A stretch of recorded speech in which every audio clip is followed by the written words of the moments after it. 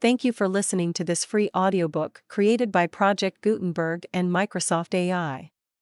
To learn more about the project or give feedback on the quality of a recording, please visit aka.ms/audiobook. The Works of Henry Fielding, edited by George Saintsbury in 12 volumes, Volume 12. Miscellanies, Volume 2. The Life and Death of Tom Thumb the Great, and Some Miscellaneous Writings by Henry Fielding, Esq. Edited by George Saintsbury with illustrations by Herbert Railton and E. J. Wheeler. Contents of Volume 2. The Author's Farce, Acts I and II. The Tragedy of Tragedies, or The Life and Death of Tom Thumb the Great, Pasquin, a dramatic satire on the times, an essay on conversation, The True Patriot, No. 13. The Covent Garden Journal, Numbers X. 33. Familiar Letter. Portrait of Fielding by Hogarth. The death of Lord Grizzel. He acquainted the damsels that he and his companions had carried the opera. The Author's Farce, with a puppet show called The Pleasures of the Town, first acted at the Haymarket in 1729, and revived some years after at Drury Lane, when it was revised and greatly altered by the author, as now printed. Cos iniquitam patiens urbis, tam ferius, ut tenit esse? Jove. Saturday I. Prologue, spoken by Mr. Jones. Too long the tragic muse hath awed the stage, and frightened wives and children with her rage. Too long Dracancer roars, Parthenope weeps, while every lady cries, and critic sleeps with ghosts, rapes, murders, tender hearts they wound, or else, like thunder, terrify with sound when the skilled actress to her weeping eyes, with artful sigh, the handkerchief applies. How grieved each sympathizing nymph appears! And box and gallery both melt in tears. Or when, in armor of Corinthian brass, heroic actor stares you in the face, and cries aloud, with emphasis that's fit, on liberty, freedom, liberty and Britain. While frowning, gaping for applause he stands, what generous Briton can refuse his hands? Like the tame animals designed for show, you have your cues to clap, as they to bow, taught to commend. Your judgments have no share, by chance you guess aright, by chance you err. But, handkerchiefs and Britain laid aside, tonight we mean to laugh, and not to chide. In days of yore, when fools were held in fashion, though now, alas! all banished from the nation, a merry jester had reformed his lord, who would have scorned the sterner Stoic's word. Bred in Democritus his laughing schools, our author flies sad Heraclitus rules. No tears, no terror plead in his behalf. The aim of farce is but to make you laugh beneath the tragic or the comic name. Farces and puppet shows ne'er miss a fame since then, in borrowed dress, they've pleased the town. Condemn them not, appearing in their own smiles we expect from the good-natured few, as ye are done by ye malicious do, and kindly laugh at him who laughs at you. Persons in the farce. Men. Luckless, the author and master of the show, Mr. Mullart. Whitmore, his friend, Mr. Lacey. Marplay, senator, comedian, Mr. Reynolds. Marplay, June, comedian, Mr. Stopler. Bookweight, a bookseller, Mr. Jones. Scarecrow, scribbler, Mr. Marshall. Dash, Mr. Hallam. Quibble, Mr. Dove. Blot page, Mr. Wells. June index. Jack, servant to Luckless, Mr. Atchich. Jack Pudding, Mr. Reynolds. Bantamite, Mr. Marshall. Women. Mrs. Moneywood, the author's landlady, Mrs. Mullart. Harriet, her daughter. Miss Palms. Act I. Scene I. Luckless room in Miss Moneywood's house. Mrs. Moneywood, Harriet, Luckless. Moneywood. Never tell me, Mr. Luckless, of your play, and your play. I tell you I must be paid. I would no more depend on a benefit night of an unacted play than I would on a benefit ticket in an undrawn lottery. Could I have guessed that I had a poet in my house? Could I have looked for a poet under laced clothes? Luck. Why not? Since you may often find poverty under them, nay, they are commonly the signs of it. And therefore, why may not a poet be seen in them as well as a courtier? Money. Do you make a jest of my misfortune, sir? Luck. Rather my misfortune. I am sure I have a better title to poverty than you, for, notwithstanding the handsome figure I make, unless you are so good to invite me, I am afraid I shall scarce prevail on my stomach to dine today. Money. Oh, never fear that. You will never want a dinner till you have dined at all the eating houses round. No one shuts their doors against you the first time, and I think you are so kind, seldom to trouble them a second. Luck. No. And if you will give me leave to walk out of your doors, the devil take me if ever I come into 'em again. Money. Pay me, sir, what you owe me, and walk away whenever you please. Luck. With all my heart, madam. Get me a pen and ink, and I'll give you my note for it immediately. Money. Your note. Who will discount it? Not your bookseller, for he has as many of your notes as he has of your works, both good lasting wear, and which are never likely to go out of his shop and his scrutoire. Har. Nay, but madam, 'tis barbarous to insult him in this manner. Money. No doubt you'll take his part. Pray get you about your business. I suppose he intends to pay me by ruining you. Get you in this instant, and remember, if ever I see you with him again I'll turn you out of doors. Scene 2, Luckless, Mrs. Moneywood. Luck. Discharge all your ill nature on me, madam, but spare poor Miss Harriet. Money. Oh. Then it is plain. I have suspected your familiarity a long while. You are a base man. Is it not enough to stay 3 months in my house without paying me a farthing, but you must ruin my child? Luck. I love her as my soul. Had I the world I'd give it her all. Money. But, as you happen to have nothing in the world, I desire you would have nothing to say to her. I suppose you would have settled all your castles in the air. Oh! I wish you had lived in one of them, instead of my house. Well, I am resolved, when you have gone away, which I heartily hope will be very soon, I'll hang over my door in great red letters, "No lodgings for poets." Sure never was such a guest as you have been. My floor is all spoiled with ink, my windows with verses, and my door has been almost beat down with duns. Luck. Would your house had been beaten down, and everything but my dear Harriet crushed under it. Money. Sir. Luck. Madam. I will attack you at your own weapons. I will pay you in your own coin. Money. I wish you'd pay me in any coin, sir. Luck. Look ye, madam, I'll do as much as a reasonable woman can require. I'll shew you all I have, and give you all I have too, if you please to accept it. Turns his pockets inside out. Money. I will not be used in this manner. No, sir, I will be paid, if there be any such thing as law. Luck. By what law you will put money into my pocket I know not, for I never heard of any one who got money by the law but the lawyers. I have told you already, and I tell you again, that the first money I get shall be yours, and I have great expectations from my play. In the meantime your staying here can be of no service, and you may possibly drive some lying thoughts out of my head. I would write a love scene, and your daughter would be more proper company, on that occasion, than you. Money. You would act a love scene, I believe, but I shall prevent you, for I intend to dispose of myself before my daughter. Luck. Dispose of yourself. Money. Yes, sir, dispose of myself. 'Tis very well known that I have had very good offers since my last dear husband died. I might have had an attorney of New Inn, or Mr. Philpot, the exciseman. Yes, I had my choice of 2 parsons, or a doctor of physic, and yet I slighted them all. Yes, I slighted them for you. Luck. For me? Money. Yes, you have seen 2 visible marks of my passion, too visible for my reputation. Sobbing. Luck. I have heard very loud tokens of your passion, but I rather took it for the passion of anger than of love. Money. Oh! It was love, indeed. Nothing but love, upon my soul.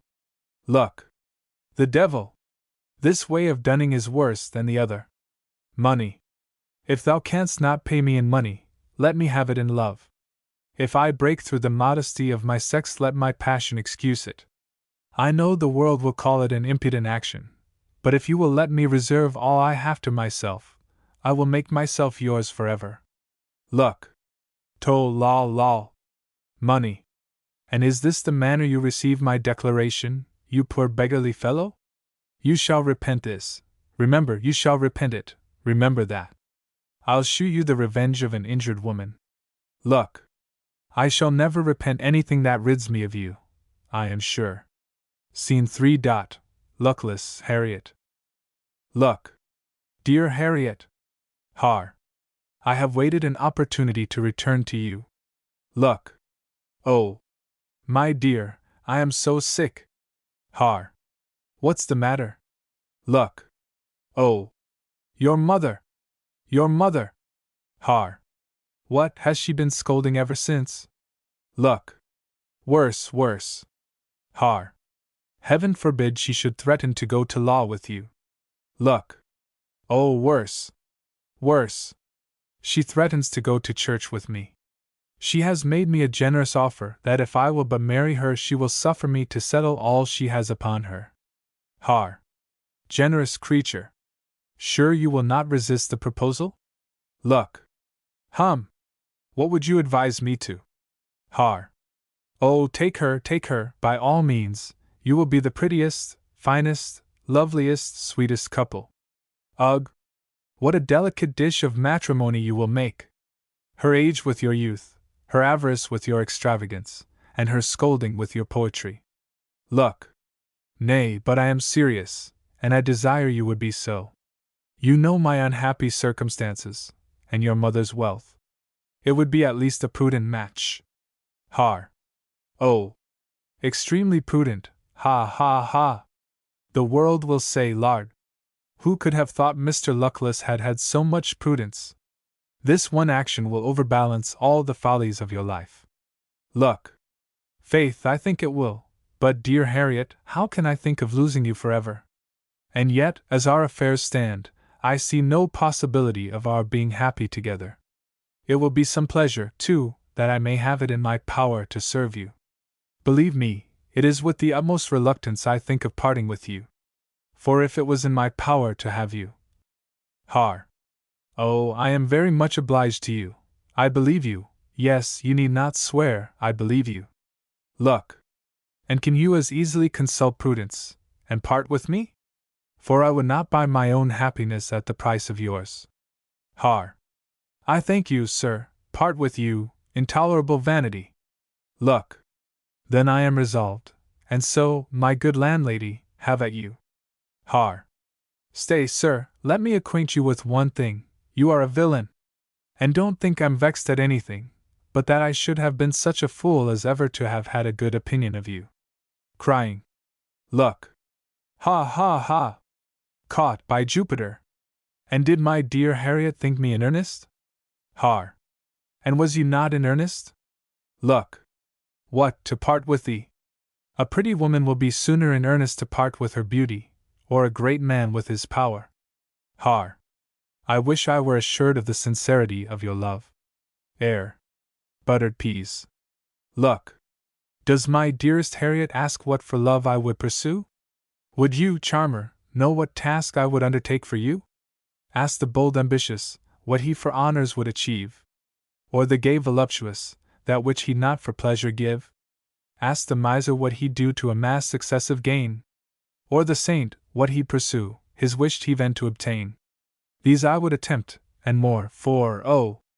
My Harriet is to me all ambition, pleasure, store, or what heaven itself can be. Har. Would my dearest Luckless know what his constant Harriet can her tender love and faith to show for her dear, her only man? Ask the vain coquette what she for men's adoration would, or from censure to be free, ask the vile censorious prude. In a coach and six to ride, what the mercenary jade, or the widow to be bride to a brisk, broad-shouldered blade. All these I would attempt for thee, could I but thy passion fix. Thy will my sole commander be, and thy arms my coach and six. Money. Within. Harriet, Harriet. Har. Hear the dreadful summons. Adieu. I will take the first opportunity of seeing you again. Look. Adieu, my pretty charmer, go thy ways for the first of thy sex. Scene 4. Luckless Jack. Look. So. What news bring you? Jack. And please your honor, I have been at my lord's, and his lordship thanks you for the favor you have offered of reading your play to him, but he has such a prodigious deal of business, he begs to be excused. I have been with Mr. Keeber too. He made me no answer at all. Mr. Bookwaite will be here immediately. Look. Jack. Jack. Sir. Look. Fetch my other hat hither, carry it to the pawnbroker's. Jack. To your honour's own pawnbroker. Look. Aye, and in thy way home call at the cook's shop. So, one way or other, I find my head must always provide for my belly. Scene v. Luckless, Whitmore. Look. I am surprised.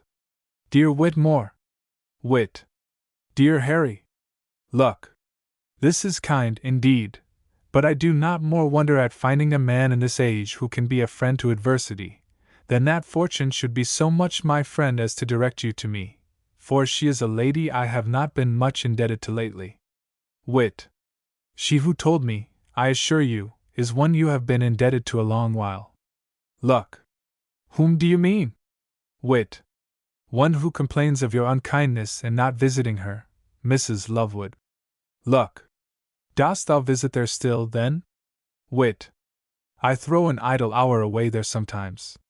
When I am in an ill humor I am sure of feeding it there with all the scandal in town, for no bawd is half so diligent in looking after girls with an uncracked maidenhead as she in searching out women with cracked reputations. Look. The much more infamous office of the two. Wit. Thou art still a favor of the women, I find. Look. Aye, the women and the muses, the high roads to beggary. Wit. What, art thou not cured of scribbling yet? Look. No, scribbling is as impossible to cure as the gout. Wit. And as sure a sign of poverty as the gout of riches. Steth. In an age of learning and true politeness, where a man might succeed by his merit, there would be some encouragement. But now, when party and prejudice carry all before them, when learning is decried, wit not understood, when the theatres are puppet shows, and the comedians ballad singers, when fools lead the town, would a man think to thrive by his wit? If you must write nonsense, write operas, write hurlothrembos, set up an oratory and preach nonsense, and you may meet with encouragement enough. Be profane, be scurrilous, be immodest, if you would receive applause, deserve to receive sentence at the Old Bailey, and if you would ride in a coach, deserve to ride in a cart. Look. You are warm, my friend. Wit. It is because I am your friend. I cannot bear to hear the man I love ridiculed by fools, by idiots. To hear a fellow who, had he been born a Chinese, had starved for want of genius to have been even the lowest mechanic, toss up his empty noddle with an affected disdain of what he has not understood, and women abusing what they have neither seen nor heard, from an unreasonable prejudice to an honest fellow whom they have not known. If thou wilt write against all these reasons, get a patron, be pimp to some worthless man of quality, write panegyrics on him, flatter him with as many virtues as he has vices. Then, perhaps, you will engage his lordship engages the town on your side, and then write till your arms ache, sense or nonsense, it will all go down. Look.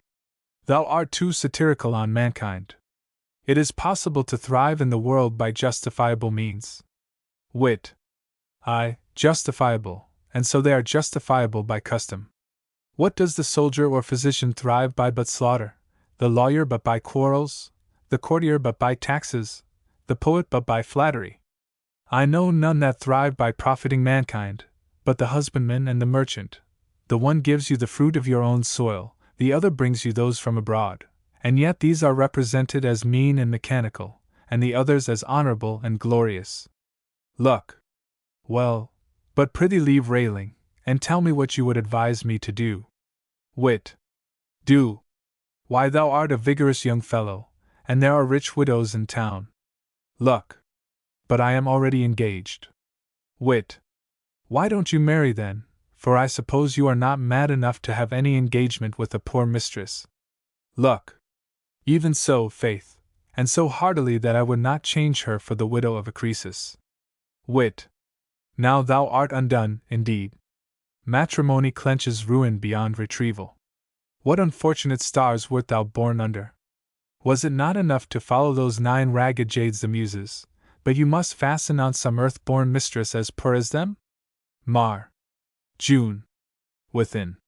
Order my chairman to call on me at St. James's. No, let them stay. Wit. Heyday, whom the devil have we here? Look. The young captain, sir, no less a person, I assure you. Scene 6.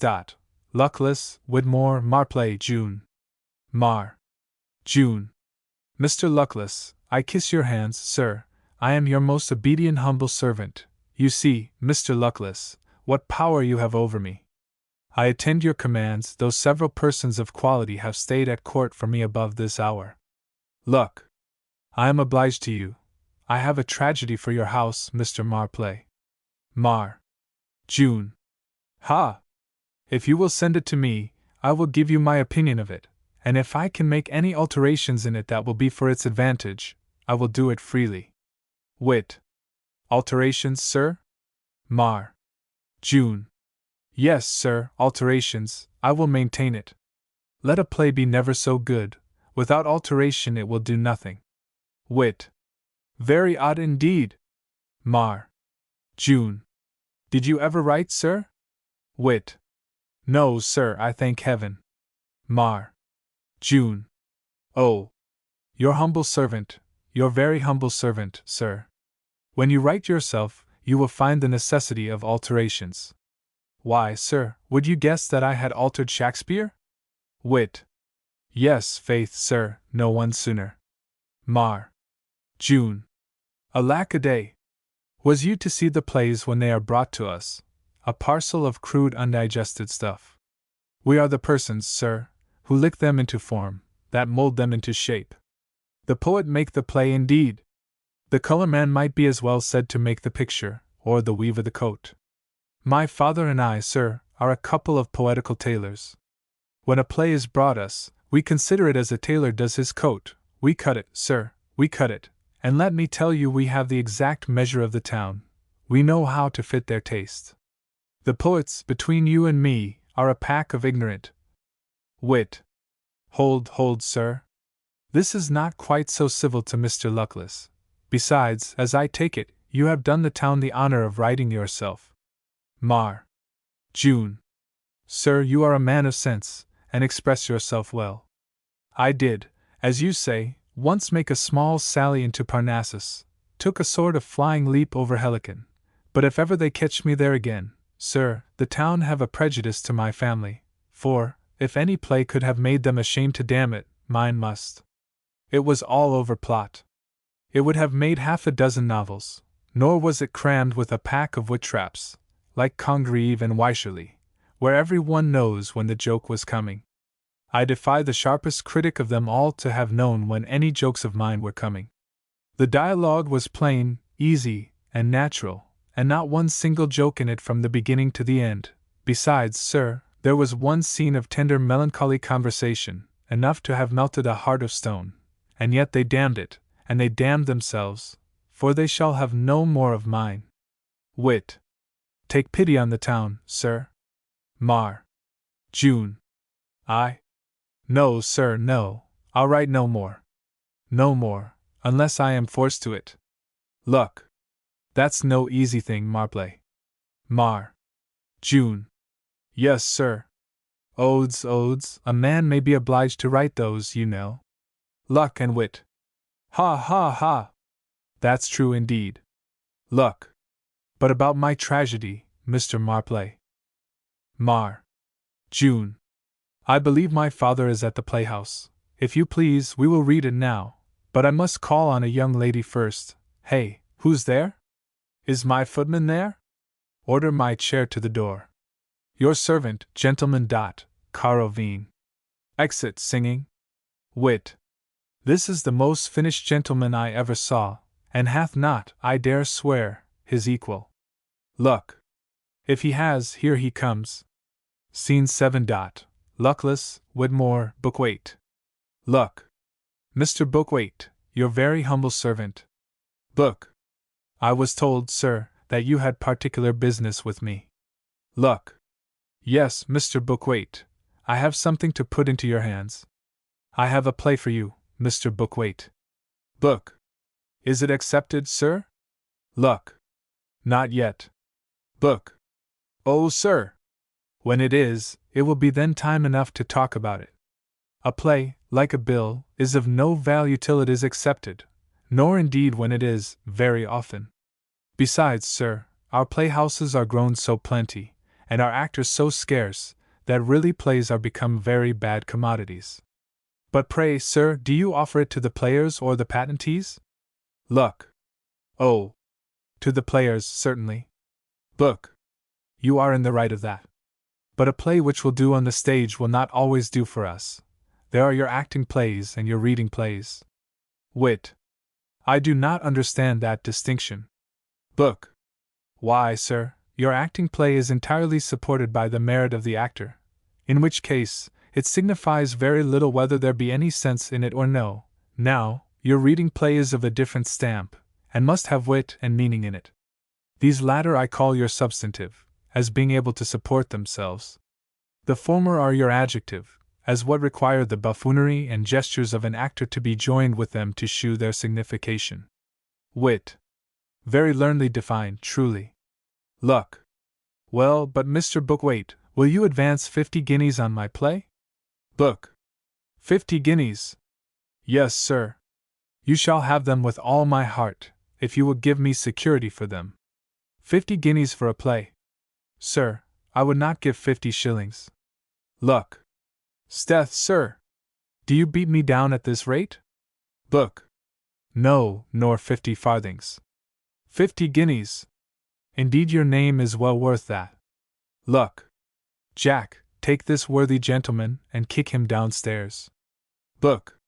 Sir, I shall make you repent this. Jack. Come, sir, will you please to brush? Book. Help. Murder. I'll have the law of you, sir. Luck. Ha ha ha. Scene 8. Luckless, Whitmore, Mrs. Moneywood. Money. What noise is this? It is a very fine thing, truly, Mr. Luckless, that you will make these uproars in my house. Luck. If you dislike it, it is in your power to drown a much greater. Do you but speak, madam, and I am sure no one will be heard but yourself. Money. Very well, indeed. Fine reflections on my character. Sir, all the neighbors know that I have been as quiet a woman as ever lived in the parish. I had no noises in my house till you came. We were the family of love. But you have been a nuisance to the whole neighborhood. While you had money, my doors were thundered at every morning at 4 and 5, by coachmen and chairmen, and since you have had none, my house has been besieged all day by creditors and bailiffs. Then there's the rascal your man. But I will pay the dog, I will scour him. Sir, I am glad you are a witness of his abuses of me. Wit. I am indeed, madam, a witness how unjustly he has abused you. Jack whispers Luckless. Luck. Whitmore, excuse me a moment. Scene 9. Mrs. Moneywood, Whitmore. Money. Yes, sir, and sir, a man that has never shown one the color of his money. Wit. Very hard, truly. How much may he be in your debt, pray? Because he has ordered me to pay you. Money. Sir, I wish he had. Wit. I am serious, I assure you. Money. I am very glad to hear it, sir. Here is the bill as we settled it this very morning. I always thought, indeed, Mr. Luckless had a great deal of honesty in his principles. Any man may be unfortunate. But I knew when he had money I should have it, and what signifies dunning a man when he hath it not? Now that is a way with some people which I could never come into. Wit. There, madam, is your money. You may give Mr. Luckless the receipt. Money. Sir, I give you both a great many thanks. I am sure it is almost as charitable as if you gave it me, for I am to make up a sum tomorrow morning. Well, if Mr. Luckless was but a little soberer I should like him for a lodger exceedingly, for I must say, I think him a very pleasant good-humoured man. Scene X. Luckless, Whitmore, Moneywood. Luck. Those are words I never heard out of that mouth before. Money. Ha ha ha! You are pleased to be merry, ha ha! Luck. Why, Whitmore, thou hast the faculty opposite to that of a witch, and can't slay a tempest. I should as soon have imagined one man could have stopped a cannonball in its full force as her tongue. Money. Ha ha ha! He is the best company in the world, sir, and so full of his similitudes. Wit. Luckless, good morrow, I shall see you soon again. Luck. Let it be soon, I beseech you, for thou hast brought a calm into this house that was scarce ever in it before. Scene 11.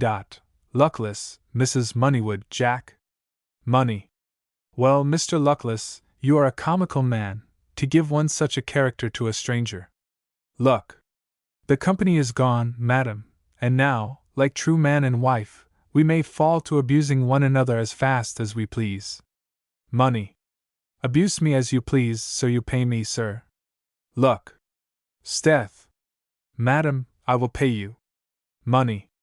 Nay, sir, I do not ask it before it is due.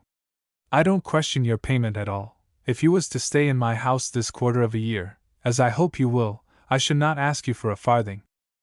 Luck. Tol lol lol dot. But I shall have her begin with her passion immediately, and I had rather be the object of her rage for a year than of her love for half an hour. Money. But why did you choose to surprise me with my money? Why did you not tell me you would pay me? Luck.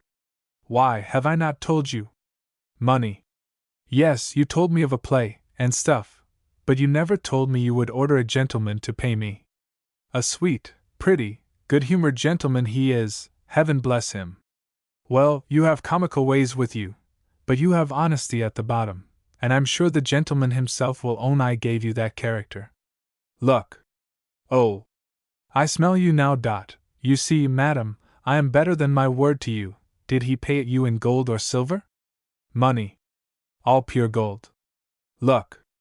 I have a vast deal of silver, which he brought me, within. Will you do me the favor of taking it in silver? That will be of use to you in the shop too. Money. Anything to oblige you, sir. Luck. Jack, bring out the great bag, number 1. Please to tell the money, madam, on that table. Money. It's easily told, heaven knows there's not so much on't. Jack. Sir, the bag is so heavy, I cannot bring it in. Luck. Why, then, come and help to thrust a heavier bag out. Money. What do you mean? Luck. Only to pay you in my bedchamber. Money. Villain dog, I'll swear a robbery, and have you hanged, rogues, villains. Luck. Be as noisy as you please, shuts the door. Jack, call a coach, and do ye hear? Get up behind it, and attend me. Act 2. Scene I. The Playhouse. Luckless, Marplay Senior, Marplay Junior. Luck. Reads. Then hence my sorrow, hence my every fear, no matter where, so we are blessed together. With thee, the barren rocks, where not one step of human race lies printed in the snow, look lovely as the smiling infant spring. Mar. Sin. Ugh. Will you please to read that again, sir? Luck. Then hence my sorrow, hence my every fear. Mar. Sin. Then hence my sorrow. Horror is a much better word.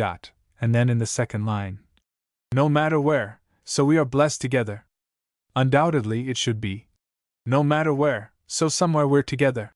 Where is the question, somewhere is the answer. Read on, sir. Luck. With thee. Mar. Sin. No, I could alter those lines to a much better idea. With thee, the barren blocks, where not a bit of human face is painted on the bark, look green as Covent Garden in the spring. Luck. Green as Covent Garden. Mar. June. Yes, Covent Garden Market, where they sell greens. Luck. Monstrous. Mar. Sin. Pray, sir, read on.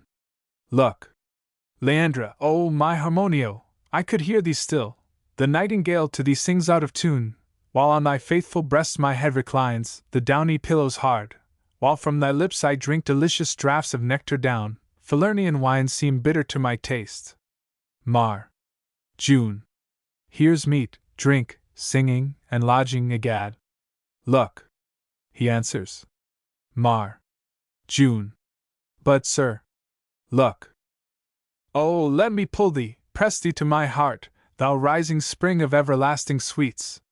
Take notice, fortune, I forgive thee all. Thou'st made Leandra mine. Thou flood of joy mix with my soul, and rush through every vein. Mar. Sin. Those two last lines again, if you please. Look. Thou'st made. And see. Mar. June. Thou flood of joy, mix with my soul and rush through every vein. Those are two excellent lines indeed. I never writ better myself, but Sar. Look. Leandra's mine. Go bid the tongue of fate pronounce another word of bliss like that. Search through the eastern mines and golden shores, where lavish nature pours forth all her stores. For to my lot could all her treasures fall, I would not change Leandra for them all. There ends Act the First, and such an act as, I believe, never was on this stage yet. Mar. June. Nor never will, I hope. Mar. Sin. Pray, sir, let me look at one thing. Falernian wines seem bitter to my taste. Pray, sir, what sort of wines may your Falernian be? For I never heard of them before, and I am sure, as I keep the best company, if there had been such sorts of wines, I should have tasted them. Tokay I have drank, and lacrimas I have drank, but what your Falernian is, the devil take me if I can tell. Mar. June. I fancy, father, these wines grow at the top of Parnassus. Look. Do they so, Mr. Pert? Why then I fancy you have never tasted them. Mar. Sin. Suppose you should say the wines of Cape are bitter to my taste. Look. Sir, I cannot alter it. Mar. Sin. Nor we cannot act it. It won't do, sir, and so you need give yourself no farther trouble about it. Look. What particular fault do you find? Mar. June. Sar, there's nothing that touches me, nothing that is coercive to my passions. Look. Fare you well, sir. May another play be coercive to your passions. Scene 2. Marplay Senior, Marplay Junior. Mar. Sin. Ha ha ha. Mar. June. What do you think of the play? Mar. Sin. It may be a very good one, for aught I know, but I am resolved, since the town will not receive any of mine, they shall have none from any other. I'll keep them to their old diet. Mar. June. But suppose they won't feed on't? Mar. Sin. Then it shall be crammed down their throats. Mar. June. I wish, father, you would leave me that art for a legacy, since I am afraid I am like to have no other from you. Mar. Sin. 'Tis buff, child, 'tis buff, true Corinthian brass. And heaven be praised, though I have given thee no gold, I have given thee enough of that, which is the better inheritance of the two. Gold thou mightst have spent, but this is a lasting estate that will stick by thee all thy life. Mar. June. What shall be done with that farce which was damned last night? Mar. Sin. Give it them again tomorrow. I have told some persons of quality that it is a good thing, and I am resolved not to be in the wrong. Let us see which will be weary first, the town of damning, or we of being damned. Mar. June. Rat the town, I say. Mar. Sin. That's a good boy, and so say I. But prithee, what didst thou do with the comedy which I gave thee t'other day, that I thought a good one? Mar. June. Did as you ordered me, returned it to the author, and told him it would not do. Mar. Sin. You did well. If thou writest thyself, and that I know thou art very well qualified to do, it is thy interest to keep back all other authors of any merit, and be as forward to advance those of none. Mar. June. But I am a little afraid of writing, for my writings, you know, have fared but ill hitherto.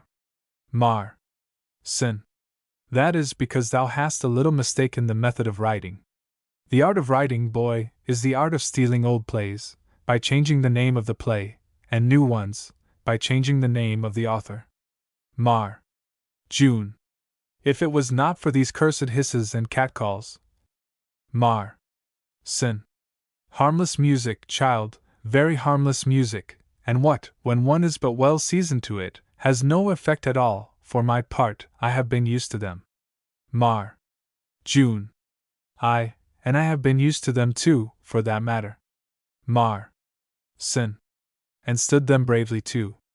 Idle young actors are fond of applause, but take my word for it, a clap is a mighty silly, empty thing, and does no more good than a hiss, and therefore, if any man loves hissing, he may have his 3 shillings worth at me whenever he pleases. Exeunt. Scene 3. A room in Buquate's house. Blot page, quibble, writing at several tables.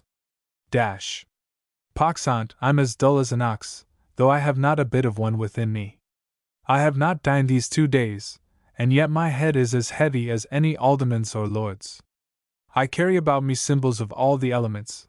My head is as heavy as water, my pockets are as light as air, my appetite is as hot as fire, and my coat is as dirty as earth. Blot. Lend me your bish, Mr. I want a rhyme for wind. Why, there's blind, and kind, and behind, and find, and mind, it is of the easiest termination imaginable. I have had it 4 times in a page. Blot. None of those words will do. Why, then you may use any that end in ond, or end. I am never so exact. If the 2 last letters are alike, it will do very well. Read the verse. Blot. Inconstant as the seas or as the wind. What would you express in the next line? Blot. Nay, that I don't know, for the sense is out already. I would say something about inconstancy. I can lend you a verse, and it will do very well too. Inconstancy will never have an end. End rhymes very well with wind. Blot. It will do well enough for the middle of a poem. Aye, anything will do well enough for the middle of a poem. If you can but get 20 good lines to place at the beginning for a taste, it will sell very well. Quib. So that, according to you, Mr. A poet acts pretty much on the same principles with an oyster woman. Pox take your simile, it has set my chaps a-watering, but come, let us leave off work for a while, and hear Mr. Quibble's song. Quib. My pipes are pure and clear, and my stomach is as hollow as any trumpet in Europe. Come, the song. Song. Air. Ye commons and peers. How unhappy's the fate to live by one's pate, and be forced to write hackney for bread. An author's a joke to all manner of folk, wherever he pops up his head, wherever he pops up his head. Though he mount on that hack, old Pegasus' back, and of Helicon drink till he burst, yet a curse of those streams, poetical dreams, they never can quench one's thirst, and see. Ah! How should he fly on fancy so high, when his limbs are endurance and hold? Or how should he charm, with genius so warm, when his poor naked body's a cold, and see. Scene 4. Book wait, quibble, blot page. Book. Fie upon it, gentlemen. What, not at your pens? Do you consider, Mr. Quibble, that it is a fortnight since your letter to a friend in the country was published? Is it not high time for an answer to come out? At this rate, before your answer is printed, your letter will be forgot. I love to keep a controversy up warm. I have had authors who have writ a pamphlet in the morning, answered it in the afternoon, and answered that again at night. Quib. Sir, I will be as expeditious as possible, but it is harder to write on this side the question, because it is the wrong side. Book. Not a jot. So far on the contrary, that I have known some authors choose it as the properest to shew their genius. But let me see what you have produced. With all deference to what that very learned and most ingenious person, in his letter to a friend in the country, hath advanced. Very well, sir, for, besides that, it may sell more of the letter, all controversial writers should begin with complimenting their adversaries, as prize-fighters kiss before they engage. Let it be finished with all speed. Well, Mr. Have you done that murder yet? Yes, sir, the murder is done. I am only about a few moral reflections to place before it. Book. Very well, then let me have the ghost finished by this day night. What sort of a ghost would you have this, sir? The last was a pale one. Book. Then let this be a bloody one. Mr. Quibble, You may lay by that life which you are about, for I hear the person is recovered, and write me out proposals for delivering 5 sheets of Mr. Bailey's English Dictionary every week, till the whole be finished. If you do not know the form, you may copy the proposals for printing Bell's Dictionary in the same manner. The same words will do for both. Enter Index. So, Mr. Index, what news with you? Index. I have brought my bill, sir. Book. What's here?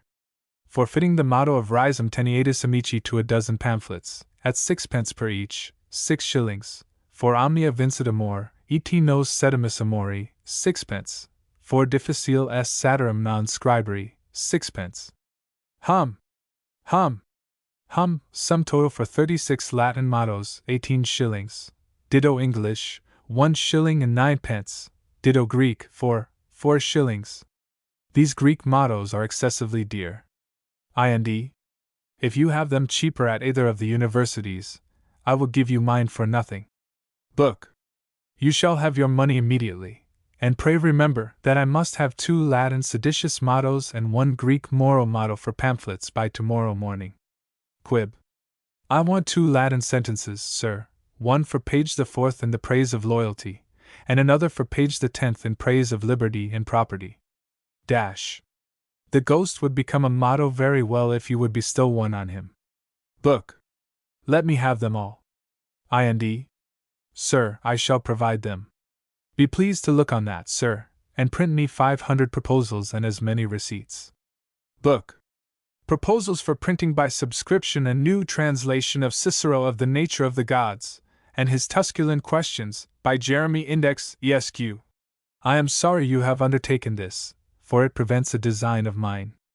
And indeed, sir, it does not, for you see all of the book that I ever intend to publish. It is only a handsome way of asking one's friends for a guinea. Book. Then you have not translated a word of it, perhaps. And not a single syllable. Book. Well, you shall have your proposals forthwith, but I desire you would be a little more reasonable in your bills for the future, or I shall deal with you no longer, for I have a certain fellow of a college, who offers to furnish me with second-hand mottos out of the Spectator for 2 pence each. And sir, I only desire to live by my goods, and I hope you will be pleased to allow some difference between a neat fresh piece, piping hot out of the classics, and old threadbare worn-out stuff that has passed through every pedant's mouth and been as common at the universities as their whores. Scene B. Book weight, quibble, blot page, scarecrow. Scare. Sir, I have brought you a libel against the ministry. Book. Sir, I shall not take anything against them, for I have 2 in the press already. Aside. Scare. Then, sir, I have an apology in defense of them. Book. That I shall not meddle with either, they don't sell so well. Scare. I have a translation of Virgil's Aeneid, with notes on it, if we can agree about the price. Book. Why, what price would you have? Scare. You shall read it first, otherwise how will you know the value? Book. No, sir, I never deal that way. A poem is a poem, and a pamphlet with me. Give me a good handsome large volume, with a full promising title page at the head of it, printed on a good paper and letter, the whole well bound and gilt, and I'll warrant its selling. You have the common error of authors, who think people buy books to read. No, books are only bought to furnish libraries, as pictures and glasses, and beds and chairs, are for other rooms. Look ye, sir, I don't like your title page. However, to oblige a young beginner, I don't care if I do print it at my own expense. Scare. But pray, sir, at whose expense shall I eat? Book. At whose? Why, at mine, sir, at mine. I am as great a friend to learning as the Dutch are to trade. No one can want bread with me who will earn it. Therefore, sir, if you please to take your seat at my table, here will be everything necessary provided for you. Good milk porridge, very often twice a day, which is good wholesome food and proper for students. A translator too is what I want at present, my last being in Newgate for shoplifting. The rogue had a trick of translating out of the shops as well as the languages. Scare. But I am afraid I am not qualified for a translator, for I understand no language but my own. Book. What, and translate Virgil? Scare. Alas! I translated him out of Dryden. Book.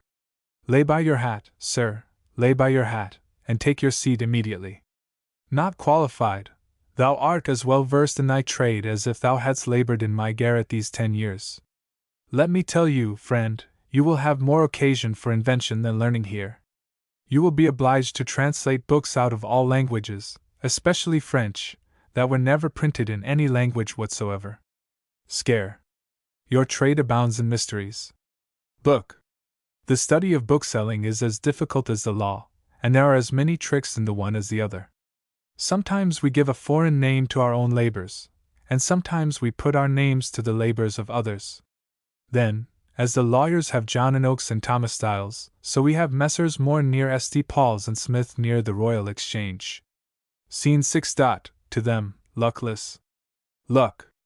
Mr. Bookwake, your servant, who can form to himself an idea more amiable than of a man at the head of so many patriots working for the benefit of their country.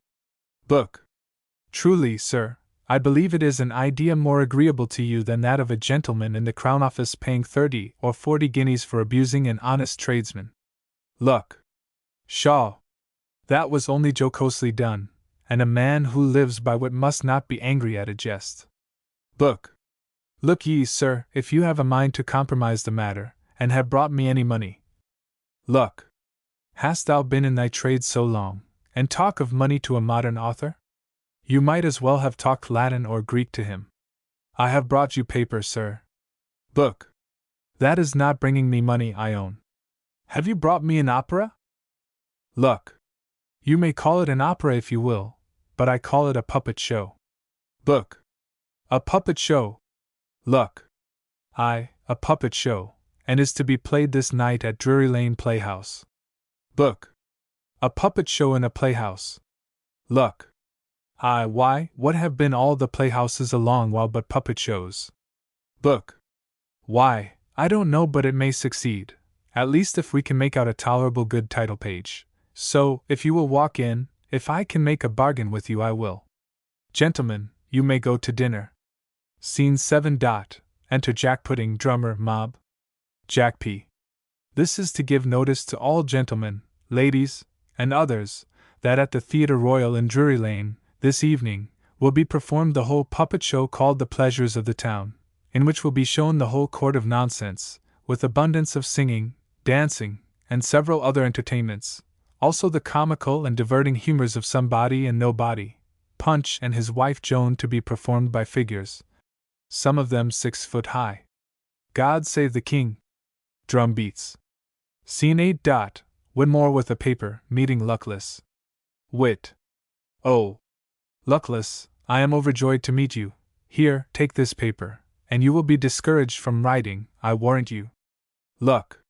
What is it? Oh, one of my playbills. Wit. One of thy playbills. Luck. Even so, I have taken the advice you gave me this morning. Wit. Explain. Luck. Why, I had some time since given this performance of mine to be rehearsed, and the actors were all perfect in their parts, but we happened to differ about some particulars, and I had a design to have given it over, till having my play refused by Marplay, I sent for the managers of the other house in a passion, joined issue with them, and this very evening it is to be acted. Wit. Well, I wish you success. Luck. Where are you going? Wit. Anywhere but to hear you damned, which I must, was I to go to your puppet show. Luck. Indulge me in this trial, and I assure thee, if it be successless, it shall be the last. Wit. On that condition I will, but should the torrent run against you, I shall be a fashionable friend and hiss with the rest. Luck. No, a man who could do so unfashionable and so generous a thing as Mr. Whitmore did this morning. Wit. Then I hope you will return it, by never mentioning it to me more. I will now to the pit. Luck. And I behind the scenes. Scene 9. Luckless, Harriet. Luck. Dear Harriet. Har. I was going to the playhouse to look after you. I am frightened out of my wits. I have left my mother at home with the strangest sort of man, who is inquiring after you. He has raised a mob before the door by the oddity of his appearance. His dress is like nothing I ever saw, and he talks of kings, and bantam, and the strangest stuff. Look! What the devil can he be? Har! One of your old acquaintance, I suppose, in disguise, one of His Majesty's officers with his commission in his pocket, I warrant him. Look! Well, but have you your part perfect? Har! I had, unless this fellow hath frightened it out of my head again, but I am afraid I shall play it wretchedly. Look! Why so? Har! I shall never have assurance enough to go through with it, especially if they should hiss me. Look! Oh! Your mask will keep you in countenance, and as for hissing, you need not fear it. The audience are generally so favorable to young beginners, but hist, here is your mother, and she has seen us. Adieu, my dear, make what haste you can to the playhouse. Exit. Scene X. Harriet Moneywood. Har! I wish I could avoid her, for I suppose we shall have an alarum. Money. So, very fine, always together, always caterwauling. How like a hangdog he stole off, and it's well for him he did, for I should have rung such a peal in his ears. There's a friend of his at my house would be very glad of his company, and I wish it was in my power to bring them together. Har! You would not surely be so barbarous. Money. Barbarous! Ugh! You whining, puling fool! Hussy, you have not a drop of my blood in you. What, you are in love, I suppose? Har! If I was, madam, it would be no crime. Money. Yes, madam, but it would, and a folly too. No woman of sense was ever in love with anything but a man's pocket. What, I suppose he has filled your head with a pack of romantic stuff of streams and dreams, and charms and arms. I know this is the stuff they all run on with, and so run into our debts, and run away with our daughters. Come, confess, are not you two to live in a wilderness together on love? Ah! Thou fool! Thou wilt find he will pay thee in love just as he has paid me in money. If thou wert resolved to go a-begging, why did you not follow the camp? There, indeed, you might have carried a knapsack, but here you will have no knapsack to carry. There, indeed, you might have had a chance of burying 60 husbands in a campaign, whereas a poet is a long-lived animal. You have but one chance of burying him, and that is, starving him. Har! Well, madam, and I would sooner starve with the man I love than ride in a coach and 6 with him I hate, and, as for his passion, you will not make me suspect that, for he hath given me such proofs on't. Money. Proofs! I shall die. Has he given you proofs of love? Har! All that any modest woman can require. Money. If he has given you all a modest woman can require, I am afraid he has given you more than a modest woman should take. Because he has been so good a lodger, I suppose I shall have some more of the family to keep. It is probable I shall live to see 6 grandsons of mine in Grub Street. Scene 11. Moneywood, Harriet, Jack. Jack. Oh, madam! The man whom you took for a bailiff is certainly some great man. He has a vast many jewels and other fine things about him. He offered me 20 guineas to shew him my master, and has given away so much money among the chairmen, that some folks believe he intends to stand Member of Parliament for Westminster. Money. Nay, then, I am sure he is worth inquiring into. So, d'ye hear, sirrah, make as much haste as you can before me, and desire him to part with no more money till I come. Har! So, now my mother is in pursuit of money, I may securely go in pursuit of my lover, and I am mistaken, good mamma, if e'en you would not think that the better pursuit of the two. In generous love transporting raptures lie, which age, with all its treasures, cannot buy. The Tragedy of Tragedies, or The Life and Death of Tom Thumb the Great. With the annotations of H. Scriblerus Secundus, first acted in 1730, and altered in 1731. H. Scriblerus Secundus, his preface. The town hath seldom been more divided in its opinion than concerning the merit of the following scenes. While some publicly affirm that no author could produce so fine a piece but Mr. P., others have with as much vehemence insisted that no one could write anything so bad but Mr. F. Nor can we wonder at this dissension about its merit, when the learned would have not unanimously decided even the very nature of this tragedy.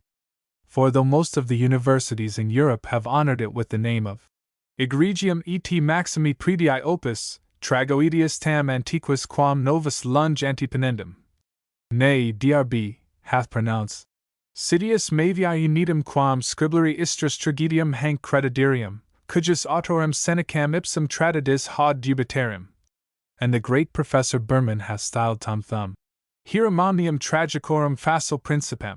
Nay, though it hath, among other languages, been translated into Dutch, and celebrated with great applause at Amsterdam, where burlesque never came, by the title of Meneer van der Thumb, the burgomasters receiving it with that reverent and silent attention which becometh an audience at a deep tragedy. Notwithstanding all this, there have not been wanting some who have represented these scenes in a ludicrous light, and Mr. D. hath been heard to say, with some concern, that he wondered a tragical and Christian nation would permit a representation on its theatre so visibly designed to ridicule and extirpate everything that is great and solemn among us. This learned critic and his followers were led into so great an error by that surreptitious and piratical copy which stole last year into the world, with what injustice and prejudice to our author will be acknowledged, I hope, by every one who shall happily peruse this genuine and original copy. Nor can I help remarking, to the great praise of our author, that, however imperfect the former was, even that faint resemblance of the true Tom Thumb contained sufficient beauties to give it a run of upwards of 40 nights to the politest audiences. But notwithstanding that applause which it received from all the best judges, it was as severely censured by some few bad ones, and I believe rather maliciously than ignorantly, reported to have been intended a burlesque on the loftiest parts of tragedy, and designed to banish what we generally call fine things from the stage. Now, if I can set my country right in an affair of this importance, I shall lightly esteem any labor which it may cost. And this I the rather undertake, first, as it is indeed in some measure incumbent on me to vindicate myself from that surreptitious copy before mentioned, published by some ill-meaning people under my name; secondly, as knowing myself more capable of doing justice to our author than any other man, as I have given myself more pains to arrive at a thorough understanding of this little piece, having for 10 years together read nothing else, in which time, I think, I may modestly presume, with the help of my English dictionary, to comprehend all the meanings of every word in it. But should any error of my pen awaken Clarus Bentleyham to enlighten the world with his annotations on our author, I shall not think that the least reward or happiness arising to me from these my endeavors. I shall waive at present what hath caused such feuds in the learned world, whether this piece was originally written by Shakespeare, though certainly that, were it true, must add a considerable share to its merit, especially with such who are so generous as to buy and commend what they never read, from an implicit faith in the author only, a faith which our age abounds in as much as it can be called deficient in any other. Let it suffice, that the tragedy of tragedies, or the life and death of Tom Thumb, was written in the reign of Queen Elizabeth. Nor can the objection made by Mr. D., that the tragedy must then have been antecedent to the history, have any weight, when we consider that, though the history of Tom Thumb, printed by and for Edward M. R. at the Looking Glass on London Bridge, be of a later date, still must we suppose this history to have been transcribed from some other, unless we suppose the writer thereof to be inspired, a gift very faintly contended for by the writers of our age. As to this history's not bearing the stamp of second, third, or fourth edition, I see but little in that objection, editions being very uncertain lights to judge of books by, and perhaps Mr. M. R. may have joined 20 editions in one, as Mr. C. L. hath ere now divided one into 20. Nor doth the other argument, drawn from the little care our author hath taken to keep up to the letter of this history, carry any greater force. Are there not instances of plays wherein the history is so perverted, that we can know the heroes whom they celebrate by no other marks than their names? Nay, do we not find the same character placed by different poets in such different lights, that we can discover not the least sameness, or even likeness, in the features? The Sophonisba of Myret and of Lee is a tender, passionate, amorous mistress of Massinissa. Corneille and Mr. Thompson give her no other passion but the love of her country, and make her as cool in her affection to Massinissa as to Syphax. In the two latter she resembles the character of Queen Elizabeth. In the two former she is the picture of Mary Queen of Scotland. In short, the one Sophonisba is as different from the other as the Brutus of Voltaire is from the Marius, June, of Otway, or as the Minerva is from the Venus of the ancients. Let us now proceed to a regular examination of the tragedy before us, in which I shall treat separately of the fable, the moral, the characters, the sentiments, and the diction. And first of the fable, which I take to be the most simple imaginable, and, to use the words of an eminent author, one regular and uniform, not charged with a multiplicity of incidents, and yet affording several revolutions of fortune, by which the passions may be excited, varied, and driven to their full tumult of emotion. Nor is the action of this tragedy less great than uniform. The spring of all is the love of Tom Thumb for Huncamunca, which caused the quarrel between their majesties in the first act, the passion of Lord Grizzle in the second, the rebellion, fall of Lord Grizzle and Glumdalca, devouring of Tom Thumb by the cow, and that bloody catastrophe, in the third. Nor is the moral of this excellent tragedy less noble than the fable. It teaches these two instructive lessons, viz., that human happiness is exceeding transient, and that death is the certain end of all men, the former whereof is inculcated by the fatal end of Tom Thumb, the latter, by that of all the other personages. The characters are, I think, sufficiently described in the Dramatis Personae, and I believe we shall find few plays where greater care is taken to maintain them throughout, and to preserve in every speech that characteristical mark which distinguishes them from each other. But says Mr. D., how well doth the character of Tom Thumb, whom we must call the hero of this tragedy, if it hath any hero, agree with the precepts of Aristotle, who defineth tragedy to be the imitation of a short but perfect action, containing a just greatness in itself? And see, what greatness can be in a fellow whom history relateth to have been no higher than a span? This gentleman seemeth to think, with Sergeant Kite, that the greatness of a man's soul is in proportion to that of his body, the contrary of which is affirmed by our English physiognomical writers. Besides, if I understand Aristotle right, he speaketh only of the greatness of the action, and not of the person. As for the sentiments and the diction, which now only remain to be spoken to, I thought I could afford them no stronger justification than by producing parallel passages out of the best of our English writers. Whether this sameness of thought and expression, which I have quoted from them, proceeded from an agreement in their way of thinking, or whether they have borrowed from our author, I leave the reader to determine.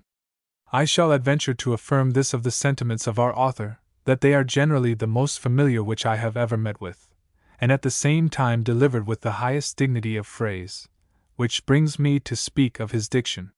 Here I shall only beg one postulatum, viz., that the greatest perfection of the language of a tragedy is, that it is not to be understood, which granted, as I think it must be, it will necessarily follow that the only way to avoid this is by being too high or too low for the understanding, which will comprehend everything within its reach. Those two extremities of style Mr. Dryden illustrates by the familiar image of two inns, which I shall term the aerial and the subterrestrial. Horace goes farther, and sheweth when it is proper to call at one of these inns, and when at the other. Telephus et Peleus, cum pauper et exuluturc, progesit ampullas et sesquipedalia verba.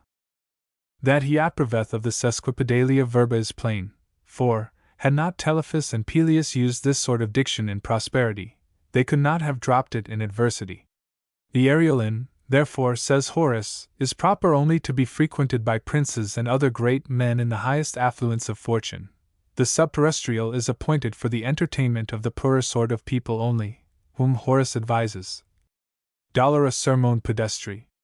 The true meaning of both which citations is, that bombast is the proper language for joy, and doggerel for grief, the latter of which is literally implied in the sermo pedestris, as the former is in the sesquipedalia verba. Cicero recommendeth the former of these. Quid est tarn furiosum vel tragicum quam verborum sonatus inis, nulla subjecta sententia nec scientia. What can be so proper for tragedy as a set of big-sounding words, so contrived together as to convey no meaning? Which I shall one day or other prove to be the sublime of Longinus. Ovid declareth absolutely for the latter inn. Omni genus scripti gravitate tragedia vincit. Tragedy hath, of all writings, the greatest share in the bathos, which is the profound of scriblerus. I shall not presume to determine which of these two styles be proper for tragedy. It sufficeth that our author excelleth in both. He is very rarely within sight through the whole play, either rising higher than the eye of your understanding can soar, or sinking lower than it careth to stoop. But here it may perhaps be observed that I have given more frequent instances of authors who have imitated him in the sublime than in the contrary. To which I answer, first, bombast being properly a redundancy of genius, instances of this nature occur in poets whose names do more honor to our author than the writers in the doggerel, which proceeds from a cool, calm, weighty way of thinking. Instances whereof are most frequently to be found in authors of a lower class. Secondly, that the works of such authors are difficultly found at all. Thirdly, that it is a very hard task to read them, in order to extract these flowers from them. And lastly, it is very difficult to transplant them at all, they being like some flowers of a very nice nature, which will flourish in no soil but their own, for it is easy to transcribe a thought, but not the want of one. The Earl of Essex, for instance, is a little garden of choice rarities, whence you can scarce transplant one line so as to preserve its original beauty. This must account to the reader for his missing the names of several of his acquaintance, which he had certainly found here, had I ever read their works, for which, if I have not a just esteem, I can at least say with Cicero, Quae non contemno, quip quae nunquam legerim. However, that the reader may meet with due satisfaction in this point, I have a young commentator from the university, who is reading over all the modern tragedies, at 5 shillings a dozen, and collecting all that they have stole from our author, which shall be shortly added as an appendix to this work. Dramatis Personae. Men. King Arthur, a passionate sort of king, husband to Queen Dalalala, of whom he stands a little in fear, father to Huncamunca, Mr. Mullart, whom he is very fond of, and in love with, Glumdalca. Tom Thumb the Great, a little hero, with a great soul, something violent in his young temper, which is a little abetted by his verheik love for Huncamunca. Ghost of Gaffer Thumb, a whimsical sort, Mr. Lacey. Of Ghost. Lord Grizzle, extremely zealous for the liberty of the subject, very choleric in his Mr. Jones temper, and in love with Huncamunca. Merlin, a conjurer, and in some sort, Mr. Hallam, father to Tom Thumb. Noodle, Doodle, courtiers in place, and Mr. Reynolds, consequently of that party that is uppermost, Mr. Wahan.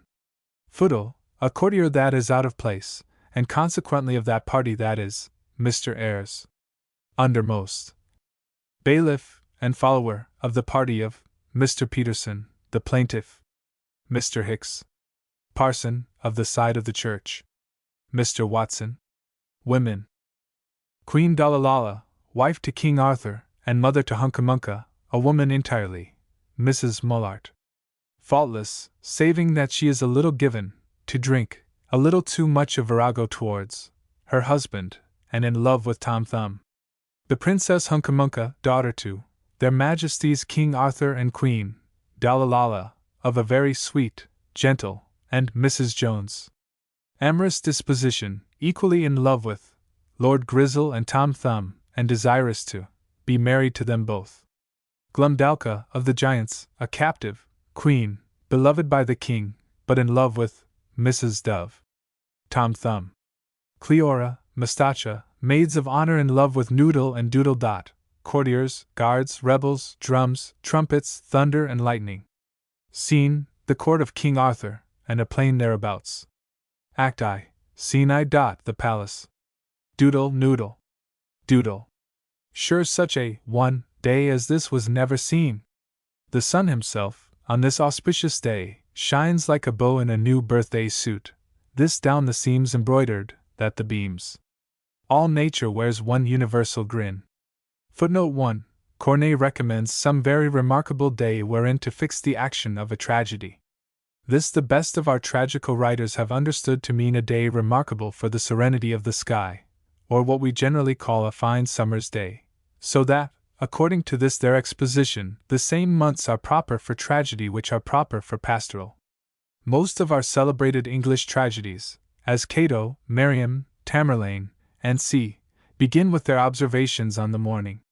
Lee seems to have come the nearest to this beautiful description of our authors. The morning dawns with an unwonted crimson, the flowers all odorous seem, the garden birds sing louder, and the laughing sun ascends the gaudy earth with an unusual brightness. All nature smiles. Cause. Borg. Massinissa, in the new Sophonisba, is also a favorite of the sun. The sun too seems as conscious of my joy, with broader eye to look abroad the world, and all things smile like Sophonisba. Memnon, in the Persian Princess, makes the sun decline rising, that he may not peep on objects which would profane his brightness. The morning rises slow, and all those ruddy streaks that used to paint the day's approach are lost in clouds, as if the horrors of the night had sent them back, to warn the sun he should not leave the sea, to peep, and see. Nud. This day, O Mr. Doodle, is a day indeed, a day, one, we never saw before. The mighty, too, Thomas Thumb victorious comes, millions of giants crowd his chariot wheels, 3 giants. To whom the giants in Guildhall are infant dwarfs. They frown, and foam, and roar, while Thumb, regardless of their noise, rides on. So some cock sparrow in a farmer's yard hops at the head of an huge flock of turkeys. Footnote 1. This line is highly conformable to the beautiful simplicity of the ancients. It hath been copied by almost every modern. Not to be is not to be in woe. State of innocence. Love is not sin, but where 'tis sinful love. Don Sebastian. Nature is nature. Laelius. Sophonisba. Men are but men, we did not make ourselves. Revenge. Footnote 2. DRB. Y reads, the mighty Thomas Thumb. Mr. D. S. The mighty thumbing thumb. Mr. T. D. reads, thundering. I think Thomas more agreeable to the great simplicity so apparent in our author. Footnote 3. That learned historian Mr. S. N., in the third number of his criticism on our author, takes great pains to explode this passage. It is, says he, difficult to guess what giants are here meant, unless the giant despair in the Pilgrim's Progress, or the giant greatness in the royal villain, for I have heard of no other sort of giants in the reign of King Arthur. Petrus Bermanus makes 3 Tom Thumbs, one whereof he supposes to have been the same person whom the Greeks called Hercules, and that by these giants are to be understood the centaurs slain by that hero. Another Tom Thumb he contends to have been no other than the Hermes Trismegistus of the ancients. The third Tom Thumb he places under the reign of King Arthur, to which third Tom Thumb, says he, the actions of the other 2 were attributed. Now, though I know that this opinion is supported by an assertion of Justus Lipsius, Thomum illum thumbum non alium quam Herculum fui satis constat, yet shall I venture to oppose one line of Mr. Midwinter against them all. In Arthur's court Tom Thumb did live. But then, says DRB, why, if we place Tom Thumb in the court of King Arthur, it will be proper to place that court out of Britain, where no giants were ever heard of. Spencer, in his Faerie Queene, is of another opinion, where, describing Albion, he says, far within a savage nation dwelt of hideous giants. And in the same canto, then Elfer, with 2 brethren giants had, the one of which had 2 heads, the other 3. Risum tenietis, amici. Dude. When Goody Thumb first brought this Thomas forth, the genius of our land triumphant reigned, then, O Arthur, did thy genius reign? Nud. They tell me it is, 1, whispered in the books of all our sages, that this mighty hero, by Merlin's art begot, hath not a bone within his skin, but is a lump of gristle. Footnote 1. To whisper in books, says Mr. D.S., is arrant nonsense. I am afraid this learned man does not sufficiently understand the extensive meaning of the word whisper. If he had rightly understood what is meant by the senses whispering the soul, in the Persian Princess, or what, whispering like winds, is in Orangeebe, or like thunder in another author, he would have understood this. Emmeline in Dryden sees a voice, but she was born blind, which is an excuse Panthea cannot plead in Cyrus, who hears a sight. Your description will surpass all fiction, painting, or dumb shew of horror, that ever ears yet heard, or eyes beheld. When Mr. D.S. understands these, he will understand whispering in books. Dude. Then 'tis a gristle of no mortal kind, some god, my noodle, stepped into the place of Gaffer Thumb, and more than one half begot this mighty town. Footnote 1. Some ruffian stepped into his father's place, and more than half begot him. Mary Queen of Scots. Nud. 1. Sure he was sent express from heaven to be the pillar of our state. Though small his body be, so very small a chairman's leg is more than twice as large, yet is his soul like any mountain big. And as a mountain once brought forth a mouse, too, so doth this mouse contain a mighty mountain. Footnote 1. For Ulamar seems sent express from heaven, to civilize this rugged Indian clime. Liberty asserted. Footnote 2. Omni majus continet in se minus, sed minus non in se majus continere potest, says Scaliger and Thumbo. I suppose he would have cavilled at these beautiful lines in the Earl of Essex. Thy most inveterate soul, that looks through the foul prison of thy body, and at those of Dryden. The palace is without too well designed, conduct me in, for I will view thy mind. Orangeebe. Dude. Mountain indeed! So terrible his name. 1. The giant nurses frighten children with it, and cry Tom Thumb is come, and if you are naughty, will surely take the child away. Footnote 1. Mr. Banks hath copied this almost verbatim. It was enough to say, here's Essex come, and nurses stilled their children with the fright. Earl of Essex. Nud. But hark! 1. These trumpets speak the king's approach. Footnote 1. The trumpet in a tragedy is generally as much as to say, enter king, which makes Mr. Banks, in one of his plays, call it the trumpet's formal sound. Dude. He comes most luckily for my petition. Flourish. Scene 2. King, Queen, Grizzle, Noodle, Doodle, Foodle. King. 1. Let nothing but a face of joy appear. The man who frowns this day shall lose his head, that he may have no face to frown withal. Smile, Dalalala, ha! What wrinkled sorrow too hangs, sits, lies, frowns upon thy knitted brow? Whence flow those tears fast down thy blubbered cheeks, like a swollen gutter, gushing through the streets? Footnote 1. Forties in the Captives seems to have been acquainted with King Arthur. Proclaim a festival for 7 days' space. Let the court shine in all its pomp and luster. Let all our streets resound with shouts of joy. Let music's care-dispelling voice be heard. The sumptuous banquet and the flowing goblet shall warm the cheek and fill the heart with gladness. Astarbe shall sit mistress of the feast. Footnote 2. Repentance frowns on thy contracted brow. Sophonisba. Hung on his clouded brow, I mark despair. Ibid. A sullen gloom scowls on his brow. Busiris. Queen. 1. Excess of joy, my lord, I've heard folks say, gives tears as certain as excess of grief.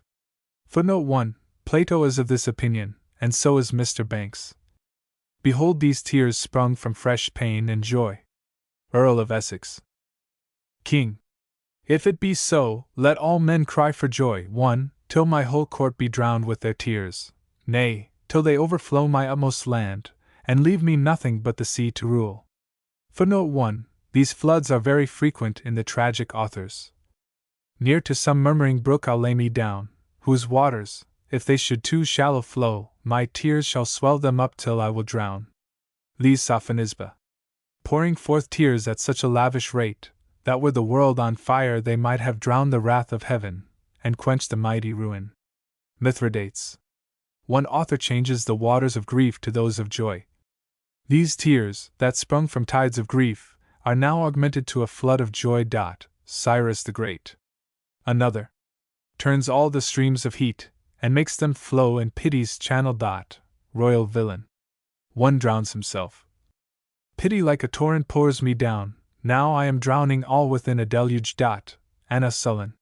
Cyrus drowns the whole world. Our swelling grief shall melt into a deluge, and the world shall drown in tears. Cyrus the Great. Dude. My liege, I a petition have here got. King. Petition me no petitions, sir, today, let other hours be set apart for business. Today it is our pleasure to be, 1. Drunk. And this our queen shall be as drunk as we. Footnote 1. An expression vastly beneath the dignity of tragedy, says Mr. D. S. Yet we find the word he cavils at in the mouth of Mithridates less properly used, and applied to a more terrible idea. I would be drunk with death. Mithridates. The author of the New Sophonisba taketh hold of this monosyllable, and uses it pretty much to the same purpose. The Carthaginian sword with Roman blood was drunk. I would ask Mr. D. S. which gives him the best idea, a drunken king, or a drunken sword? Mr. Tate dresses up King Arthur's resolution in heroic. Marry, my lord, oth captain's humor right, I am resolved to be dead drunk tonight. Lee also uses this charming word. Loves the drunkenness of the mind. Gloriana. Queen. Though I already, 1/2 seas over am, if the capacious goblet overflow with Eric punch, for George, I'll see it out, of rum and brandy I'll not taste a drop. Footnote 1. Dryden hath borrowed this, and applied it improperly. I'm half seas o'er in death. Cleomenes. King. Though rack, in punch, 8 shillings be a quart, and rum and brandy be no more than 6, rather than quarrel you shall have your will. Trumpets. But, ha! The warrior comes, the great Tom Thumb, the little hero, giant killing boy, preserver of my kingdom, is arrived. Scene 3. Tom Thumb to them, with officers, prisoners, and attendants. King. 1. Oh! Welcome, most welcome to my arms. What gratitude can thank away the debt your valor lays upon me? Footnote 1. This figure is in great use among the tragedians. 'Tis therefore 'tis. Victim. I long, repent, and long again. Busiris. Queen. 1. Oh! Ye gods! Aside. Footnote 1. A tragical exclamation. Thumb. When I'm not thanked at all, I'm thanked enough. 1. I've done my duty, and I've done no more. Footnote 1. This line is copied verbatim in The Captives. Queen. Was ever such a godlike creature seen? Aside. King. Thy modesty's a 1 candle to thy merit, it shines itself, and shews thy merit too. But say, my boy, where didst thou leave the giants? Footnote 1. We find a candlestick for this candle in 2 celebrated authors. Each star withdraws his golden head, and burns within the socket. Nero. A soul grown old and sunk into the socket. Sebastian. Thumb. My liege, without the castle gates they stand, the castle gates too low for their admittance. King. What look they like? Thumb. Like nothing but themselves. Queen. 1. And sure thou art like nothing but thyself. Aside. Footnote 1. This simile occurs very frequently among the dramatic writers of both kinds. King. Enough. The vast idea fills my soul. I see them, yes, I see them now before me, the monstrous, ugly, barbarous sons of whores. But ha! What form majestic strikes our eyes! 1. So perfect, that it seems to have been drawn by all the gods in council. So fair she is, that surely at her birth the council paused, and then at length cried out, This is a woman. Footnote 1. Mr. Lee has stolen this thought from our author. This perfect face, drawn by the gods in council, which they were long a-making. Luke. June Brute. At his birth the heavenly council paused, and then at last cried out, This is a man. Dryden hath improved this hint to the utmost perfection. So perfect, that the very gods who formed you wondered at their own skill, and cried, A lucky hit has mended our design. Their envy hindered, or you had been immortal, and a pattern, when heaven would work for ostentation's sake, to copy out again. All for love. Banks prefers the works of Michelangelo to that of the gods. A pattern for the gods to make a man by, or Michelangelo to form a statue. Thumb. Then were the gods mistaken, she is not a woman, but a giantess, whom we, 1, with much ado, have made a shift to haul within the town. Frowny face 2, for she is by a foot shorter than all her subject giants were. Footnote 1. It is impossible, says Mr. W., sufficiently to admire this natural easy line. Footnote 2. This tragedy, which in most points resembles the ancients, differs from them in this, that it assigns the same honor to lowness of stature which they did to height. The gods and heroes in Homer and Virgil are continually described higher by the head than their followers, the contrary of which is observed by our author. In short, to exceed on either side is equally admirable, and a man of 3 foot is as wonderful a sight as a man of 9. Glum. We yesterday were both a queen and wife, 100,000 giants owned our sway, 20 whereof were married to ourself. Queen. Oh! Happy state of giantism where husbands like mushrooms grow, whilst hapless we are forced to be content, nay, happy thought, with one. Glum. But then to lose them all in one black day, that the same sun which, rising, saw me wife to 20 giants, setting should behold me widow to them all. 1. My worn-out heart, that ship, leaks fast, and the great heavy lading, my soul, will quickly sink. Footnote 1. My blood leaks fast, and the great heavy lading my soul will quickly sink. Mithridates. My soul is like a ship. Injured love. Queen. Madam, believe I view your sorrows with a woman's eye, but learn to bear them with what strength you may. Tomorrow we will have our grenadiers drawn out before you, and you then shall choose what husbands you think fit.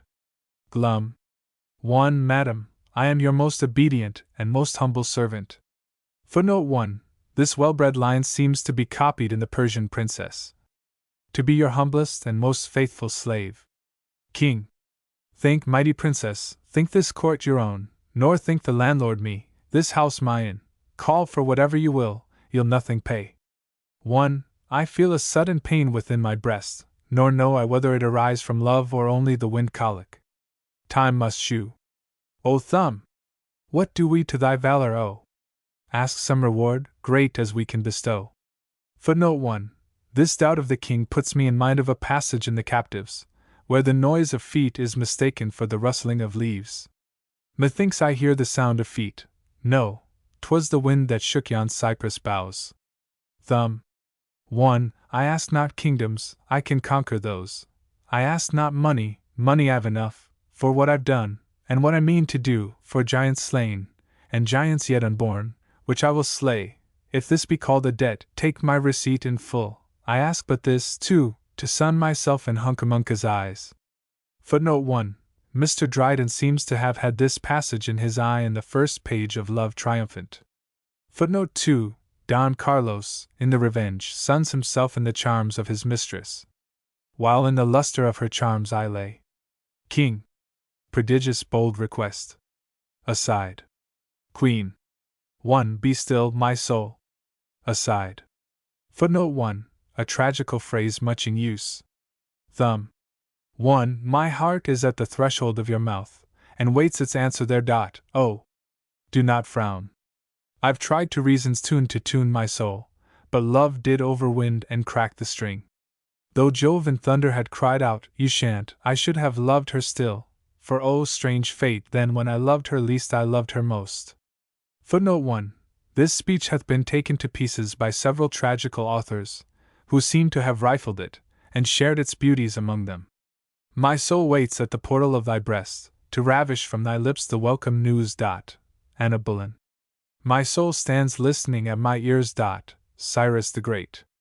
Love to his tune my jarring heart would bring, but reason overwins, and cracks the string. D. Of Guise. I should have loved, though Jove, in muttering thunder, had forbid it. New Sophonisba. And when it, my heart, while resolves to love no more, then is the triumph of excessive love. Ibid. King. It is resolved, the princess is your own. Thumb. Oh! 1. Happy, happy, happy, happy Thumb. Footnote 1. Massinissa is 1/4 less happy than Tom Thumb. Oh! Happy, happy, happy Ibid. Queen. Consider, sir, reward your soldier's merit, but give not Huncamunca to Tom Thumb. King. Tom Thumb! Odzooks! My wide extended realm knows not a name so glorious as Tom Thumb. Let Macedonia Alexander boast, let Rome her Caesars and her Scipios show, her Messrs France, let Holland boast Mynheers, Ireland her O's, her Max let Scotland boast, let England boast no other than Tom Thumb. Queen. Though greater yet his boasted merit was, he shall not have my daughter, that is puz. King. Ha! Say'st thou, Dalalala? Queen. I say he shan't. King. 1. Then by our royal self we swear you lie. Footnote 1. No, by myself. Anna Bullen. Queen. 1. Who but a dog would use me as thou dost? Me, who have lain, 2, these 20 years so loving by thy side. But I will be revenged. I'll hang myself. Then tremble all who did this match persuade. 3. For riding on a cat, from high I'll fall, and squirt down royal vengeance on you all. Footnote 1. Who caused this dreadful revolution in my fate? Ulamar. Who but a dog, liberty as. Footnote 2. A bride, who 20 years lay loving by your side. Banks. Footnote 3. 4. Born upon a cloud, from high I'll fall, and rain down royal vengeance on you all. Alb. Queens. Food. 1. Her Majesty the Queen is in a passion. Footnote 1. An information very like this we have in the tragedy of Love, where, Cyrus having stormed in the most violent manner, Cyaxares observes very calmly, Why, nephew Cyrus, you are moved. King. 1. Be she, or be she not, I'll to the girl and pave thy way, O thumb. Now by ourself, we were indeed a pretty king of clouts to truckle to her will, for when by force or art the wife her husband overreaches, give him the petticoat, and her the breeches. Footnote 1. 'Tis in your choice. Love me, or love me not. Conquest of Granada. Thumb. 1. Whisper ye winds, that huncamunca's mine. Echoes repeat, that huncamunca's mine. The dreadful busness of the war is o'er, and beauty, heaven a wide beauty, crowns my toils. I've thrown the bloody garment now aside, and hymeneal sweets invite my bride. So when some chimney sweeper all the day hath through dark paths pursued the sooty way, at night to wash his hands and face he flies, and in his t'other shirt with his brickdust lies. Footnote 1. There is not one beauty in this charming speech but what hath been borrowed by almost every tragic writer. Scene 4. Grizel, Solus. 1. Where art thou, Grizel? Where are now thy glories? Where are the drums that waken thee to honor? Greatness is a lace coat from Monmouth Street, which fortune lends us for a day to wear, tomorrow puts it on another's back. The spiteful sun but yesterday surveyed his rival high as St. Paul's cupola, now may he see me as Fleetditch laid low. Footnote 1. Mr. Banks has, I wish I could not say too servilely, imitated this of Grizel in his Earl of Essex. Where art thou, Essex, and C. Scene v. Queen Grizel. Queen. 1. Teach me to scold, prodigious-minded Grizel, mountain of treason, ugly as the devil, teach this confounded hateful mouth of mine to spout forth words malicious as thyself, words which might shame all Billingsgate to speak. Footnote 1. The Countess of Nottingham, in the Earl of Essex, is apparently acquainted with Dalalala. Grizz. Far be it from my pride to think my tongue your royal lips can in that art instruct, wherein you so excel. But may I ask, without offence, wherefore my queen would scold? Queen. Wherefore? Oh! Blood and thunder! Ha'n't you heard, what every corner of the court resounds, that little thumb will be a great man made? Grizz. I heard it, I confess, for who, alas! 1. Can always stop his ears, but would my teeth, by grinding knives, had first been set on edge? Footnote 1. Grizel was not probably possessed of that glue of which Mr. Banks speaks in his Cyrus. I'll glue my ears to every word. Queen. Would I had heard, at the still noon of night, the hallelujah of fire in every street. Oddsbobs.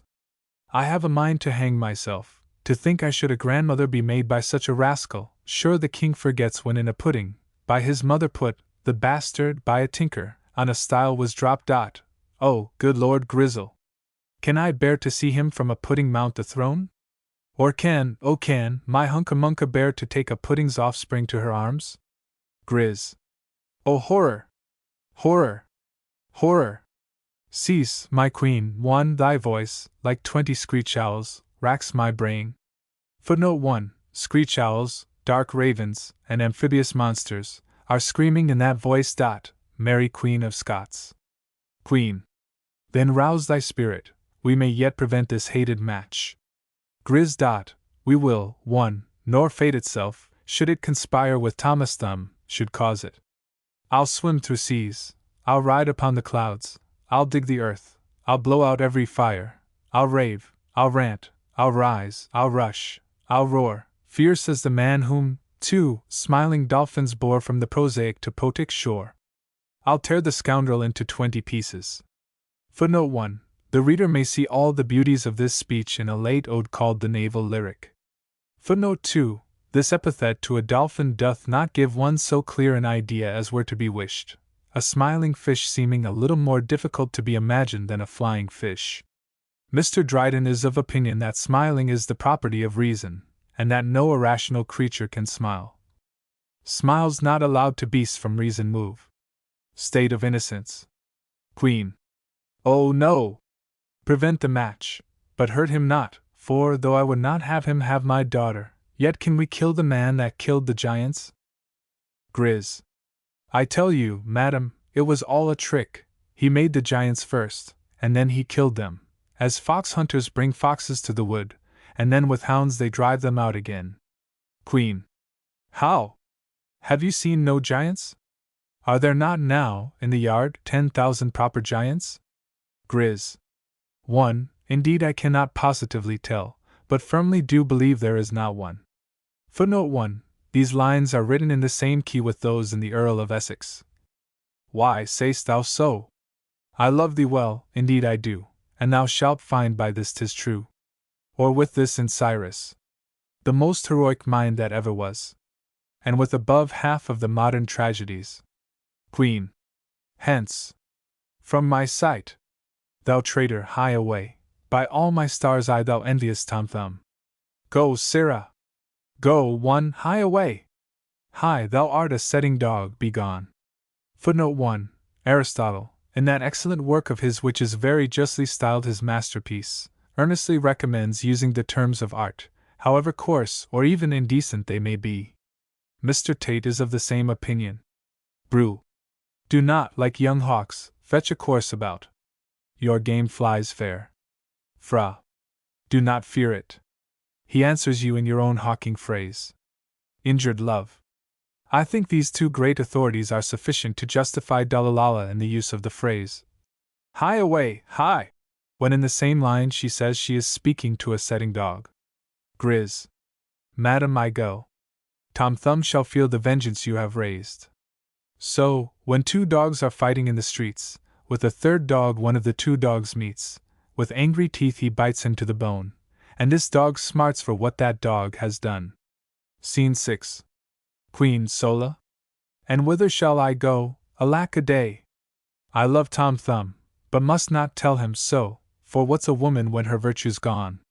A coat without its lace, wig out of buckle, a stocking with a hole in't, I can't live without my virtue, or without Tom Thumb. 1. Then let me weigh them in 2 equal scales. In this scale put my virtue, that Tom Thumb. Alas! Tom Thumb is heavier than my virtue. But hold, perhaps I may be left a widow, this match prevented, then Tom Thumb is mine. In that dear hope I will forget my pain. So, when some wench to Tothill Bridewell's sent, with beating hemp and flogging she's content, she hopes in time to ease her present pain, at length is free, and walks the streets again. Footnote 1. We meet with such another pair of scales in Dryden's King Arthur. Arthur and Oswald, and their different fates, are weighing now within the scales of heaven. Also in Sebastian. This hour my lot is weighing in the scales. Act 2. Scene I. The street. Bailiff, follower. Footnote. Mr. Rowe is generally imagined to have taken some hints from this scene in his character of Bajazet, but as he, of all the tragic writers, bears the least resemblance to our author in his diction, I am unwilling to imagine he would condescend to copy him in this particular. Bail. Come on, my trusty follower, come on. This day discharge thy duty, and at night a double mug of beer, and beer shall glad thee. Stand here by me, this way must Noodle pass. Fall. No more, O bailiff! Every word inspires my soul with virtue. Oh! I long to meet the enemy in the street, and nab him, to lay arresting hands upon his back, and drag him trembling to the sponging house. Bail. There when I have him, I will sponge upon him. Oh, glorious thought! By the sun, moon, and stars, I will enjoy it, though it be in thought. Yes, yes, my follower, I will enjoy it. Fall. Enjoy it then some other time, for now our prey approaches. Bail. Let us retire. Scene 2. Tom Thumb, Noodle, Bailiff, Follower. Thumb. Trust me, my Noodle, I am wondrous sick, for, though I love the gentle Huncamunca, yet at the thought of marriage I grow pale, for, oh, one, but swear thou wilt keep it ever secret, I will unfold a tale will make thee stare. Footnote 1. This method of surprising an audience, by raising their expectation to the highest pitch, and then bulking it, hath been practiced with great success by most of our tragical authors. Nud. I swear by lovely Huncamunca's charms. Thumb. Then know, 1. My grandmamma hath often said, Tom Thumb, beware of marriage. Footnote. Almeida, in Sebastian, is in the same distress. Sometimes methinks I hear the groan of ghosts, this hollow sounds and lamentable screams. Then, like a dying echo from afar, my mother's voice that cries, wed not, Almeida, forewarned, Almeida, marriage is thy crime. Nud. Sir, I blush to think a warrior, great in arms as you, should be affrighted by his grandmamma. Can an old woman's empty dreams deter the blooming hero from the virgin's arms?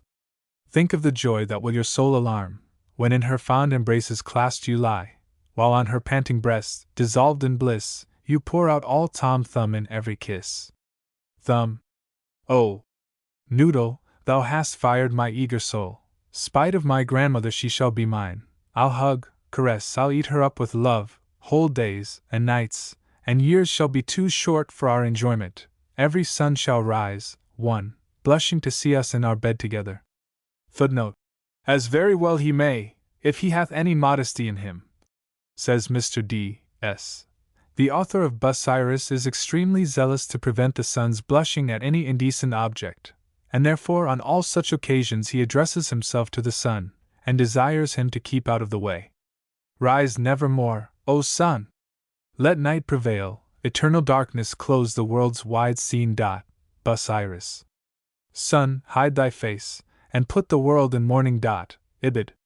Mr. Banks makes the sun perform the office of Hymen, and therefore not likely to be disgusted at such a sight. The sun sets forth like a gay brideman with you. Mary Queen of Scots. Nud. O sir! This purpose of your soul pursue. Bail. Oh, sir! I have an action against you. Nud. At whose suit is it? Bail. At your tailor's, sir.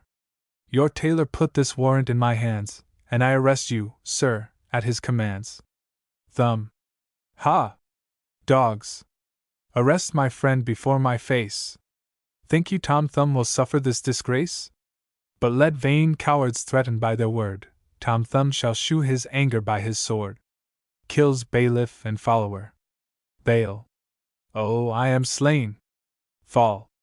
I am murdered also, and to the shades, the dismal shades below, my bailiff's faithful follower I go. Nud. 1. Go then to hell, like rascals as you are, and give our service to the bailiffs there. Footnote 1. Nirmahal sends the same message to heaven. For I would have you, when you upwards move, speak kindly of us to our friends above. Orangeeb. We find another to hell, in the Persian princess. Villain, get thee down to hell, and tell them that the fray's begun. Thumb. Thus perish all the bailiffs in the land, till debtors at noonday shall walk the streets, and no one fear a bailiff or his writ. Scene 3. Underscore the Princess Huncamunca's apartment, underscore. Huncamunca, Cleora, Mustacha. Hunk. 1. Give me some music, see that it be sad. Footnote 1. Anthony gave the same command in the same words. Cleora sings. Cupid, ease a lovesick maid, bring thy quiver to her aid, with equal ardor wound the swain, beauty should never sigh in vain. Let him feel the pleasing smart, drive the arrow through his heart, when one you wound, you then destroy, when both you kill with joy. Hunk. 1. O Tom Thumb! Tom Thumb! Wherefore art thou Tom Thumb? Why hadst thou not been born of royal race? Why had not mighty Bantam been thy father? Or else the king of Brentford, old or new? Footnote 1. Oh, Marius, Marius, wherefore art thou Marius? Always Marius. Must. I am surprised that your highness can give yourself a moment's uneasiness about that little insignificant fellow, one, Tom Thumb the Great, one proper for a plaything than a husband. Were he my husband, his horns should be as long as his body. If you had fallen in love with a grenadier, I should not have wondered at it. If you had fallen in love with something, but to fall in love with nothing. Footnote 1. Nothing is more common than these seeming contradictions, such as haughty weakness. Victim great small world. Noah's flood. Hunk. Cease, my mustacha, on thy duty cease. The zephyr, when in flowery valleys it plays, is not so soft, so sweet as Thummy's breath. The dove is not so gentle to its mate. Must. The dove is every bit as proper for a husband. Alas! Madam, there's not a beau about the court looks so little like a man. He is a perfect butterfly, a thing without substance, and almost without shadow too. Hunk. This rudeness is unseasonable, desist, or I shall think this railing comes from love. Tom Thumb's a creature of that charming form, that no one can abuse, unless they love him. Must. Madam the King. Scene 4, King, Huncamunca. King. Let all but Huncamunca leave the room. Extant Cleora and Mustacha. Daughter, I have observed of late some grief. Unusual in your countenance, your eyes. One that, like two open windows, used to shew the lovely beauty of the rooms within, have now two blinds before them. What is the cause? Say, have you not enough of meat and drink? We've given strict orders not to have you stinted. Footnote 1. Lee hath improved this metaphor. Dost thou not view joy peeping from my eyes, the casements opened wide to gaze on thee? So Rome's glad citizens to windows rise, when they some young triumpher fain would see. Gloriana. Hunk. Alas! My lord, I value not myself that once I eat 2 fowls and half a pig. One, small is that praise. But oh! A maid may want what she can neither eat nor drink. Footnote 1. Almahide hath the same contempt for these appetites. To eat and drink can no perfection be. Conquest of Granada. The Earl of Essex is of a different opinion, and seems to place the chief happiness of a general therein. Were but commanders half so well rewarded, then they might eat. Banks's Earl of Essex. But if we may believe one who knows more than either, the devil himself, we shall find eating to be an affair of more moment than is generally imagined. Gods are immortal only by their food. Lucifer, in the state of innocence. King. What's that? Hunk. Oh, one, spare my blushes, but I mean a husband. Footnote 1. This expression is enough of itself, says Mr. D., utterly to destroy the character of Huncamunca. Yet we find a woman of no abandoned character in Dryden adventuring farther, and thus excusing herself. To speak our wishes first, forbid it pride, forbid it modesty. True, they forbid it, but nature does not. When we are athirst, or hungry, will imperious nature stay, nor eat, nor drink, before 'tis bid fall on, Cleomenes. Cassandra speaks before she is asked, Huncamunca afterwards. Cassandra speaks her wishes to her lover, Huncamunca only to her father. King. If that be all, I have provided one, a husband great in arms, whose warlike sword streams with the yellow blood of slaughtered giants, whose name in terra incognita is known, whose valor, wisdom, virtue make a noise great as the kettledrums of 20 armies. Hunk. Whom does my royal father mean? King. Tom Thumb. Hunk. Is it possible? King. Ha! The window blinds are gone. One, a country dance of joy is in your face. Your eyes spit fire, your cheeks grow red as beef. Footnote 1. Her eyes resistless magic bear. Angels, I see, and gods, are dancing there. Lise Sophonisba. Hunk. Oh, there's a magic music in that sound, enough to turn me into beef indeed. Yes, I will own, since licensed by your word, I'll own Tom Thumb the cause of all my grief. For him I've sighed, I've wept, I've gnawed my sheets. King. Oh! Thou shalt gnaw thy tender sheets no more. A husband thou shalt have to mumble now. Hunk. Oh! Happy sound! Henceforth let no one tell that Hunca-Munca shall lead apes in hell. Oh! I am overjoyed. King!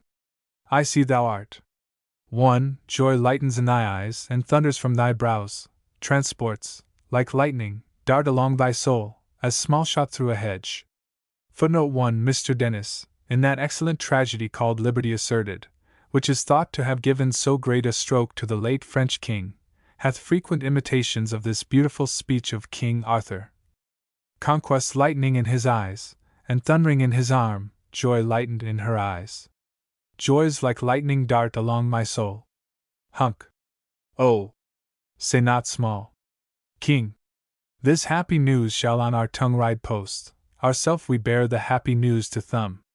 Yet think not, daughter, that your powerful charms must still detain the hero from his arms. Various his duty, various his delight, now in his turn to kiss, and now to fight, and now to kiss again. So mighty one, Jove, when with excessive thundering tired above, comes down to earth, and takes a bit, and then flies to his trade of thundering back again.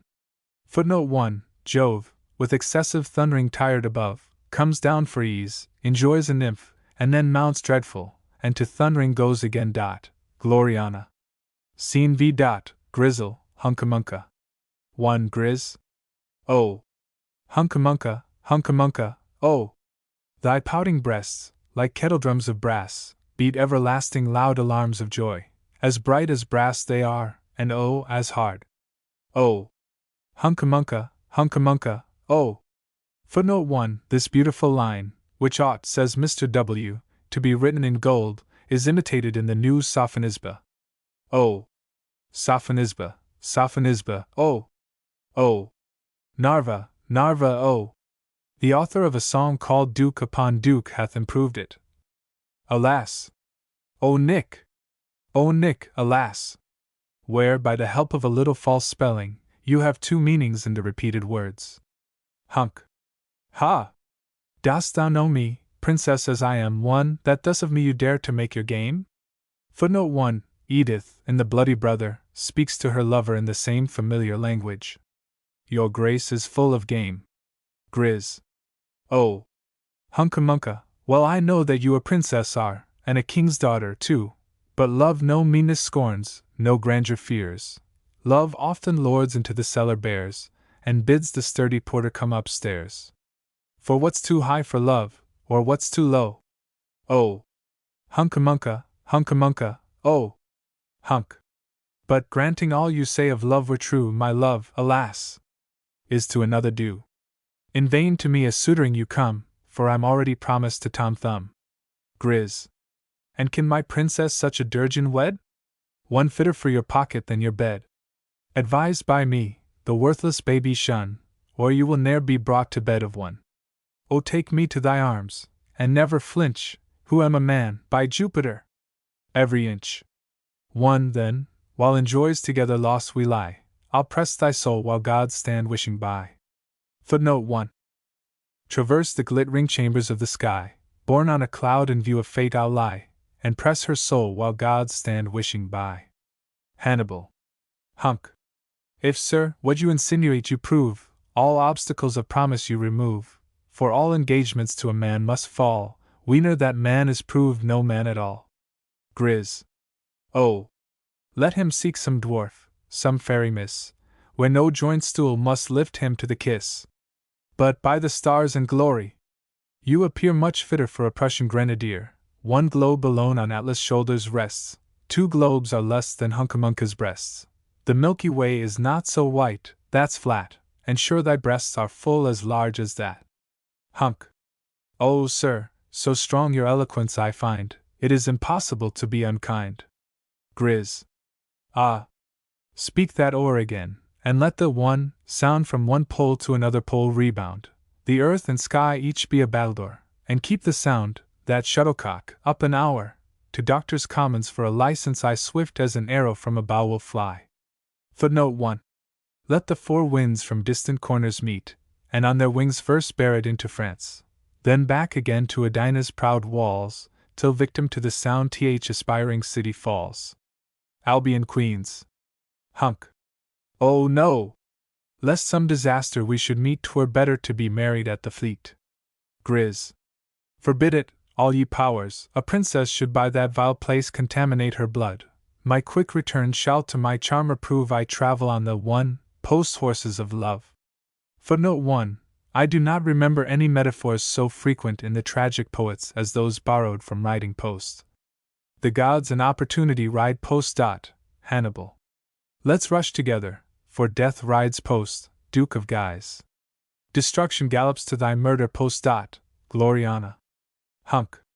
Those post horses to me will seem too slow, though they should fly swift as the gods, when they ride on behind that post boy, Opportunity.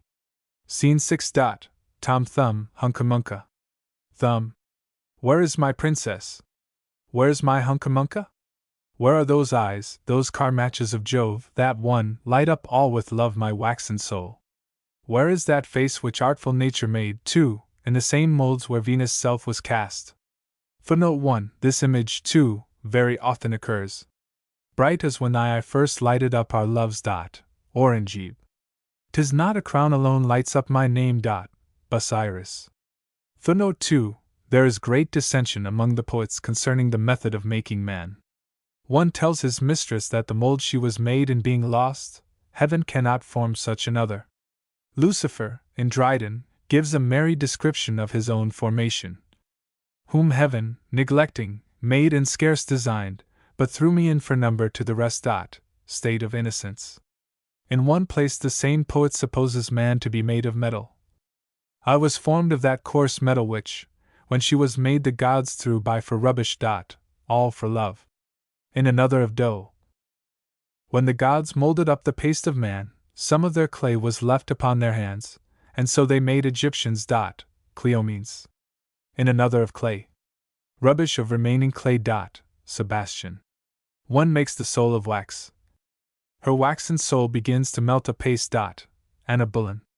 Another of flint. Sure our two souls have somewhere been acquainted in former beings, or struck out together, one spark to Afrique flew, and one to Portugal. Sebastian. To omit the great quantities of iron, brazen, and leaden souls, which are so plenty in modern authors, I cannot omit the dress of a soul as we find it in Dryden. Souls shirred but with air. King Arthur.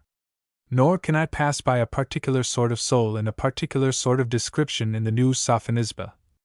Ye mysterious powers, whether through your gloomy depths I wander, or on the mountains walk, give me the calm, the steady smiling soul, where wisdom sheds eternal sunshine, and eternal joy. Hunk. 1. No! What is music to the ear that's deaf, or a goose pie to him that has no taste? What are these praises now to me, since I am promised to another? Footnote 1. This line Mr. Banks has plundered entire in his Anna Bullen. Thumb. Ha! Promised? Hunk. Too sure, 'tis written in the book of fate. Thumb. 1. Then I will tear away the leaf wherein it's writ, or if fate won't allow so large a gap within its journal book, I'll blot it out at least. Footnote 1. Good heaven!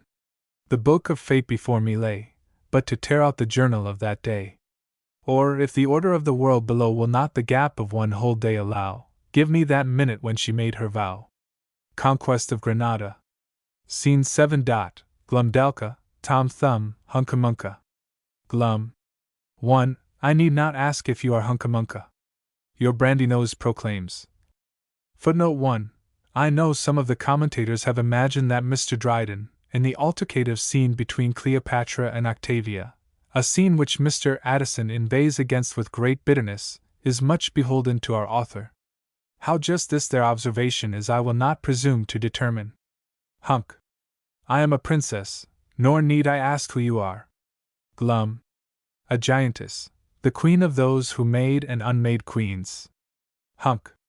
The man whose chief ambition is to be my sweetheart hath destroyed these mighty giants. Glum. Your sweetheart?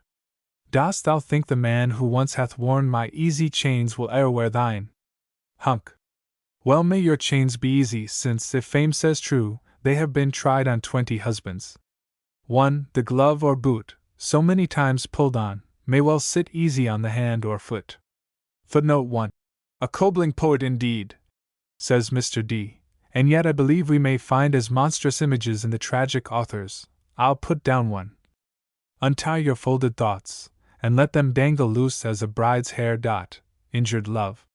Which line seems to have as much title to a milliner's shop as our authors to a shoemaker's. Glum. I glory in the number, and when I sit poorly down, like thee, content with one, heaven change this face for one as bad as thine. Hunk.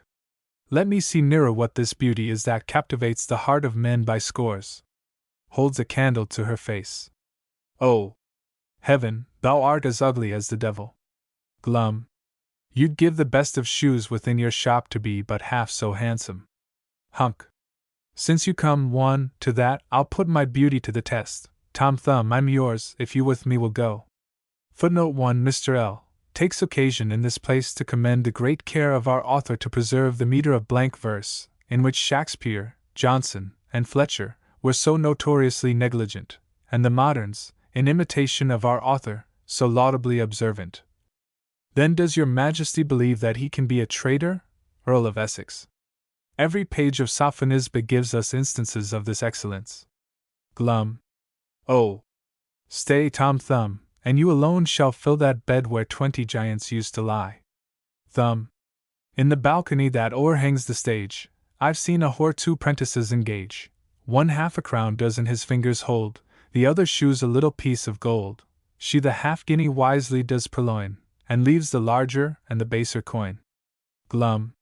Left, scorned, and loathed for such a chit as this. 1. I feel the storm that's rising in my mind, tempests and whirlwinds rise, and roll, and roar. I'm all within a hurricane, as if, 2, the world's 4 winds were pent within my carcass. 3. Confusion, horror, murder, guts, and death. Footnote 1. Love mounts and rolls about my stormy mind. Orangeebe. Tempests and whirlwinds through my bosom move. Cleomenes. Footnote 2. With such a furious tempest on his brow, as if the world's 4 winds were pent within his blustering carcass. Anna Bullen. Footnote 3. Verba tragica. Scene 8. King, Glumdalca. King. 1. Sure never was so sad a king as I. 2. My life is worn as ragged as a coat a beggar wears, a prince should put it off. 3. To love a captive and a giantess. O love! O love! How great a king art thou! My tongue's thy trumpet, and thou trumpetest, unknown to me, within me. 4. O Glumdalca! Heaven thee designed a giantess to make, but an angelic soul was shuffled in. 5. I am a multitude of walking griefs, and only on her lips the balm is found. 6. To spread a plaster that might cure them all. Footnote 1. This speech has been terribly mauled by the poet. Footnote 2. My life is worn to rags, not worth a prince's wearing. Love triumphant. Footnote 3. Must I beg the pity of my slave? Must a king beg? But love's a greater king, a tyrant, nay, a devil, that possesses me. He tunes the organ of my voice and speaks, unknown to me, within me. Sebastian. Footnote 4. When thou wert formed, heaven did a man begin, but a brute soul by chance was shuffled in. Orangeebe. Footnote 5. I am a multitude of walking griefs. New Sophonisba. Footnote 6. I will take thy scorpion blood, and lay it to my grief till I have eased. Anna Bullen. Glum. What do I hear? King. What do I see? Glum. Oh. King. Ah. 1. Glum. Ah. Wretched queen. King. Oh. Wretched king. 2. Glum. Ah. King. Oh. Footnote 1. Our author, who everywhere shews his great penetration into human nature, here outdoes himself, where a less judicious poet would have raised a long scene of whining love. He, who understood the passions better, and that so violent an affection as this must be too big for utterance, chooses rather to send his characters off in this sullen and doleful manner. In which admirable conduct he is imitated by the author of the justly celebrated Eurydice. Dr. Young seems to point at this violence of passion. Passion chokes their words, and they're the statues of despair. And Seneca tells us, Curse leaves loquuntur, ingentis stupunt. The story of the Egyptian king in Herodotus is too well known to need to be inserted. I refer the more curious reader to the excellent Montaigne, who hath written an essay on this subject. Footnote 2: To part is death. 'Tis death to part. Ah! Oh, Don Carlos. Scene 9. Tom Thumb, Hunca-Munca, Parson. Par. Happy's the wooing that's not long a-doing, for, if I guess right, Tom Thumb this night shall give a being to a new Tom Thumb. Thumb.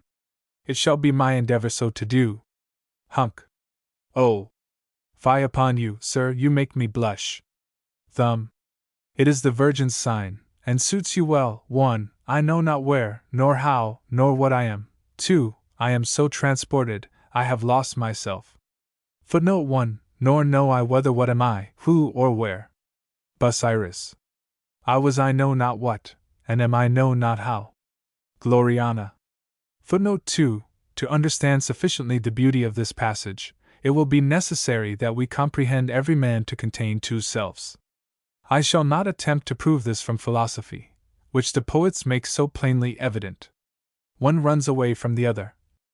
Let me demand your majesty, why fly you from yourself? Duke of Guise. In a second, one self is a guardian to the other. Leave me the care of me. Conquest of Granada. Again. Myself unto myself less near. Ibid. In the same, the first self is proud of the second. I myself am proud of me. State of innocence. In a third, distrustful of him.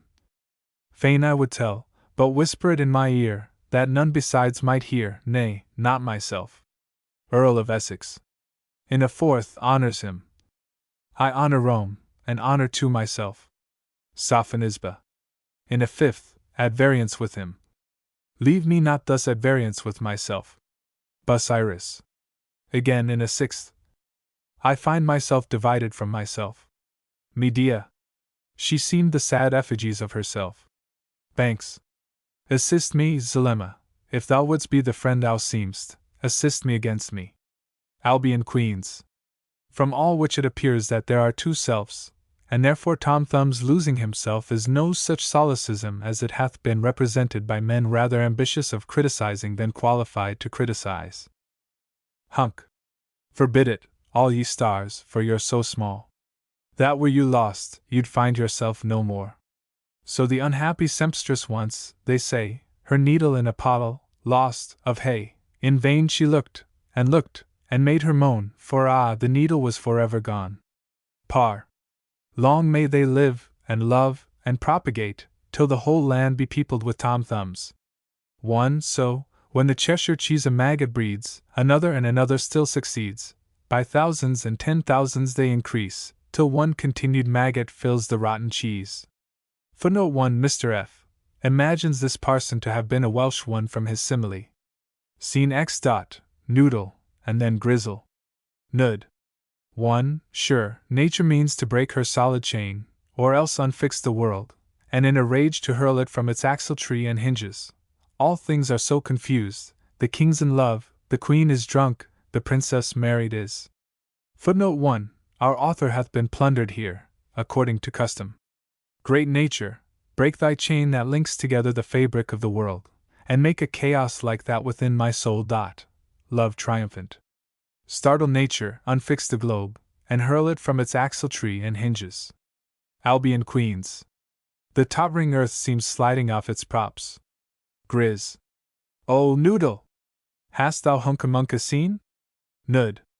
I have seen 1,000 sights this day, where none are by the wonderful bitch herself outdone. The king, the queen, and all the court are sights. Grizz. 1d. And your delay, ye trifler. Are you drunk, ha? I will not hear one word but Hunca-Munca. Footnote 1d. And your delay, ye torturers, proceed. I will not hear one word but Almahide. Conquest of Granada. Nud. By this time she is married to Tom Thumb. Grizz. 1. My Hunca-Munca. Footnote 1. Mr. Dryden hath imitated this in All for Love. Nud. Your Hunca-Munca, Tom Thumb's Hunca-Munca, every man's Hunca-Munca. Grizz. If this be true, all womankind are damned. Nud. If it be not, may I be so myself. Grizz. See where she comes. I'll not believe a word against that face, upon whose, ample brow sits innocence with majesty enthroned. Footnote 1. This Miltonic style abounds in the New Sophonisba. And on her ample brow sat majesty. Grizzle, hunkamunka. Grizz. Where has my hunkamunka been? See here. The license in my hand. Hunk. Alas! Tom Thumb. Grizz. Why dost thou mention him? Hunk. Ah me! Tom Thumb. Grizz. What means my lovely hunkamunka? Hunk. Hum. Grizz. Oh. Speak. Hunk. Hum. Grizz. Ha! Your every word is hum. 1. You force me still to answer you, Tom Thumb. Tom Thumb, I'm on the rack, I'm in a flame. 2. Tom Thumb, Tom Thumb, Tom Thumb, you love the name. So pleasing is that sound, that were you dumb, you still would find a voice to cry Tom Thumb. Footnote 1. Your every answer still so ends in that, you force me still to answer you Morat. Orangeeb. Footnote 2. Morat, Morat, Morat. You love the name. Orangeeb. Hunk. Oh. Be not hasty to proclaim my doom. My ample heart for more than one has room. A maid like me heaven formed at least for two. 1. I married him, and now I'll marry you. Footnote 1. Here is a sentiment for the virtuous hunkamunka, says Mr. D.S. And yet, with the leave of this great man, the virtuous Panthea, in Cyrus, hath in heart every whit as ample. For 2. I must confess are gods to me, which is my Abradatus first, and Cyrus the Great. Nor is the lady in love triumphant more reserved, though not so intelligible. I am so divided that I grieve most for both, and love both most. Grizz. Ha! Dost thou own thy falsehood to my face? Think'st thou that I will share thy husband's place? Since to that office one cannot suffice, and since you scorn to dine one single dish on, go, get your husband put into commission. Commissioners to discharge, ye gods? It fine is, the duty of a husband to your highness. Yet think not long I will my rival bear, or unrevenge the slighted willow where, the gloomy, brooding tempest, now confined within the hollow caverns of my mind, in dreadful whirls shall roll along the coasts, shall thin the land of all the men it boasts, 1. And cram up every chink of hell with ghosts. 2. So have I seen, in some dark winter's day, a sudden storm rush down the sky's highway, sweep through the streets with terrible ding-dong, gush through the spouts, and wash whole crowds along. The crowded shops the thronging vermin screen, together cram the dirty and the clean, and not one shoe boy in the street is seen. Footnote 1. A ridiculous supposition to any one who considers the great and extensive largeness of hell, says a commentator, but not so to those who consider the great expansion of immaterial substance. Mr. Banks makes one soul to be so expanded that heaven could not contain it. The heavens are all too narrow for her soul. Virtue betrayed. The Persian princess hath a passage not unlike the author of this. We will send such shoals of murdered slaves, shall glut hell's empty regions. This threatens to fill hell, even though it was empty, Lord Grizzle, only to fill up the chinks, supposing the rest already full. Footnote 2. Mr. Addison is generally thought to have had this simile in his eye when he wrote that beautiful one at the end of the 3rd act of his Cato. Hunk. Oh, fatal rashness! Should his fury slay my helpless bridegroom on his wedding day, I, who this morn of two chose which to wed, may go again this night alone to bed.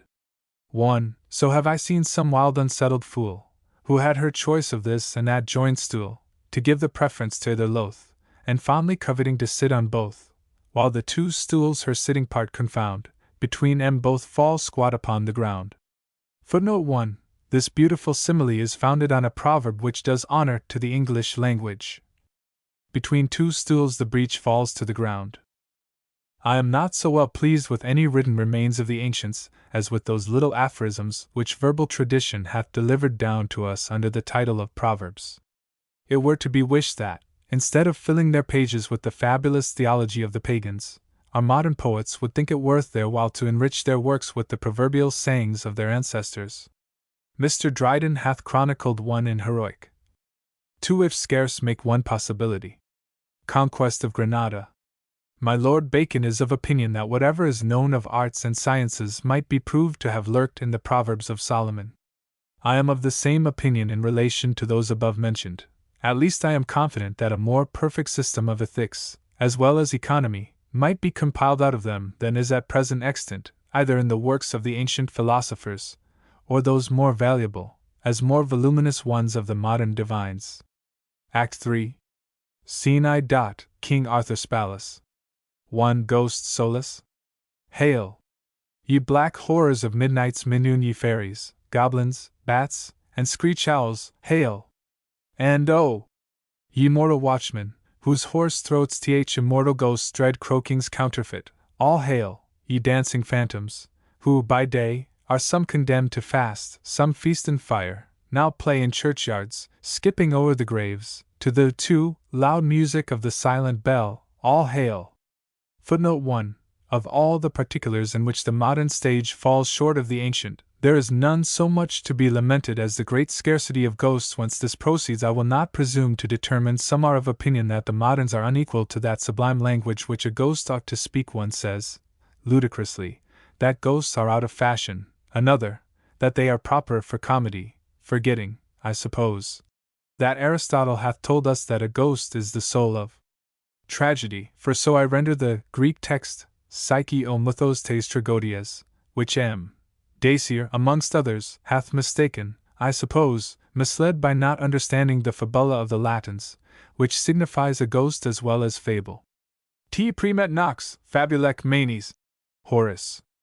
Of all the ghosts that have ever appeared on the stage, a very learned and judicious foreign critic gives the preference to this of our author. These are his words speaking of this tragedy. Nec quidquam in illa admirabilis quam phosma quadam horrendum, quod omnibus abiis spectris quibuscum scatet angelorum tragedia lunge, pace d.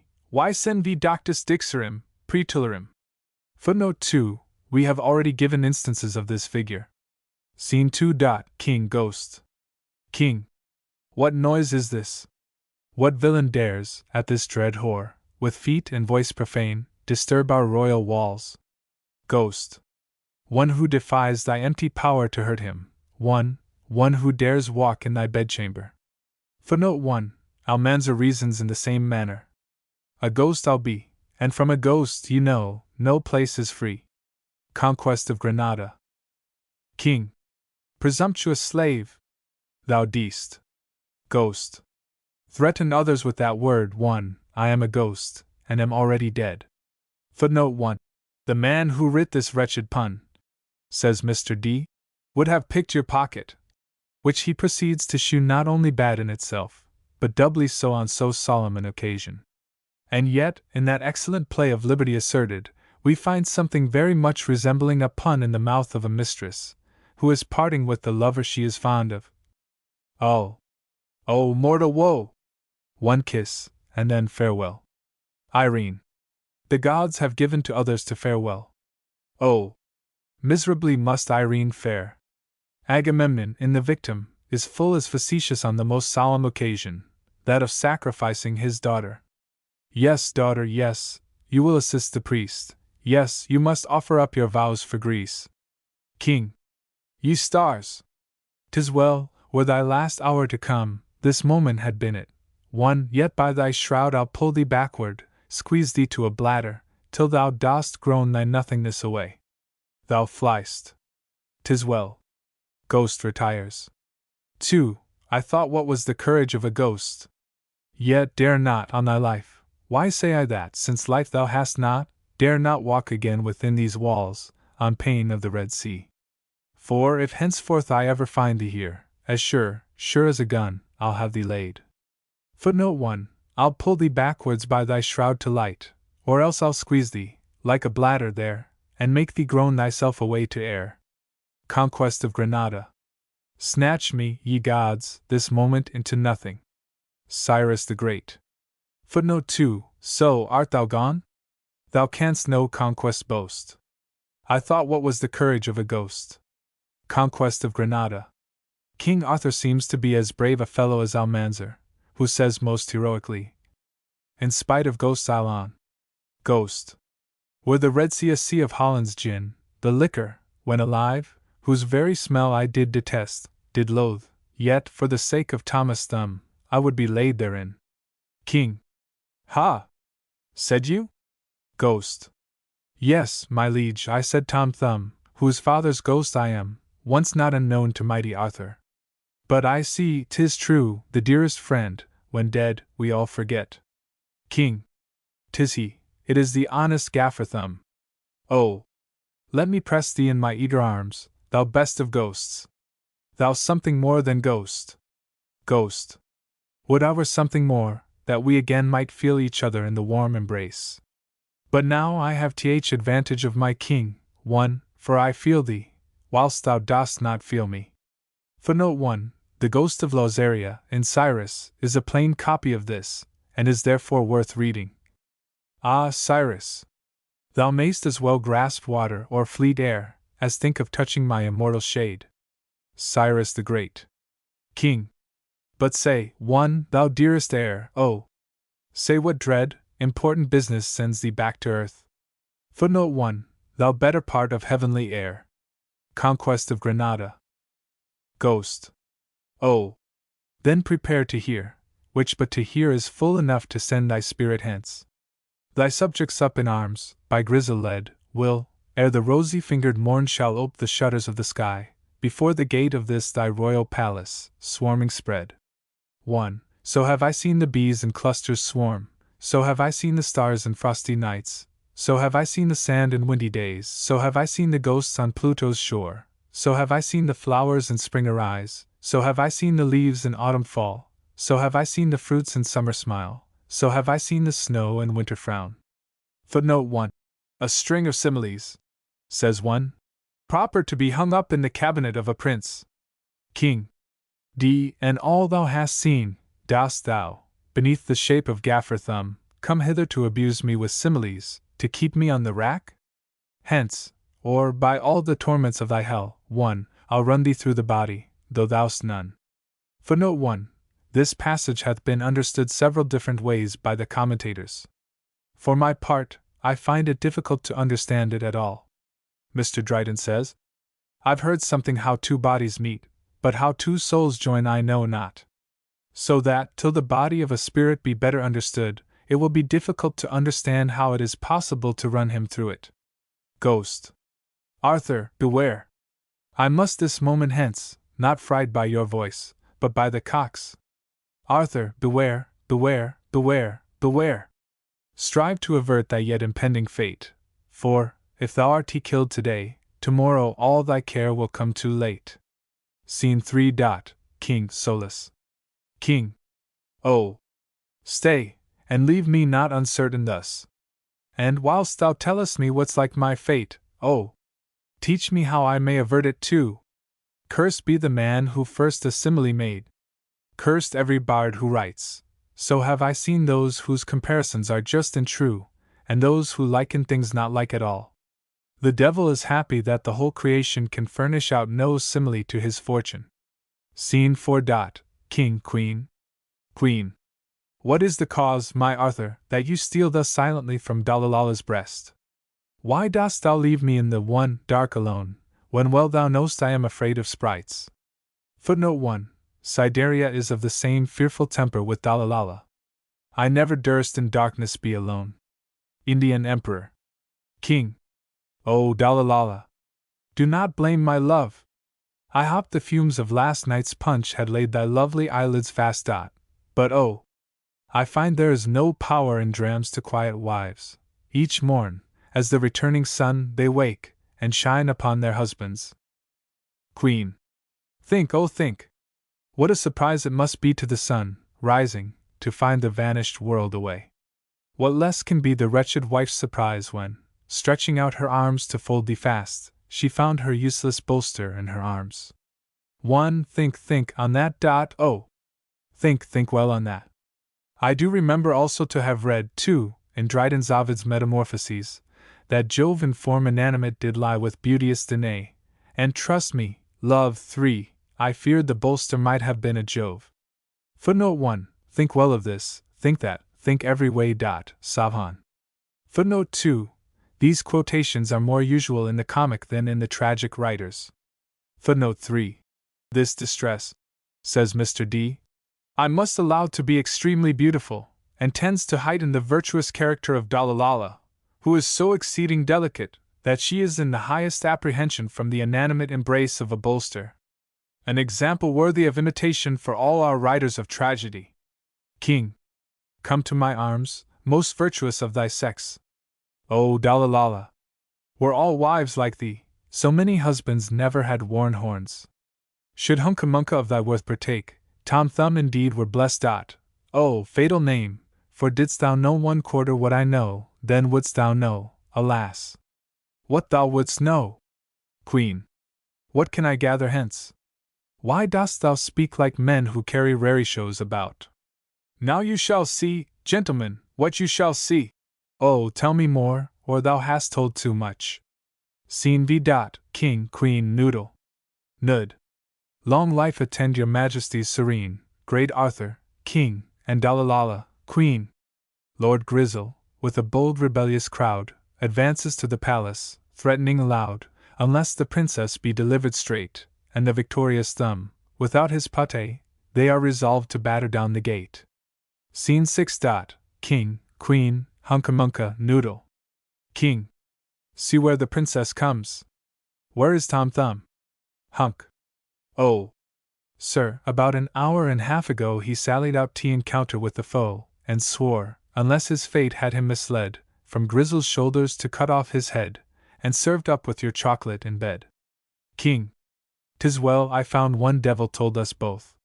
Come, Dalalala, Huncamunca, come, within we'll wait for the victorious Thumb, in peace and safety we secure may stay, while to his arm we trust the bloody fray, though men and giants should conspire with gods, he is alone equal to all these odds. Footnote 1. Credat Judeus appella non ego, says Mr. D. For, passing over the absurdity of being equal to odds, can we possibly suppose a little insignificant fellow, I say again, a little insignificant fellow, able to vie with the strength which all the Samsons and Herculeses of antiquity would be unable to encounter? I shall refer this incredulous critic to Mr. Dryden's defense of his Almanzor, and lest that should not satisfy him, I shall quote a few lines from the speech of a much braver fellow than Almanzor, Mr. Johnson's Achilles. Though human race rise in embattled hosts, to force her from my arms, O son of Atreus, by that immortal power, whose deathless spirit informs this earth, I will oppose them all. Victim. Queen. He is, indeed, a helmet to us all. While he supports we need not fear to fall. His arm dispatches all things to our wish, and serves up every foe's head in a dish. Void is the mistress of the house of care, while the good cook presents the bill of fare. Whether the cod, that northern king of fish, or duck, or goose, or pig, adorn the dish, no fears the number of her guests afford, but at her hour she sees the dinner on the board. Footnote 1. I have heard of being supported by a staff, says Mr. D., but never of being supported by a helmet. I believe he never heard of sailing with wings, which he may read in no less a poet than Mr. Dryden. Unless we borrow wings, and sail through air. Love triumphant. What will he say to a kneeling valley? I'll stand like a safe valley, that low bends the knee to some aspiring mountain. Injured love. I am ashamed of so ignorant a carper, who doth not know that an epithet in tragedy is very often no other than an expletive. Do not we read in the new Sophonisba of grinding chains, blue plagues, white occasions, and blue serenity? Nay, it is not the adjective only, but sometimes half a sentence is put by way of expletive, as beauty pointed high with spirit, in the same play, and in the lap of blessing to be most cursed, in the revenge. Scene 7. Plain. Grizzle, Footle, rebels. Grizz. Thus far our arms with victory are crowned, for, though we have not fought, yet we have found, no enemy to fight withal. Footnote 1. A victory like that of Almanzor. Almanzor is victorious without fight. Conch. Of Granada. Food. Yet I, methinks, would willingly avoid this day, this 1st of April, to engage our foes. Footnote 1. Well have we chosen happy day for fight. For every man, in course of time, has found some days are lucky, some unfortunate. King Arthur. Grizz. This day, of all the days of th year, I'd choose, for on this day my grandmother was born. Gods! I will make Tom Thumb an April fool. Will teach his wit an errand it ne'er knew, and send it post to the Elysian shades. Footnote 1. We read of such another in Lee. Teach his rude wit a flight she never made, and send her post to the Elysian shade. Gloriana. Food. I'm glad to find our army is so stout, nor does it move my wonder less than joy. Grizz. 1. What friends we have, and how we came so strong, I'll softly tell you as we march along. Footnote 1. These lines are copied verbatim in the Indian Emperor. Scene 8. Thunder and lightning. Tom Thumb, Glumdalka, come swe. Thumb. Oh, Noodle! Hast thou seen a day like this? 1. The unborn thunder rumbles o'er our heads too, as if the gods meant to unhinge the world, and heaven and earth in wild confusion hurl. Yet will I boldly tread the tottering ball. Footnote 1. Unborn thunder rolling in a cloud. Conch. Of Granada. Footnote 2. Were heaven and earth in wild confusion hurled, should the rash gods unhinge the rolling world, undaunted would I tread the tottering ball, crushed, but unconquered, in the dreadful fall. Female warrior. Merle. Tom Thumb. Thumb. What voice is this I hear? Merle. Tom Thumb. Thumb. Again it calls. Merle. Tom Thumb. Glum. It calls again. Thumb. Appear, who thou art, I fear thee not. Merle. Thou hast no cause to fear. I am thy friend, Merlin by name, a conjurer by trade, and to my art thou dost thy being owe. Thumb. How? Merle. Hear, then, the mystic getting of Tom Thumb. 1. His father was a plowman plain, his mother milked the cow, and yet the way to get a son this couple knew not how, until such time the good old man to learn Merlin goes, and there to him, in great distress, in secret manner shows how in his heart he wished to have a child, in time to come, to be his heir, though it may be no bigger than his thumb, of which old Merlin was foretold that he his wish should have. And so a son of stature small the charmer to him gave. Thou'st heard the past, look up and see the future. Footnote 1. See the history of Tom Thumb, page 2. Thumb. 1. Lost in amazement's gulf, my senses sink. See there, Glumdalka, see another, 2. Me. Footnote 1. Amazement swallows up my sense, and in the impetuous whirl of circling fate drinks down my reason. Persian princess. Footnote 2. I have outfaced myself. What? Am I too? Is there another me, King Arthur? Glum. Oh, sight of horror! See, you are devoured by the expanded jaws of a red cow. Merle. Let not these sights deter thy noble mind. 1. For, lo! A sight more glorious courts thy eyes. See from afar a theatre arise. Their ages, yet unborn, shall tribute pay to the heroic actions of this day. Then busking tragedy at length shall choose thy name the best supporter of her muse. Footnote 1. The character of Merlin is wonderful throughout, but most so in this prophetic part. We find several of these prophecies in the tragic authors, who frequently take this opportunity to pay a compliment to their country, and sometimes to their prince.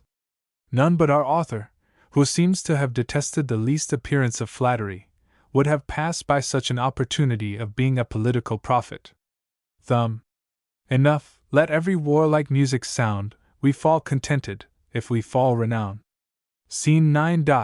Lord Grizzle, Foottle, rebels, on one side, Tom Thumb, Glumdalka, on the other. Food. At length the enemy advances nigh. 1. I hear them with my ear, and see them with my eye. Footnote 1. I saw the villain, Myron, with these eyes I saw him. Busiris. In both which places it is intimated that it is sometimes possible to see with other eyes than your own. Grizz. Draw all your swords, for liberty we fight. 1. And liberty the mustard is of life. Footnote 1. This mustard, says Mr. D., is enough to turn one's stomach. I would be glad to know what idea the author had in his head when he wrote it. This will be, I believe, best explained by a line of Mr. Dennis. And gave him liberty, the salt of life.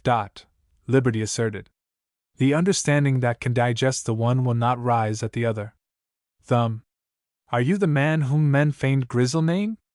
Grizz. 1. Are you the much more famed Tom Thumb? Footnote 1. Han. Are you the chief whom men famed Scipio call? Sip. Are you the much more famous Hannibal? Hannibal. The same. Grizz. Come on, our worth upon ourselves we'll prove, for liberty I fight. An eye for love. A bloody engagement between the two armies here, drums beating, trumpets sounding, thunder and lightning. They fight off and on several times. Some fall. Grizz. And glum. Remain. Glum. Turn, coward, turn, nor from a woman fly. Grizz. Away, thou art too ignoble for my arm. Glum. Have at thy heart. Grizz. Nay, then I thrust at thine. Glum. You push too well, you've run me through the guts, and I am dead. Grizz. Then there's an end of one. When thou art dead, then there's an end of two. 1 Villain. Footnote 1. Dr. Young seems to have copied this engagement in his Busiris. Mere. Villain. Myron. Mere. Rebel. Myron. Mere. Hell. Mandane. Grizz. Tom Thumb. Rebel. Grizz. Tom Thumb. Hell. Grizz. Hunkamunka. Thou hast it there. Grizz. Too sure I feel it. To hell then, like a rebel as you are, and give my service to the rebels there. Grizz. Triumph not, nor think thou shalt enjoy thy hunkamunka undisturbed. I'll send, 1. My ghost to fetch her to the other world. 2. It shall but bait at heaven, and then return. 3. But ha! I feel death rumbling in my brains. 4. Some kinder sprite knocks softly at my soul, and gently whispers it to haste away. I come, most willingly I come. 5. So when some city wife, for country air, to Hampstead or to Highgate does repair, her to make haste her husband does implore, and cries, My dear, the coach is at the door. With equal wish, desirous to be gone, she gets into the coach, and then she cries, Drive on! Footnote 1. This last speech of my Lord Grizzle hath been of great service to our poets. I'll hold it fast as life, and when life's gone I'll hold this last, and if thou taxed it from me when I'm slain, I'll send my ghost, and fetch it back again. Conquest of Granada. Footnote 2. My soul should with such speed obey, it should not bait at heaven to stop its way. Lee seems to have had this last in his eye. 'Twas not my purpose, sir, to tarry there. I would but go to heaven to take the air. Gloriana. Footnote 3. A rising vapor rumbling in my brains. Cleomenes. Footnote 4. Some kind sprite knocks softly at my soul, to tell me fate's at hand.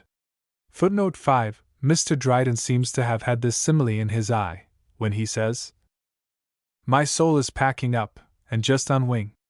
Conquest of Granada. With those last words, 1. He vomited his soul, which, 2. Like whipped cream, the devil will swallow down. Bear off the body, and cut off the head, which I will to the king in triumph lug. Rebellion's dead, and now I'll go to breakfast. Footnote 1.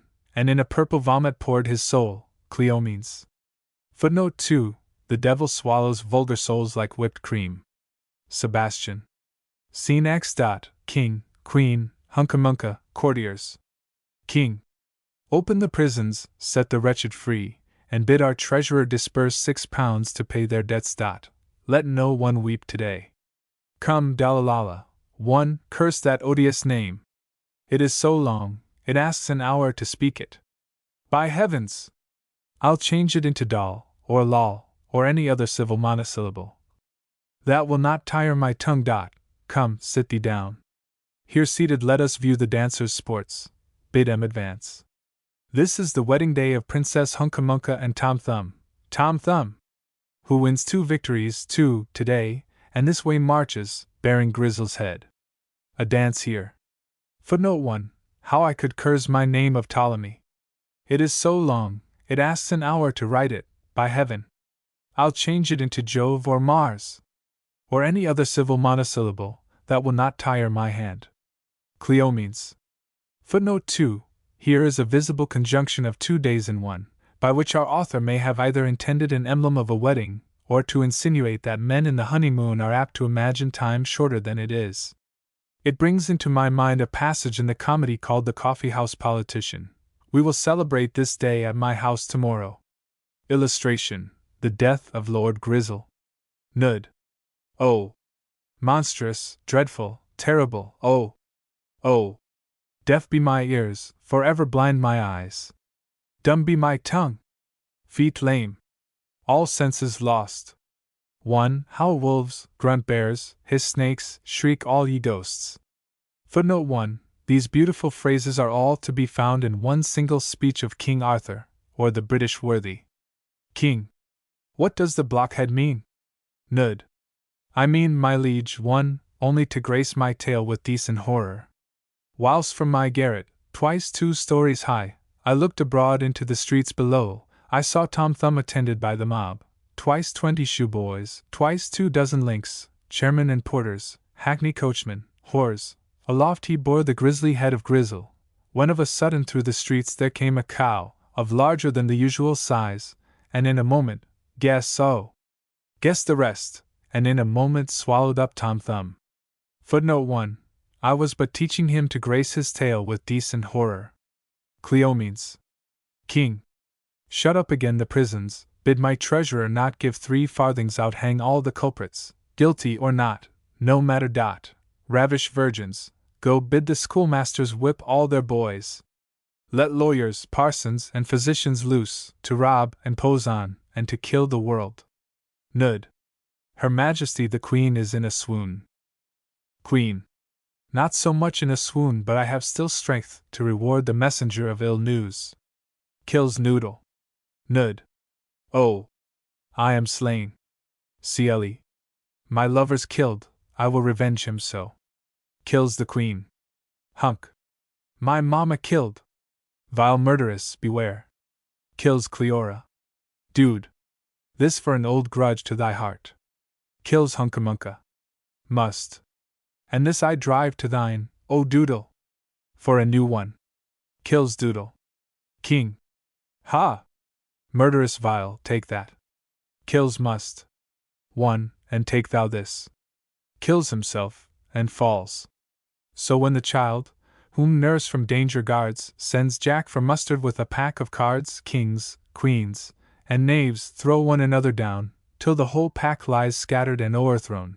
So all our pack upon the floor is cast, and all I boast is, that I fall the last. Dies. Footnote 1. We may say with Dryden, Death did at length so many slain forget, and left the tale, and took them by the great. I know of no tragedy which comes nearer to this charming and bloody catastrophe than Cleomenes, where the curtain covers 5 principal characters dead on the stage. These lines too. I ask no questions then, of who killed who? The bodies tell the story as they lie. Seem to have belonged more properly to this scene of our author, nor can I help imagining they were originally his. The rival ladies, too, seem beholden to this scene. We're now a chain of lovers linked in death. Julia goes first, Gonsalvo hangs on her, and Angelina hangs upon Gonsalvo, as I on Angelina. No scene, I believe, ever received greater honors than this. It was applauded by several encores, a word very unusual in tragedy. And it was very difficult for the actors to escape without a second slaughter. This I take to be a lively assurance of that fierce spirit of liberty which remains among us, and which Mr. Dryden, in his essay on dramatic poetry, hath observed. Whether custom, says he, hath so insinuated itself into our countrymen, or nature hath so formed them to fierceness, I know not, but they will scarcely suffer combats and other objects of horror to be taken from them.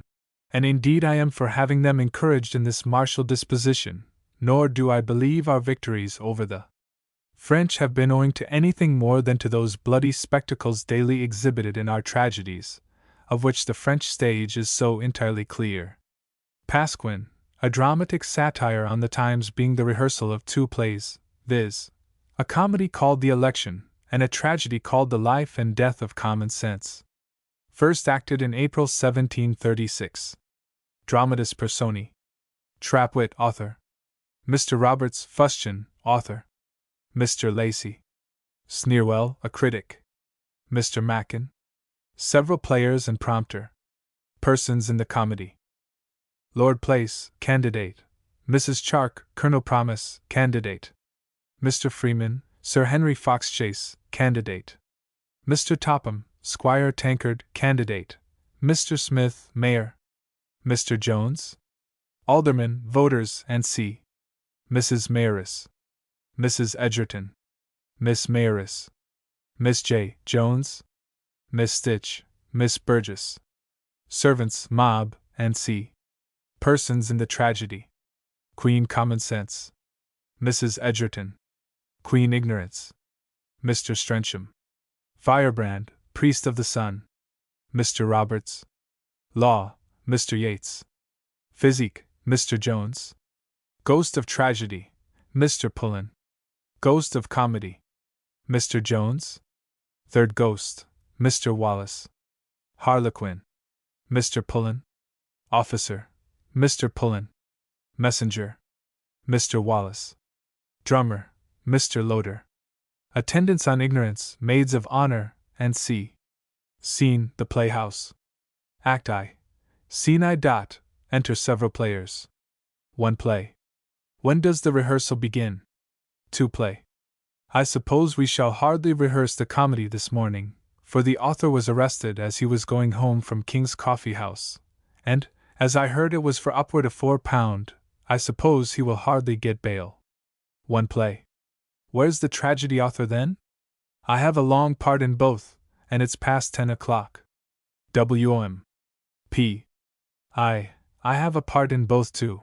I wish anyone else had them, for they are not 7 lengths put together. I think it is very hard a woman of my standing should have a short part put upon her. I suppose Mrs. Merritt will have all our principal parts now, but I am resolved I'll advertise against her.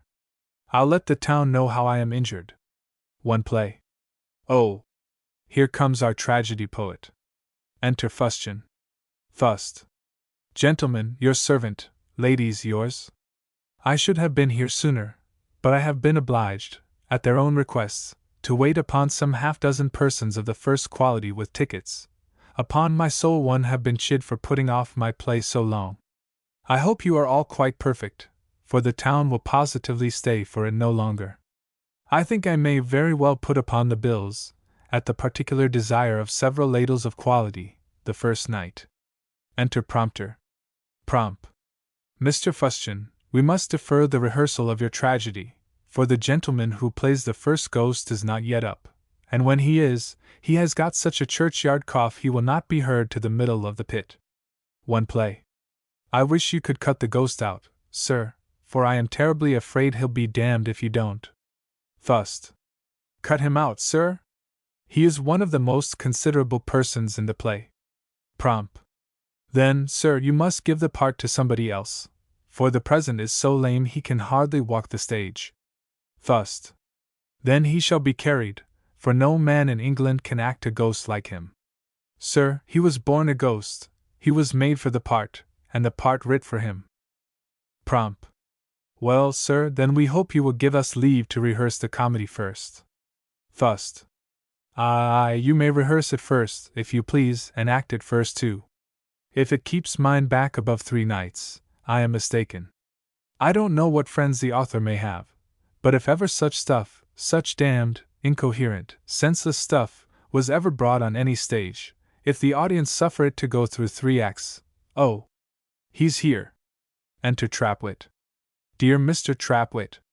Your most humble servant, sir. I read your comedy over last night, and a most excellent one it is. If it runs as long as it deserves, you will engross the whole season to yourself. Trap. Sir, I am glad it met with your approbation, as there is no man whose taste and judgment I have a better opinion of. But pray, sir, why don't they proceed to the rehearsal of your tragedy? I assure you, sir, I had much difficulty to get hither so early. To play. Yes, faith, I believe you had. Aside. Thust. Sir, your comedy is to be rehearsed first. Trap.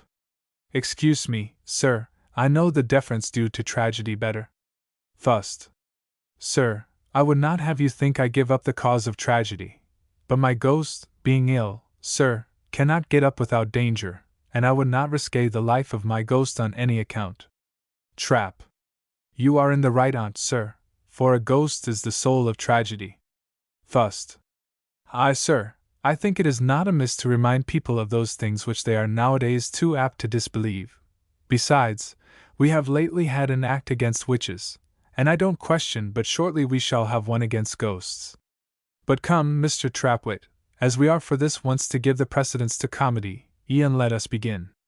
Trap. Aye, with all my heart. Come, where's the gentleman who speaks the prologue? This prologue, Mr. Fustian, was given me by a friend, who does not care to own it till he tries whether it succeeds or no. Enter player for the prologue. Come, sir, make a very low bow to the audience, and shew as much concern as possible in your looks. Prologue.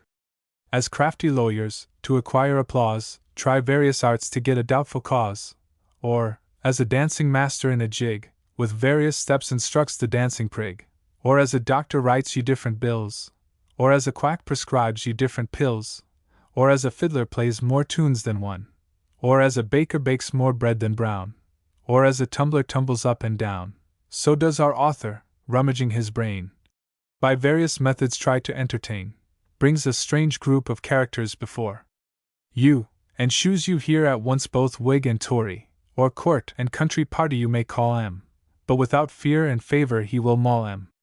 To you, then, mighty sages of the pit. Trap. Oh, dear sir, seem a little more affected, I beseech you. Advance to the front of the stage, make a low bow, lay your hand upon your heart, fetch a deep sigh, and pull out your handkerchief. To you, then, mighty sages of the pit. Pro. To you, then, mighty sages of the pit, our author humbly does his cause submit. He tries to please, oh, take it not amiss, and though it should be dull, oh, do not hiss, laugh if you can, if you cannot laugh, weep, when you can wake no longer, fall asleep. Trap. Very well, sir. You have affected me, I am sure. Thust. And so he will the audience, I'll answer for them. Trap. Oh, sir, you're too good-natured. But, sir, I do assure you I had writ a much better prologue of my own. But as this came gratis, have reserved it for my next play. A prologue saved is a prologue got, brother Fustian. But come, where are your actors? Is Mr. Mayor and the alderman at the table? Prompt. Yes, sir, but they want wine, and we can get none from the Quaker's cellar without ready money. Trap. Rat him. Can't he trust till the third night?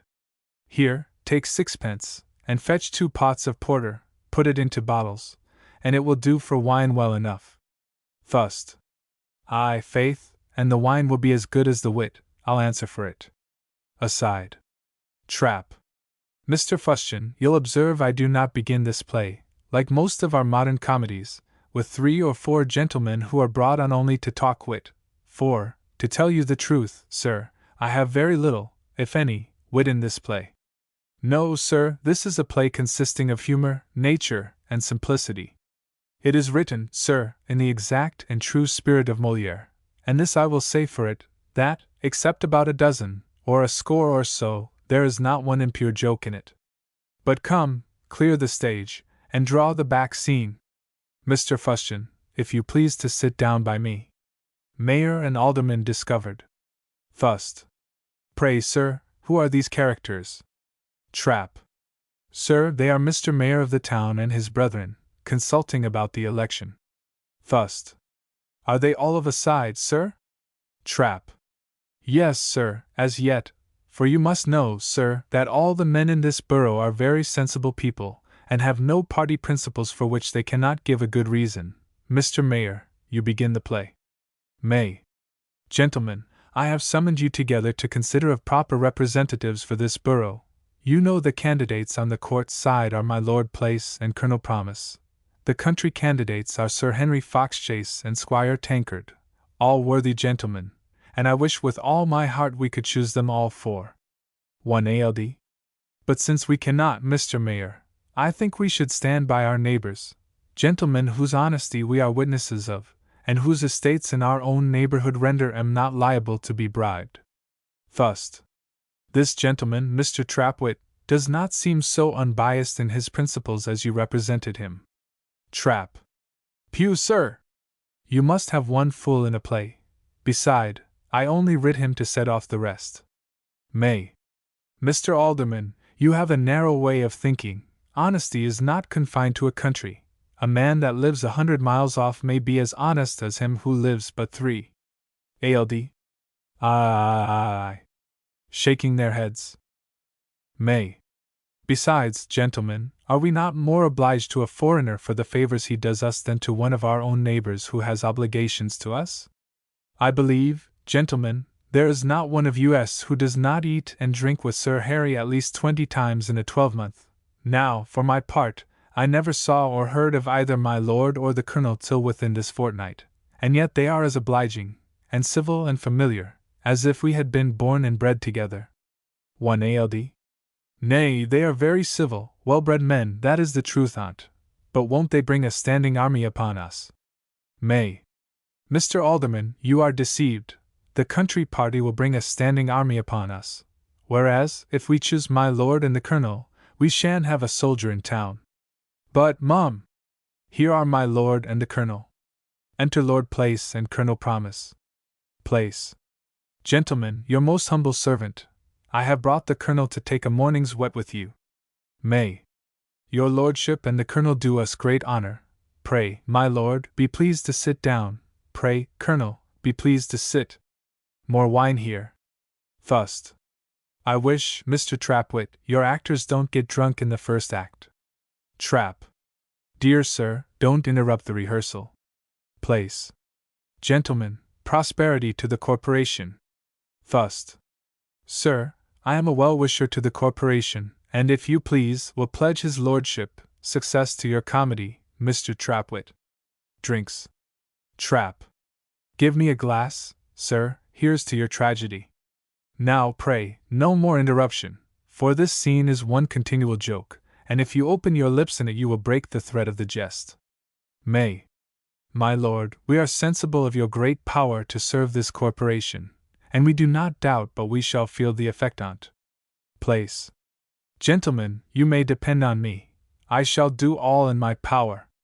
I shall do you some services which are not proper at present to mention to you. In the meantime, Mr. Mayor, give me leave to squeeze you by the hand, in assurance of my sincerity. Trap. You, Mr. That act, my lord, bribe a little more openly, if you please, or the audience will lose that joke, and it is one of the strongest in my whole play. Place. Sir, I cannot possibly do it better at the table. Trap. Then get all up, and come forward to the front of the stage. Now, you gentlemen that act the mayor and alderman, range yourselves in a line, and you, my lord and the colonel, come to one end and bribe away with right and left. Thust. Is this wit, Mr. Trapwit? Trap. Yes, sir, it is wit, and such wit as will run all over the kingdom. Thust. But methinks Colonel Promise, as you call him, is but ill-named, for he is a man of very few words. Trap. You'll be of another opinion before the play is over. At present his hands are too full of business, and you may remember, sir, I before told you this is none of your plays wherein much is said and nothing done. Gentlemen, are you all bribed? Omnes. Yes, sir. Trap. Then, my lord and the colonel, you must go off, and make room for the other candidates to come on and bribe too. Excellent Place and Promise. Thust. Is there nothing but bribery in this play of yours, Mr. Trapwit? Trap. Sir, this play is an exact representation of nature. I hope the audience will date the time of action before the bill of bribery and corruption took place, and then I believe it may go down. But now, Mr. Fustian, I shall shew you the art of a writer, which is, to diversify his matter, and do the same thing several ways. You must know, sir, I distinguish bribery into two kinds, the direct and the indirect. The first you have seen already, and now, sir, I shall give you a small specimen of the other. Prompter, call Sir Harry and the squire. But, gentlemen, what are you doing? How often shall I tell you that the moment the candidates are gone out you are to retire to the table, and drink and look wise? You, Mr. Mayor, ought to look very wise. First, you'll take care he shall talk foolish enough, I'll warrant you. Aside. May. Come, here's a round to my lord and the colonel's health, a place and a promise. I say, they may talk of the pride of courtiers, but I am sure I never had a civil squeeze by the hand in my life. Trap. Aye, you have squeezed that out pretty well, but shew the gold at these words, sir, if you please. May. I have none. Trap. Pray, Mr. Prompter, take care to get some counters against it as acted. First. Ha ha ha! Upon my word the courtiers have topped their part. The actor has outdone the author. This bribing with an empty hand is quite in the character of a courtier. Trap. Come, enter Sir Harry and the squire. Where are they? I play. Sir, Mr. Soundwell has been regularly summoned, but he has refused to act the part. Trap. Has he been writ to? I play. Yes, sir, and here's his answer. Trap. Let both the letters be produced before the audience. Pray, Mr. Prompter, who shall we have to act the part? I play. Sir, I like the part so well that I have studied it in the hope of some time playing it. Trap. You are an exceeding pretty young fellow, and I am very glad of the exchange. Sir H. Halloo, hark forwards, hark, honest Ned, good morrow to you. How dost, Master Mayor? What, you are driving it about merrily this morning? Come, come, sit down, the squire and I will take a pot with you. Come, Mr. Mayor, here's liberty and property and no excise. May. Sir Harry, your health. Sir H. What, won't you pledge me? Won't you drink no excise? May. I don't love party healths, Sir Harry. All ALD? No, no, no party healths, no party healths. Sir H. Say ye so, gentlemen? I begin to smoke you, your pulses have been felt, I perceive, and will you be bribed to sell your country? Where do you think these courtiers get the money they bribe you with, but from yourselves? Do you think a man who will give a bribe won't take one? If you would be served faithfully, you must choose faithfully, and give your vote on no consideration but merit. For my part, I would as soon suborn an evidence at an assize as a vote at an election. May. I do believe you, Sir Harry. Sir H. Mr. Mayor, I hope you received those $3 I sent you, and that they were good. May. Sir Harry, I thank you for them, but 'tis so long since I eat them that I have forgot the taste. Sir H. We'll try to revive it. I'll order you 3 more tomorrow morning. May. You will surfeit us with venison, you will indeed, for it is a dry meat, Sir Harry, a very dry meat. Sir H. We'll find a way to moisten it, I'll warrant you, if there be any wine in town. Mr. Alderman Stitch, your bill is too reasonable, you certainly must lose by it. Send me in 6 more greatcoats, pray. My servants are the dirtiest dogs. Mr. Damask, I believe you are afraid to trust me, by those few yards of silk you sent my wife. She likes the pattern so extremely she is resolved to hang her rooms with it. Pray let me have 100 yards of it, I shall want more of you. Mr. Timber, and you, Mr. Iron, I shall get into your books too. First. Would not that getting into books have been more in the character of the courtier, Mr. Trapwit? Trap. Go on, sir. Sir H. That gentleman interrupts one so. Oh, now I remember, Mr. Timber, and you, Mr. Iron, I shall get into your books too, though if I do, I assure you I won't continue in them long. Trap. Now, sir, would it have been more in the character of a courtier? But you are like all our modern critics, who damn a man before they have heard a man out, when, if they would but stay till the joke came. First. They would stay to hear your last words, I believe. Aside. Sir H. For you must know, gentlemen, that I intend to pull down my old house, and build a new one. Trap.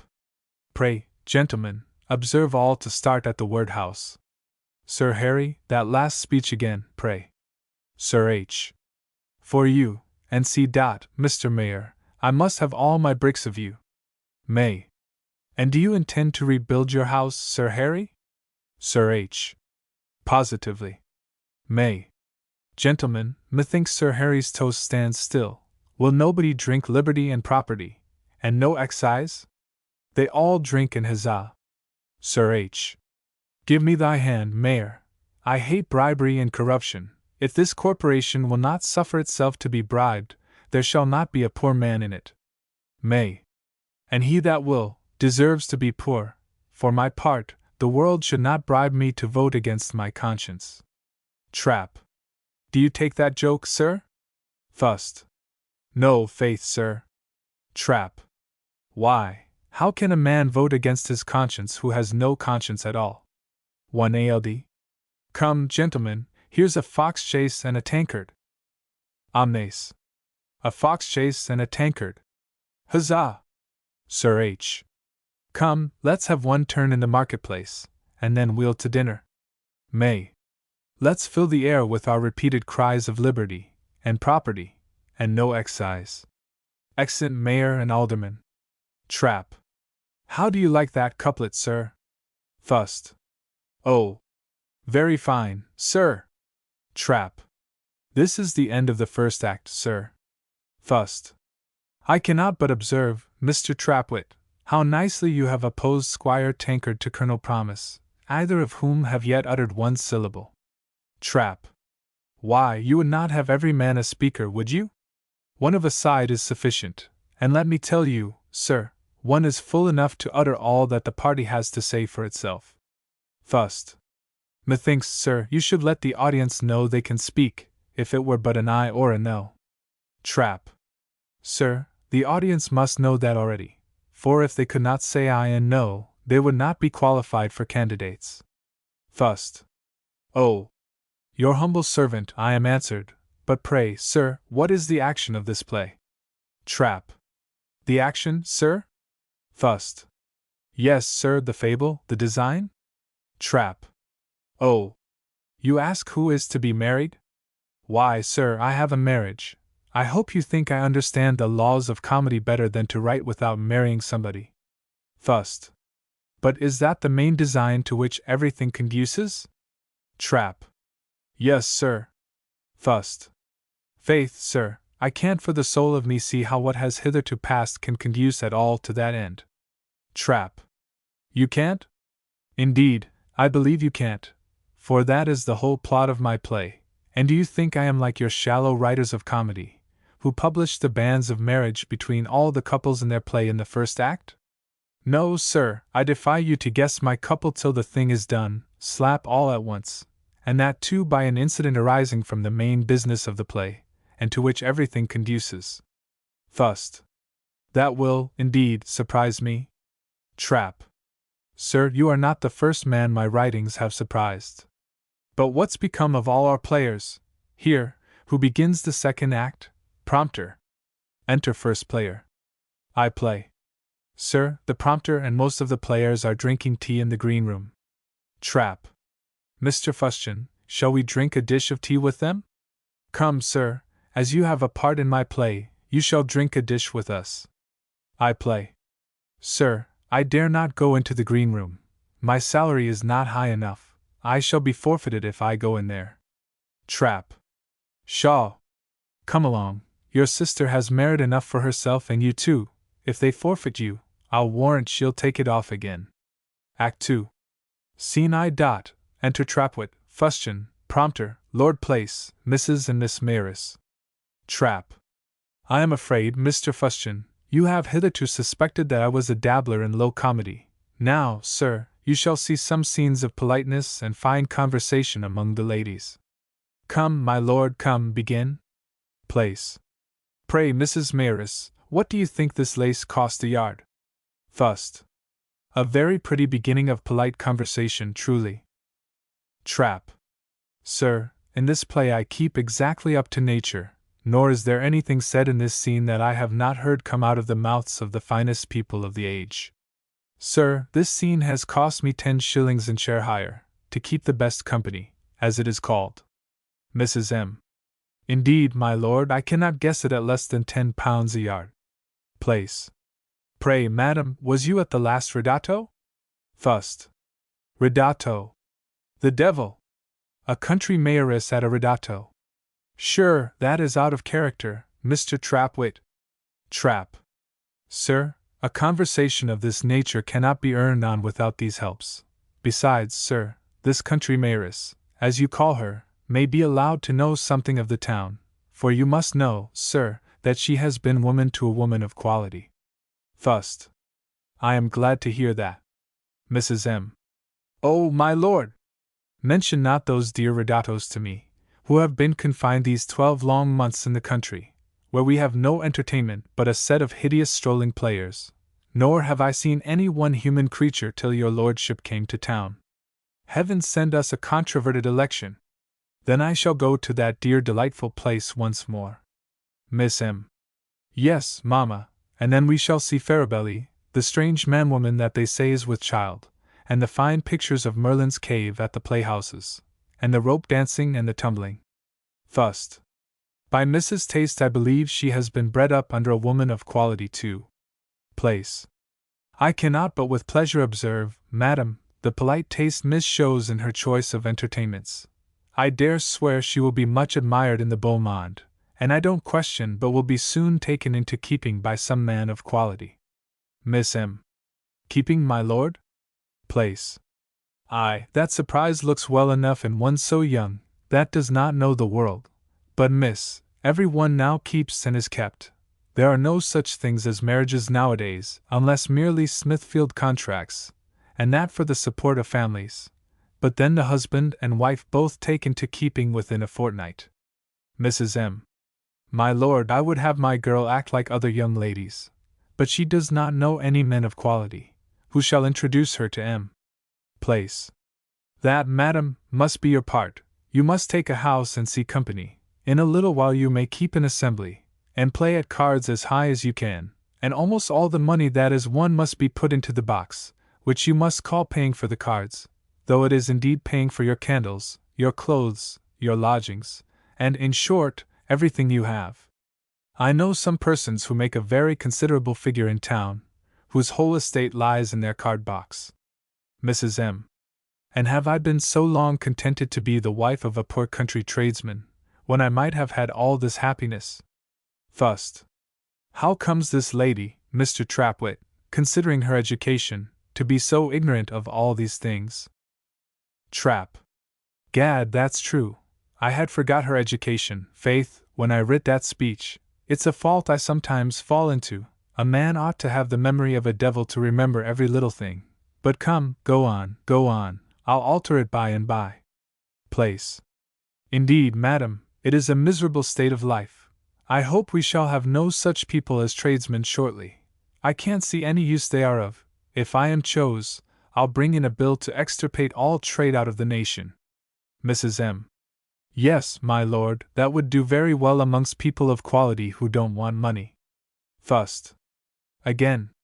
Sure, Mrs. Mayoress knows very little of people of quality, considering she has lived amongst them. Trap. Lord, sir, you are so troublesome.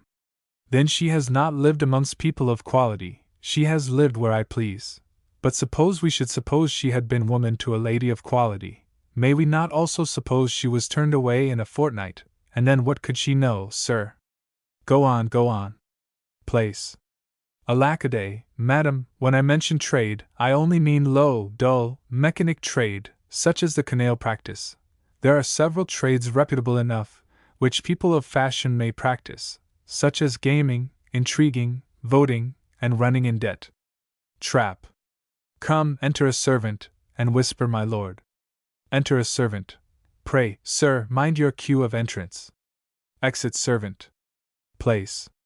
Ladies, a particular affair obliges me to lose so good company. I am your most obedient servant. Exit. Mrs. M. He is a prodigious fine gentleman. Miss M. But must I go into keeping, Mamma? Mrs. M. Child, you must do what's in fashion. Miss M. But I have heard that's a naughty thing. Mrs. M. That can't be if your betters do it. People are punished for doing naughty things, but people of quality are never punished. Therefore they never do any naughty things. Thust. An admirable syllogism, and quite in character. Trap. Pshaw, dear sir! Don't trouble me with character. It's a good thing, and if it's a good thing, what signifies who says it? Come, enter the mayor drunk. Enter mayor. May. Liberty and property, and no excise, wife. Mrs. M. Ah! Filthy beast, come not near me. May. But I will, though. I am for liberty and property. I'll vote for no courtiers, wife. Mrs. M. Indeed, but you shall, sir. Miss M. I hope you won't vote for a nasty stinking Tory, Papa. May. What a pox! Are you for the courtiers too? Miss M. Yes, I hope I am a friend to my country. I am not for bringing in the Pope. May. No, nor I ain't for a standing army. Mrs. M. But I am for a standing army, sir. A standing army is a good thing. You pretend to be afraid of your liberties and your properties. You are afraid of your wives and daughters. I love to see soldiers in the town, and you may say what you will, I know the town loses nothing by M. May. The women don't, I believe. Mrs. M. And I'll have you know, the women's wants shall be considered, as well as yours. I think my lord and the colonel do you too much honor in offering to represent such a set of clownish, dirty, beggarly animals. Ah! I wish we women were to choose. May. Aye, we should have a fine set of members then, indeed. Mrs. M. Yes, sir, you would have none but pretty gentlemen. There should not be one man in the House of Commons without a lace coat. Miss M. Oh law! What a delicate, fine, charming sight that would be! Well, I like a lace coat, and if ever I am taken into keeping, it shall be by a man in a lace coat. May. What's that you say, minx? What's that you say? Mrs. M. What's that to you, sir? May. Why, madam, must not I speak to my own daughter? Mrs. M. You have the greater obligation to me, sir, if she is. I am sure, if I had thought you would have endeavored to ruin your family, I would have seen you hang before you should have had any by me. May. I ruined my family. Mrs. M. Yes, I have been making your fortune for you with my lord. I have got a place for you, but you won't accept on't. Miss M. You shall accept on't. Mrs. M. You shall vote for my lord and the colonel. Miss M. They are the finest men. Mrs. M. The prettiest men. Miss M. The sweetest men. Mrs. M. And you shall vote for them. May. I won't be bribed. Mrs. M. A place is no bribe. Ask the parson of the parish if a place is a bribe. May. What is the place? Mrs. M. I don't know what the place is, nor my lord does not know what it is, but it is a great swinging place. May. I will have the place first. I won't take a bribe, I will have the place first. Liberty and property. I'll have the place first. Exit. Mrs. M. Come, my dear, follow me. I'll see whether he shall vote according to his conscience or mine. I'll teach mankind, while policy they boast, they bear the name of power, we rule the roast. Trap. There ends Act the Second. Exit Mrs. and Miss Maris. Mr. Fustian, I inculcate a particular moral at the end of every act, and therefore might have put a particular motto before every one, as the author of Caesar in Egypt has done. Thus, sir, my first act sweetly sings, bribe all, and the second gives you to understand that we are all under petticoat government, and my third will, but you shall see. Enter my lord Place, Colonel Promise, and several voters. My lord, you begin the third act. Enter Lord Place, Colonel Promise, and several voters. Place. Gentlemen, be assured I will take care of you all. You shall all be provided for as fast as possible. The customs and the excise afford a great number of places. One voter.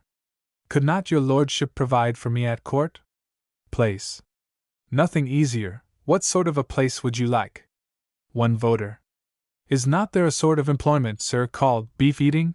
If your lordship pleased to make me a beef eater, I would have a place fitted for my capacity. Place. Sir, I will be sure to remember you. Two voter. My lord, I should like a place at court too.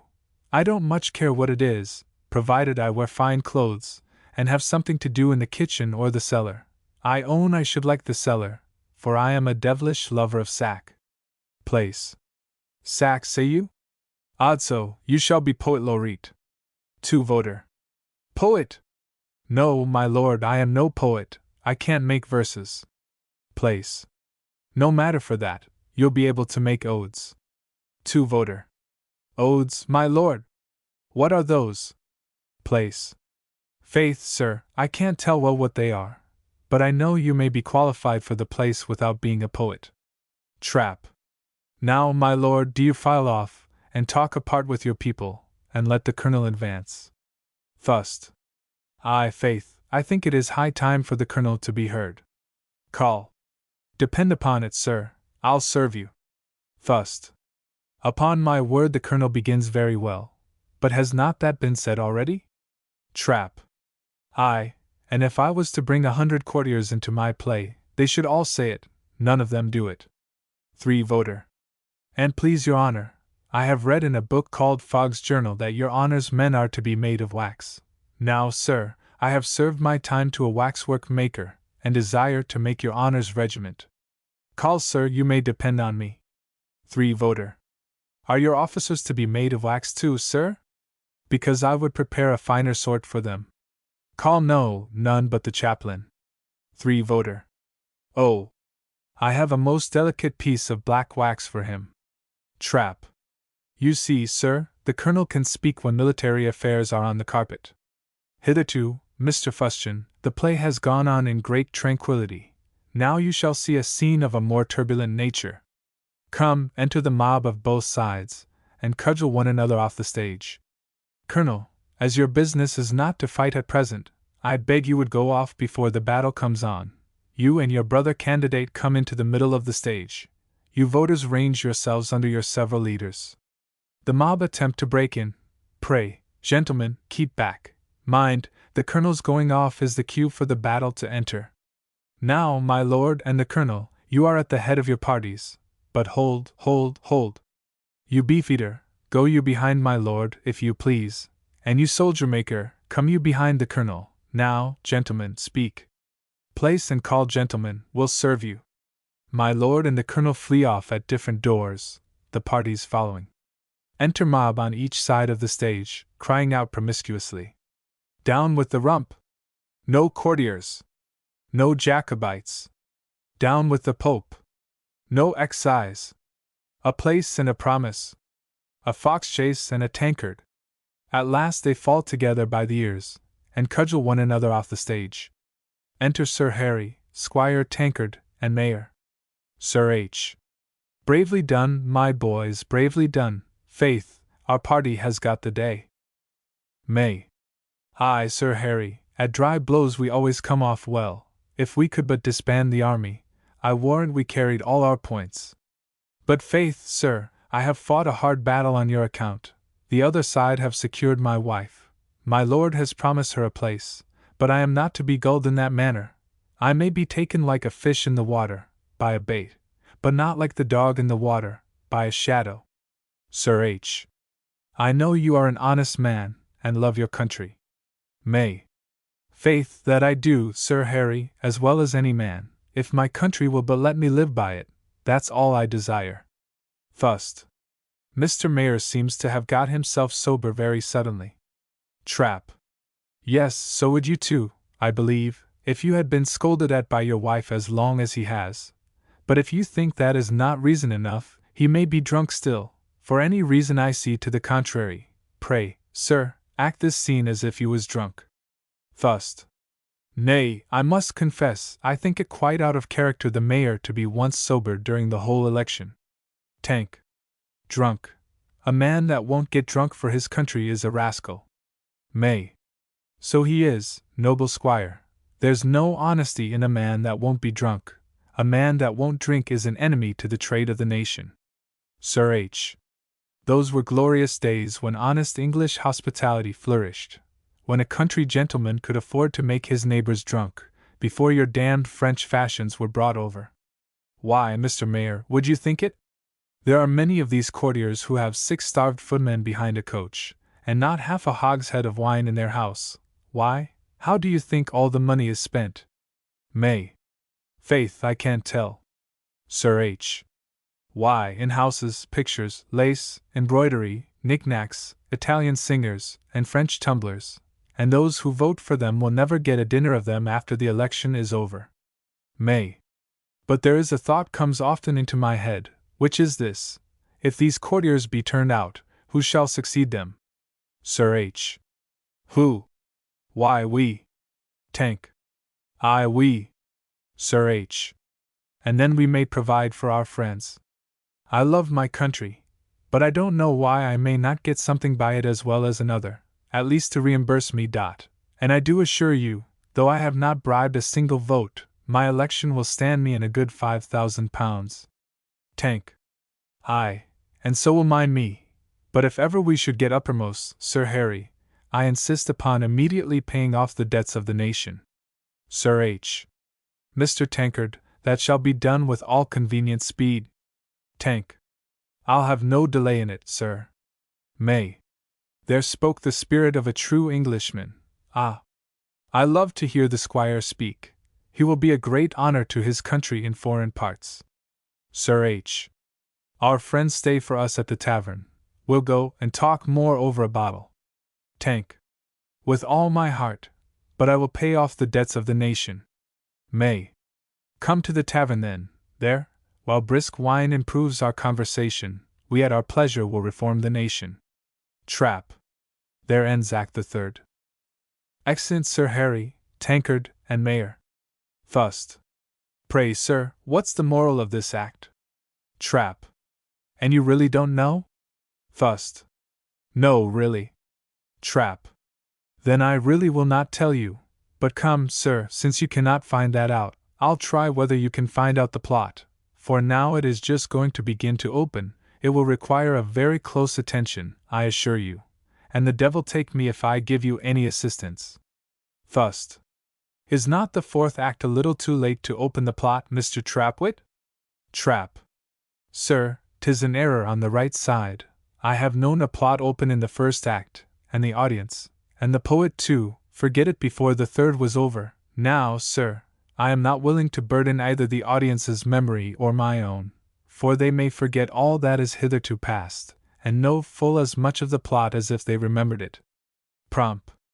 Call Mr. Mayor, Mrs. Mayoress, and Miss. Enter Mayor, Mrs. and Miss Mayoress. Mrs. M. Oh! Have I found you at last, sir?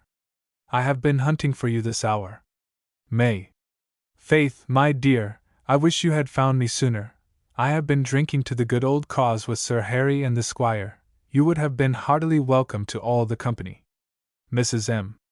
Sir, I shall keep no such company. I shall converse with no clowns or country squires. Miss M. My mamma will converse with no Jacobites. May. But my dear, I have some news for you. I have got a place for myself now. Mrs. M. Oh ho! Then you will vote for my lord at last? May. No, my dear, Sir Harry is to give me a place. Mrs. M. A place in his dog kennel? May. No, 'tis such a one as you never could have got me from my lord. I am to be made an ambassador. Mrs. M. What, is Sir Harry going to change sides then, that he is to have all this interest? May. No, but the sides are going to be changed, and Sir Harry is to be, I don't know what to call him, not I, some very great man, and as soon as he is a very great man I am to be made an ambassador of. Mrs. M. Made an ass of? Will you never learn of me that a bird in the hand is worth 2 in the bush? May. Yes, but I can't find that you had the bird in hand. If that had been the case I don't know what I might have done, but I am sure any man's promise is as good as a courtier's. Mrs. M. Look ye, Mr. Ambassador that is to be, will you vote as I would have you or no? I am weary of arguing with a fool any longer, so, sir, I tell you you must vote for my lord and the colonel, or I'll make the house too hot to hold you. I'll see whether my poor family is to be ruined because you have whims. Miss M. I know he is a Jacobite in his heart. Mrs. M. What signifies what he is in his heart? Have not 100, whom everybody knows to be as great Jacobites as he, acted like very good Whigs? What has a man's heart to do with his lips? I don't trouble my head with what he thinks. I only desire him to vote. Miss M. I am sure Mamma is a very reasonable woman. Mrs. M. Yes, I am too reasonable a woman, and have used gentle methods too long, but I'll try others. Goes to a corner of the stage and takes a stick. Nay, then, liberty and property, and no excise. Runs off. Mrs. M. I'll excise you, you villain! Runs after him. Miss M. Hey ho! I wish somebody were here now. Would the man that I love best in the world were here, that I might use him like a dog. Thust. Is not that a very odd wish, Mr. Trapwit? Trap. No, sir, don't all the young ladies in plays use all their lovers so? Should we not lose half the best scenes in our comedies else? Prompt. Pray, gentlemen, don't disturb the rehearsal so. Where is this servant? Enter servant. Why don't you mind your cue? Serve. Oh, I dogs my cue. Madam, here's Miss Stitch, the tailor's daughter, come to wait on you. Miss M. Shoo her in. What can the impertinent flirt want with me? She knows I hate her too for being of the other party. However, I'll be as civil to her as I can. Enter Miss Stitch. Dear Miss. Your servant. This is an unexpected favor. Miss S. I am sure, madam, you have no reason to say so, for, though we are of different parties, I have always coveted your acquaintance. I can't see why people may not keep their principles to themselves. Aside. Miss M. Pray, miss, sit down. Well, have you any news in town? Miss S. I don't know, my dear, for I have not been out these 3 days, and I have been employed all that time in reading one of the Craftsmen. 'Tis a very pretty one. I have almost got it by heart. Miss M. Aside. Saucy flirt. She might have spared that to me when she knows that I hate the paper. Miss S. But I ask your pardon, my dear. I know you never read it. Miss M. No, madam, I have enough to do to read the Daily Gazetteer. My father has 6 of them sent him every week for nothing. They are very pretty papers, and I wish you would read them, miss. Miss S. Fie upon you. How can you read what's writ by an old woman? Miss M. An old woman, miss? Miss S. Yes, miss, by Mrs. Osborne. Nay, it is in vain to deny it to me. Miss M. I desire, madam, we may discourse no longer on this subject, for we shall never agree on it. Miss S. Well, then, pray let me ask you seriously, are you thoroughly satisfied with this piece? Miss M. Yes, madam, and I think you ought to be so too. Miss S. I should like it well enough if I were sure the Queen of Spain was to be trusted. Miss M. Rising. Pray, miss, none of your insinuations against the Queen of Spain. Miss S. Don't be in a passion, madam. Miss M. Yes, madam, but I will be in a passion when the interest of my country is at stake. Miss S. Rising. Perhaps, madam, I have a heart as warm in the interest of my country as you can have, though I pay money for the papers I read, and that's more than you can say. Miss M. Miss, my papers are paid for too by somebody, though I don't pay for them. I don't suppose the old woman, as you call her, sends them about at her own expense. But I'd have you to know, miss, I value my money as little as you in my country's cause, and rather than have no army, I would part with every farthing of these 16 shillings to maintain it. Miss S. And if my sweetheart was to vote for the colonel, though I like this fan of all the fans I ever saw in my life, I would tear it all to pieces, because it was his Valentine's gift to me. Oh, heavens! I have torn my fan. I would not have torn my fan for the world. Oh, my poor dear fan!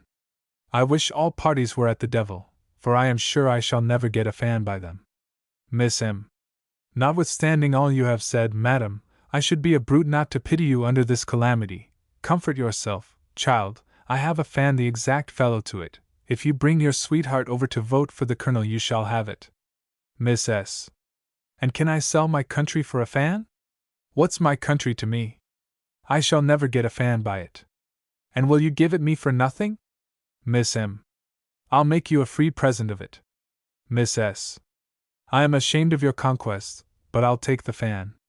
Miss M. And now, my dear, we'll go and drink a dish of tea together. And let all parties blame me if they can, who are bribed by honors trifling as a fan. Exeunt Mrs. Trap. There ends Act the Fourth. If you want to know the moral of this, the devil must be in you. Faith, this incident of the fan struck me so strongly that I was once going to call this comedy by the name of The Fan. But come now for Act the Fifth. Prompt.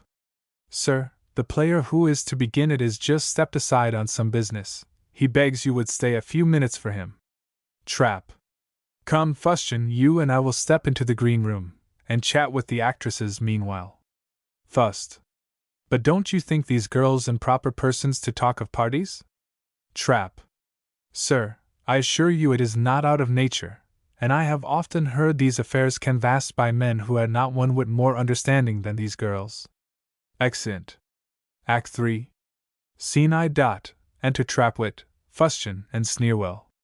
Trap. Fie upont. Make no excuses. Sneer. Consider, sir, I am my own enemy. Trap. I do consider that you might have passed your time, perhaps, here as well as in another place. Sneer. But I hope I have not transgressed much. Trap. All's over, sir, all's over. You might as well have stayed away entirely. The fifth act's beginning, and the plot's at an end. Sneer. What? Is the plot at an end before the fifth act is begun? Trap. No, I don't mean at an end. But we are so far advanced in it that it will be impossible for you to comprehend or understand anything of it. Fust. You have too mean an opinion of Mr. Sneerwell's capacity. I'll engage he shall understand as much of it as I, who have heard the other four. Trap. Sir, I can't help your want of understanding or apprehension. 'Tis not my fault if you cannot take a hint, sir. Would you have a catastrophe in every act? Ullens and the devil! Have not I promised you should know all by and by? But you are so impatient. Fust. I think you have no reason to complain of my want of patience. Mr. Sneerwell, be easy. 'Tis but one short act before my tragedy begins, and that I hope will make you amends for what you are to undergo before it. Trapwit, I wish you would begin. Trap. I wish so too. Come, prompter. Are the members in their chairs? Prompt. Yes, sir. Trap. Then carry them over the stage. But hold. Where is the woman to strew the flowers? The members are carried over the stage. Halloo, mob, halloo. Ullens, Mr. Prompter. You must get more mob to halloo, or these gentlemen will never be believed to have had the majority. Prompt. Sir, I can get no more mob. All the rest of the mob are gone to St. James's Park to see the show. Sneer. Pray, Mr. Trapwit, who are these gentlemen in the chairs? Trap. Aye, sir, this is your staying away so long. If you had been here the first four acts you would have known who they were. Fust. Dear Sneerwell, ask him no more questions. If you inquire into every absurdity you see, we shall have no tragedy today. Trap. Come, Mr. Mayor and Mrs. Mayoress. Enter Mayor and Mrs. Mayoress. May. So, now you have undone yourself your own way. You have made me vote against my conscience and interest too, and now I have lost both parties. Mrs. M. How have you lost both parties? May. Why, my lord will never remember my voting for him, now he has lost the day, and Sir Harry, who has won it, will never forgive my voting against him. Let which side will be uppermost, I shall have no place till the next election. Mrs. M. It will be your own fault then, sir, for you have it now in your power to oblige my lord more than ever. Go and return my lord and the colonel as duly elected, and I warrant you I do your business with him yet. May. Return M, my dear? Why, there was a majority of 2 or 3 score against M. Mrs. M. A fig for a majority of 2 or 3 score. If there had been a majority of as many hundreds, you'll never be called to an account for returning them, and when you have returned M, you'll have done all in your power. How can you expect that great men should do anything to serve you if you stick at anything to serve them? May. My conscience boggles at this thing, but yet it is impossible I should ever get anything by the other side. Mrs. M. Aye, let that satisfy your conscience, that it is the only way to get anything. May. Truly, I think it is. Sneer. I think, Mr. Trapwit, interest would be a better word there than conscience. Trap. Aye, interest or conscience, they are words of the same meaning, but I think conscience rather politer of the two, and most used at court. Mrs. M. Besides, it will do a service to your town, for half of them must be carried to London at the candidate's expense, and I dare swear there is not one of them, whatever side he votes of, but would be glad to put the candidate to as much expense as he can in an honest way. Exit Mayor. Enter Miss Mayoress, crying.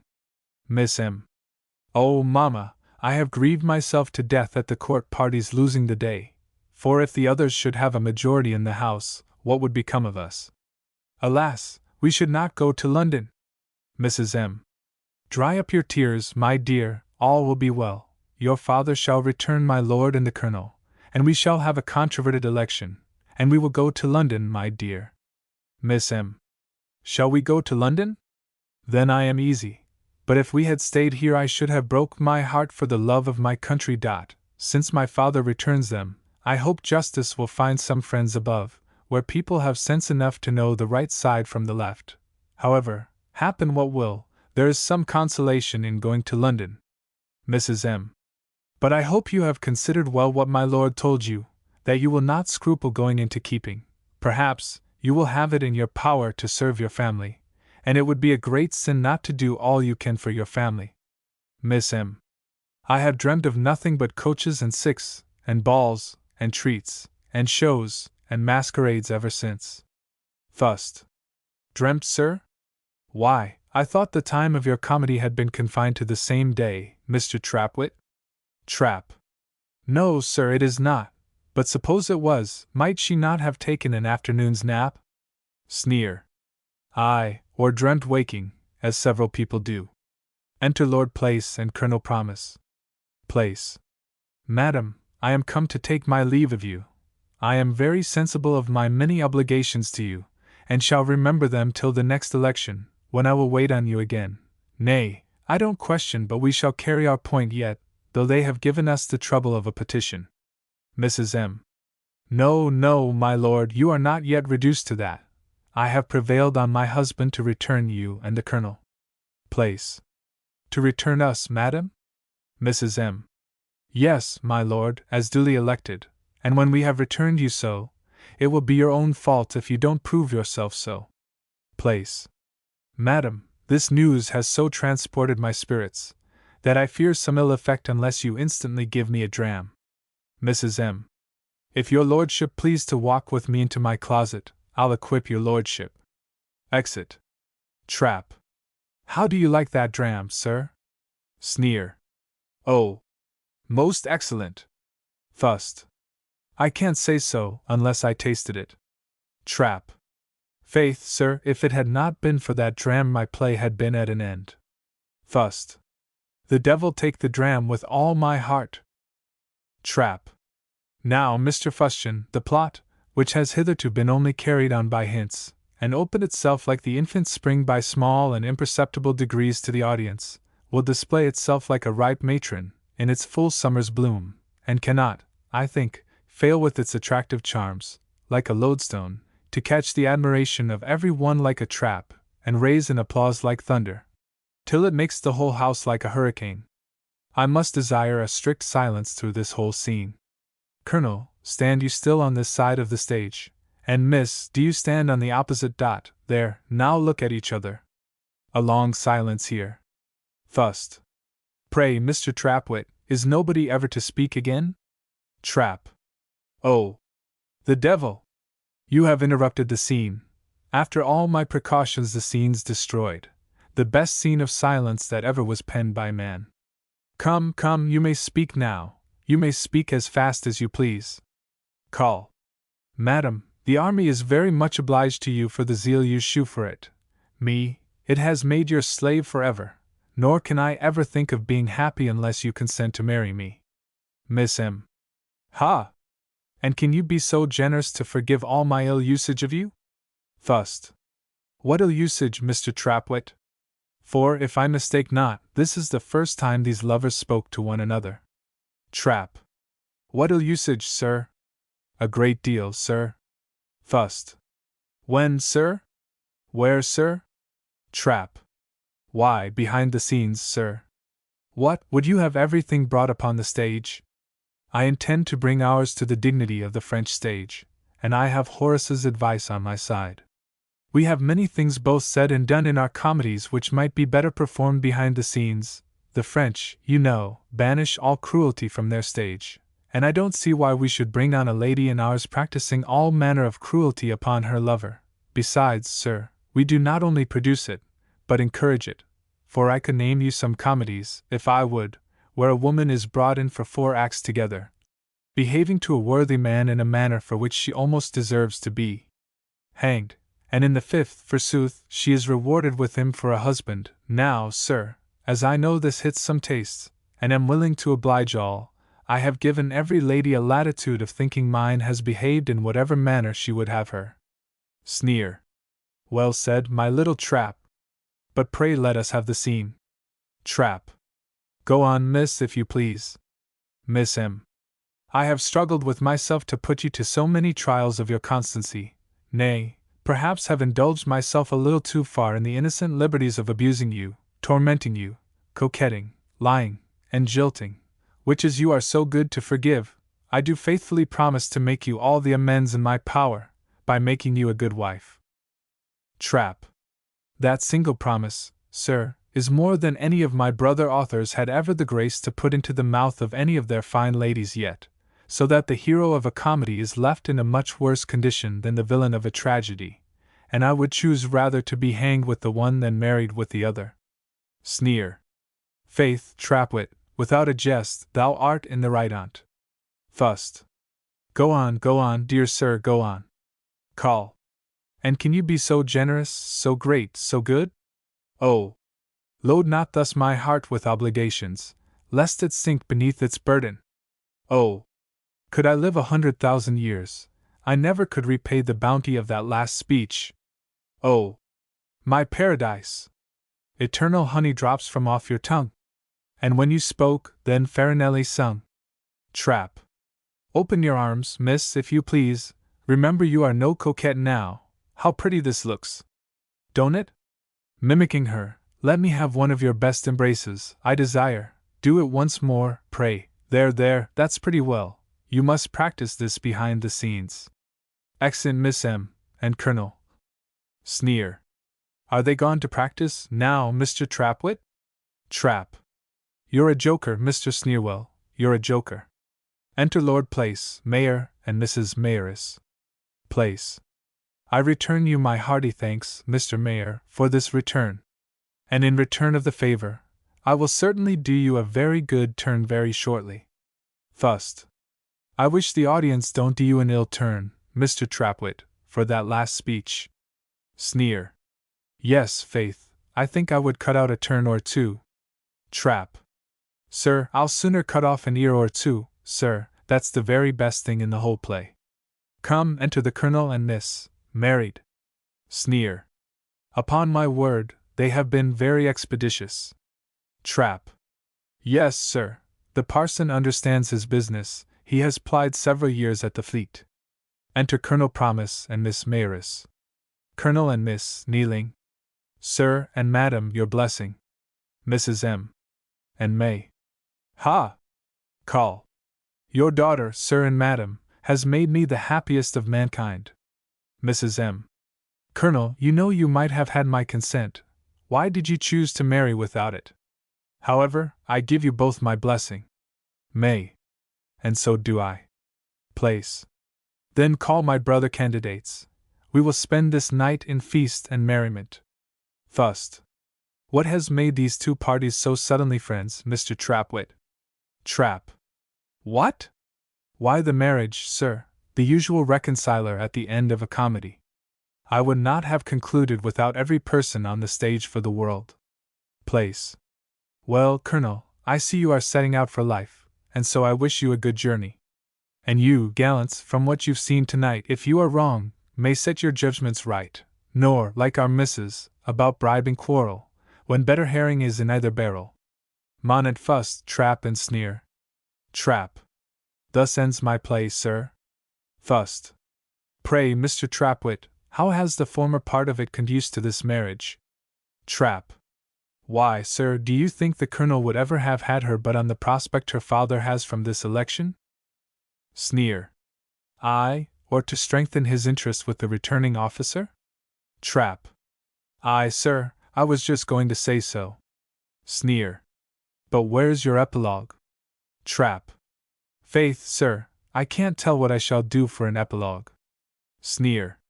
What have you written on? Trap. Yes, faith, I have writ one, but. Sneer. But what? Trap. Faith, sir, I can get no one to speak it. The actresses are so damned difficult to please. When first I writ it, they would not speak it, because there were not double entendres enough in it. Upon which I went to Mr. Watts and borrowed all his plays, went home, read over all the epilogues, and crammed it as full as possible, and now, forsooth, it has too many in it. Willens! I think we must get a pair of scales and weigh out a sufficient quantity of that same. First. Come, Mr. Trapwit, clear the stage, if you please. Trap. With all my heart, for I have overstayed my time already. I am to read my play today to 6 different companies of quality.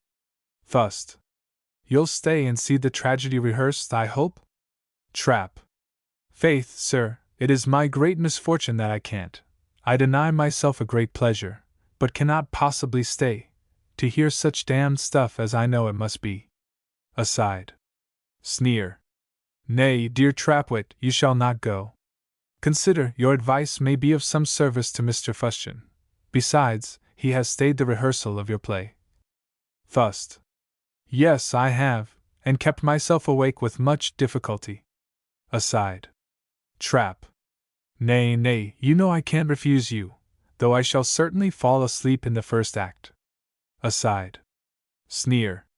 If you'll let me know who your people of quality are, I'll endeavor to bring you off. Trap. No, hang me if I tell you, ha. I know you too well, but prithee now tell me, Fustian, how dost thou like my play? Dost think it will do? First. 'Tis my opinion it will. Trap. Give me a guinea, and I'll give you a crown a night as long as it runs. Sneer. That's laying against yourself, Mr. Trapwit. Trap. I love a hedge, sir. First. Before the rehearsal begins, gentlemen, I must beg your opinion of my dedication. You know, a dedication is generally a bill drawn for value therein contained, which value is a set of nauseous fulsome compliments which my soul abhors and scorns, for I mortally hate flattery, and therefore have carefully avoided it. Sneer. Yes, faith, a dedication without flattery will be worth the seeing. First. Well, sir, you shall see it. Read it, dear Trapwit. I hate to read my own works. Trap. Reads. My lord, at a time when nonsense, dullness, lewdness, and all manner of profaneness and immorality are daily practiced on the stage, I have prevailed on my modesty to offer to your lordship's protection a piece which, if it has no merit to recommend it, has at least no demerit to disgrace it. Nor do I question at this. When every one else is dull, you will be pleased to find one exception to the number. I cannot indeed help assuming to myself some little merit from the applause which the town has so universally conferred upon me. First. That you know, Mr. Sneerwell, may be omitted, if it should meet with any ill-natured opposition, for which reason I shall not print off my dedication till after the play is acted. Trap. Reads.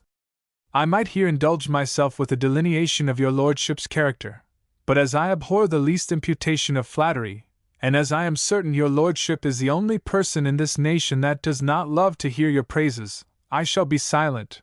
Only this give me leave to say, that you have more wit, sense, learning, honor, and humanity, than all mankind put together. And your person comprehends in it everything that is beautiful, your air is everything that is graceful, your look everything that is majestic, and your mind is a storehouse where every virtue and every perfection are lodged, to pass by your generosity, which is so great, so glorious, so diffusive, that like the sun it eclipses, and makes stars of all your other virtues. I could say more. Sneer. Faith, sir, that's more than I could. Trap.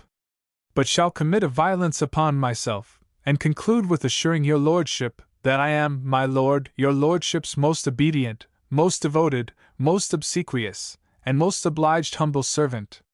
Fust. There you see it, sir, concise, and not fulsome. Sneer. Very true, sir, if you had said less it would not have done. Fust. No, I think less would have been downright rude, considering it was to a person of the first quality. Sneer. Prithee, Trapwit, let's see yours. Trap. I have none, sir. Fust. How, sir? No dedication? Trap. No, sir, for I have dedicated so many plays, and received nothing for them, that I am resolved to trust no more. I'll let no more flattery go out of my shop without being paid beforehand. Fust. Sir, flattery is so cheap, and every man of quality keeps so many flatterers about him, that agad our trade is quite spoiled. But if I am not paid for this dedication, the next I write shall be a satirical one. If they won't pay me for opening my mouth, I'll make them pay me for shutting it. But since you have been so kind, gentlemen, to like my dedication, I'll venture to let you see my prologue.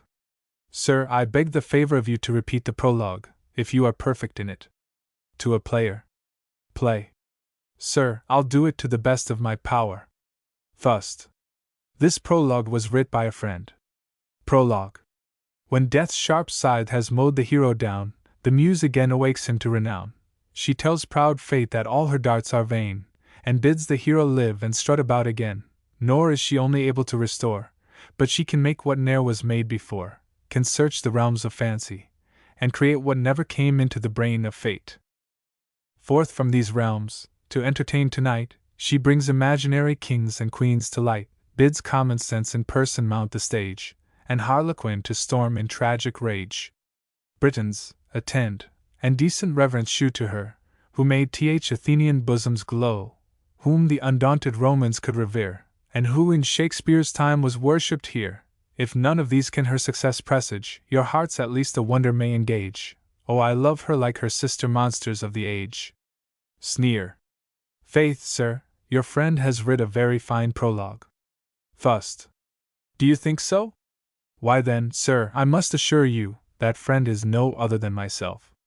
But come now for the tragedy. Gentlemen, I must desire you all to clear the stage, for I have several scenes which I could wish it was as big again for. 2D player enters and whispers Trapwit. 2 play. Sir, a gentlewoman desires to speak to you. Trap. Is she in a chair? 2 play. No, sir, she is in a riding hood, and says she has brought you a clean shirt. Exit. Trap. I'll come to her. Mr. Fustian, you must excuse me a moment. A lady of quality hath sent to take some boxes. Exit. Prompt.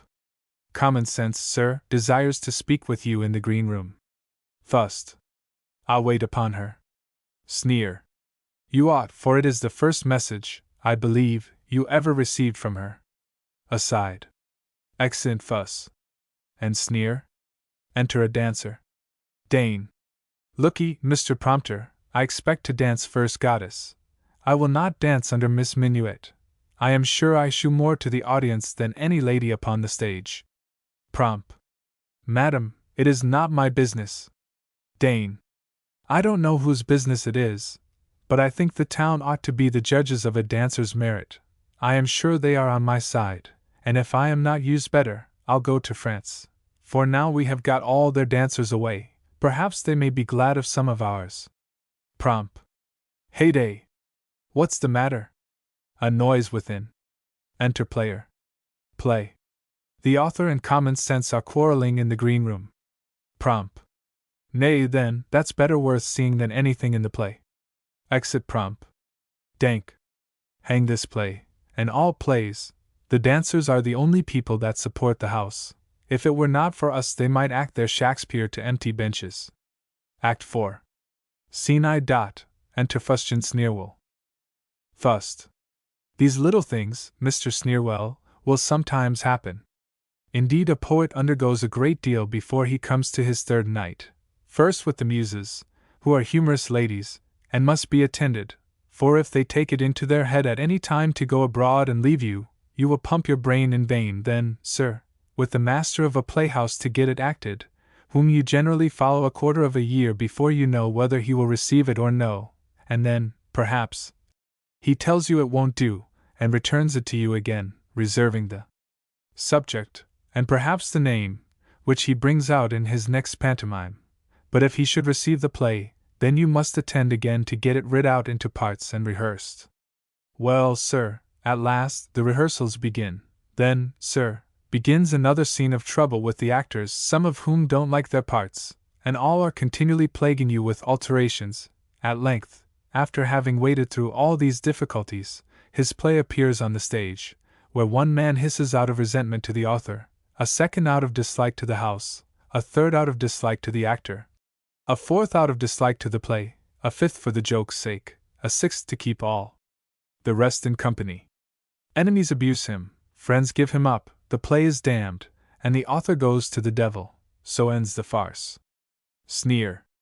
The tragedy, rather, I think, Mr. Fustian. But what's become of Trapwit? Fust. Gone off, I suppose. I knew he would not stay. He is so taken up with his own performances that he has no time to attend any others. But come, prompter, will the tragedy never begin? Enter prompter. Prompt. Yes, sir, they are all ready. Come, draw up the curtain. Firebrand, law, and physique discovered. Sneer. Pray, Mr. Fustian, who are these personages? Fust. That in the middle, sir, is Firebrand, priest of the sun. He on the right represents law, and he on the left physique. Fireb. Avert these omens, ye auspicious stars. Fust. What omens? Where the devil is the thunder and lightning. Prompt. Why don't you let go the thunder there, and flash your rosin? Thunder and lightning. Fust. Now, sir, begin if you please. I desire, sir, you will get a larger thunderbolt and 2 pennyworth more of lightning against the representation. Now, sir, if you please. Fireb. Avert these omens, ye auspicious stars. O law! O physique! As last, even late, I offered sacred incense in the temple shook, strange prodigies appeared. A cat in boots did dance a rigadoon, while a huge dog played on the violin. And whilst I trembling at the altar stood, voices were heard ith air, and seemed to say, Awake, my drowsy sons, and sleep no more. They must mean something. Law. Certainly they must. We have our omens too. The other day a mighty deluge swam into our hall, as if it meant to wash away the law. Lawyers were forced to ride on Porter's shoulders. One, O prodigious omen, tumbled down, and he and all his briefs were sued together. Now, if I durst my sentiments declare, I think it is not hard to guess the meaning. Fireb. Speak boldly. By the powers I serve, I swear you speak in safety, even though you speak against the gods, provided that you speak not against priests. Law. What then can the powers mean by these omens, but to rouse us up from the lethargic sway of common sense? And well they urge, for while that drowsy queen maintains her empire, what becomes of us? Phys. My lord of law, you speak my sentiments, for though I wear the mask of loyalty, and outward shew a reverence to the queen, yet in my heart I hate her. Yes, by heaven, she stops my proud ambition, keeps me down when I would soar upon an eagle's wing, and thence look down, and dose the world below. Law. Thou know'st, my lord of physique, I had long been privileged by custom immemorial, in tongues unknown, or rather none at all, my edicts to deliver through the land, when this proud queen, this common sense abridged my power, and made me understood by all. Phys. My lord, there goes a rumor through the court that you descended from a family related to the Queen. Reason is said to have been the mighty founder of your house. Law. Perhaps so. But we have raised ourselves so high, and shook this founder from us off so far, we hardly deign to own from whence we came. Phireb. My lords of law and physique, I have heard with perfect approbation all you've said, and since I know you men of noble spirit, and fit to undertake a glorious cause, I will divulge myself. No, through this mask, which to impose on vulgar minds I wear, I am an enemy to common sense. But this not for ambition's earthly cause, but to enlarge the worship of the Son, to give his priests a just degree of power, and more than half the profits of the land. Oh, my good lord of law, wouldst thou assist? In spite of common sense it may be done. Law. Propose the method. Phireb. Here, survey this list. In it you'll find a certain set of names, whom well I know sure friends to common sense. These it must be our care to represent the greatest enemies to the gods and her. But hush! The Queen approaches. Enter Queen Common Sense, attended by 2 maids of honor. Thust. What? But 2 maids of honor? Prompt. Sir, a Jew carried off the other, but I shall be able to pick up some more against the play is acted. Q.C.S. My lord of law, I sent for you this morning. I have a strange petition given to me. 2 men, it seems, have lately been at law for an estate, which both of them have lost, and their attorneys now divide between them. Law. Madam, these things will happen in the law. Q.C.S. Will they, my lord? Then better we had none. But I have also heard a sweet bird sing, that men unable to discharge their debts at a short warning, being sued for them, have, with both power and will their debts to pay, lain all their lives in prison for their costs. Law. That may, perhaps, be some poor person's case, too mean to entertain your royal ear. Q.C.S. My lord, while I am queen I shall not think one man too mean or poor to be redressed. Moreover, Lord, I am informed your laws are grown so large, and daily yet increase, that the great age of old Methuselah would scarce suffice to read your statutes out. Phireb.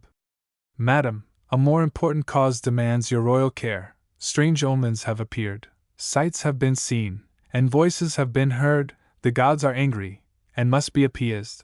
Nor do I know to that a readier way than by beginning to appease their priests, who groan for power, and cry out after honor. Q.C.S. The gods, indeed, have reason for their anger, and sacrifices shall be offered to them.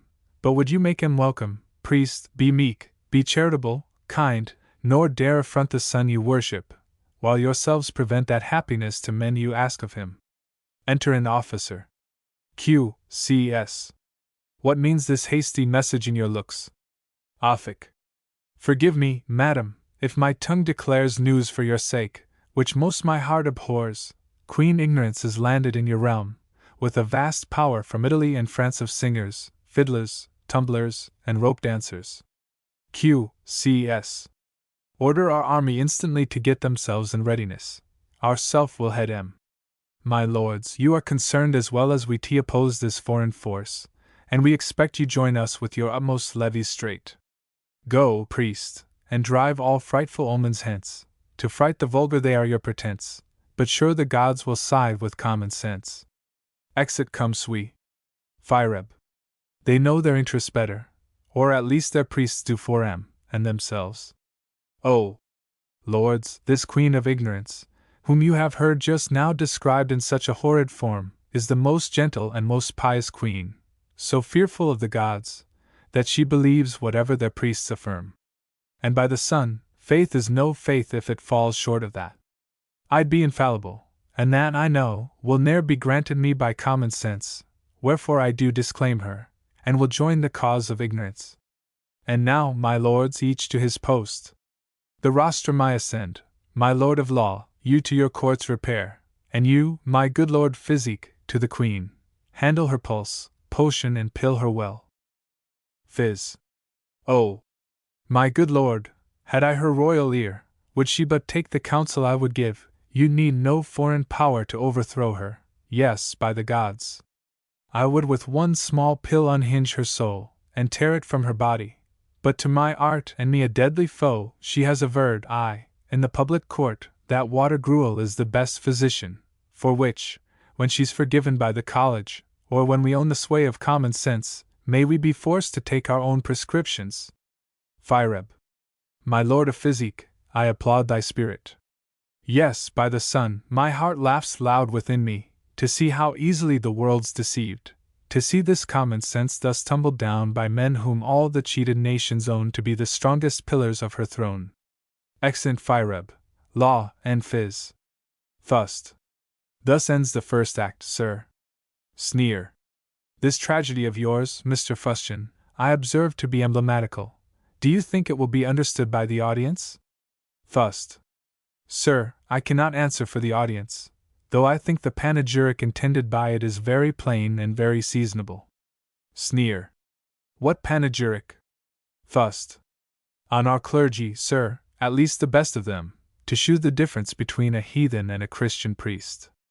And, as I have touched only on generals, I hope I shall not be thought to bring anything improper on the stage, which I would carefully avoid. Sneer. But is not your satire on law and physique somewhat too general? Fust.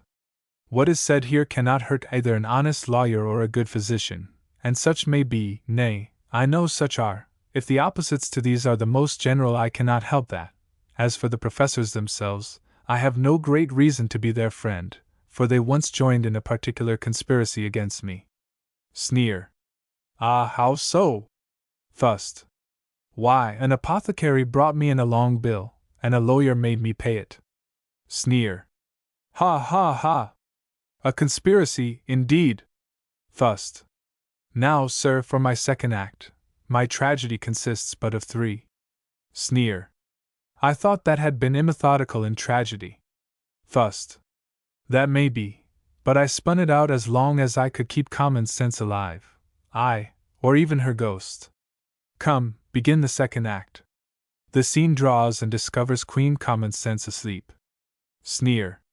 Pray, sir, who's that upon the couch there? Fust. I thought you had known her better, sir. That's Common Sense asleep. Sneer. I should rather have expected her at the head of her army. Fust. Very likely, but you do not understand the practical rules of writing as well as I do, the first and greatest of which is protraction, or the art of spinning, without which the matter of a play would lose the chief property of all other matter, namely, extension, and no play, sir, could possibly last longer than half an hour. I perceive, Mr. Sneerwell, you are one of those who would have no character brought on but what is necessary to the business of the play. Nor I neither, but the business of the play, as I take it, is to divert, and therefore every character that diverts is necessary to the business of the play. Sneer. But how will the audience be brought to conceive any probable reason for this sleep? Fust. Why, sir, she has been meditating on the present general peace of Europe, till by too intense an application, being not able thoroughly to comprehend it, she was overpowered and fell fast asleep. Come, ring up the first ghost. Ghost arises? You know that ghost? Sneer. Upon my word, sir, I can't recollect any acquaintance with him. Fust. I am surprised at that, for you must have seen him often. That's the ghost of tragedy, sir. He has walked all the stages of London several years. But why are not you flowered? What the devil is become of the barber? Ghost. Sir, he's gone to Drury Lane Playhouse to shave the Sultan in the new entertainment. Fust. Come, Mr. Ghost, pray begin. Ghost. From the dark regions of the realms below the ghost of tragedy has ridden post, to tell thee, common sense, 1,000 things, which do import thee nearly to attend. Cock crows. But, ha! The cursed cock has warned me hence. I did set out too late, and therefore must leave all my business to some other time. Ghost descends. Sneer. I presume this is a character necessary to divert, for I can see no great business he has fulfilled. Fust. Where's the second ghost? Sneer. I thought the cock had crowed. Fust. Yes, but the second ghost need not be supposed to have heard it. Pray, Mr. Prompter, observe, the moment the first ghost descends, the second is to rise. They are like the twin stars in that. 2 ghost rises. 2 ghost. Awake, great common sense, and sleep no more. Look to thyself, for then, when I was slain, thyself was struck at. Think not to survive my murder long, for while thou art on earth, the convocation will not meet again. The lawyers cannot rob men of their rights. Physicians cannot dose away their souls. A courtier's promise will not be believed, nor broken citizens again be trusted. 1,000 newspapers cannot subsist in which there is not any news at all. Playhouses cannot flourish, all they dare to nonsense give an entertainment's name. Shakespeare and Johnson, Dryden, Lee, and Rowe, thou wilt not bear to yield to Sadler's Wells. Thou wilt not suffer men of wit to starve, and fools, for only being fools, to thrive. Thou wilt not suffer eunuchs to be hired at a vast price, to be impertinent. 3 ghost rises. 3 ghost. Dear ghost, the cock has crowed. You cannot get under the ground a mile before 'tis day. 2 ghost. Your humble servant then I cannot stay. Ghost descends. Thust. Thunder and lightning. Thunder and lightning. Pray don't forget this when it is acted. Sneer. Pray, Mr. Fustian, why must a ghost always rise in a storm of thunder and lightning? For I have read much of that doctrine, and don't find any mention of such ornaments. Thust.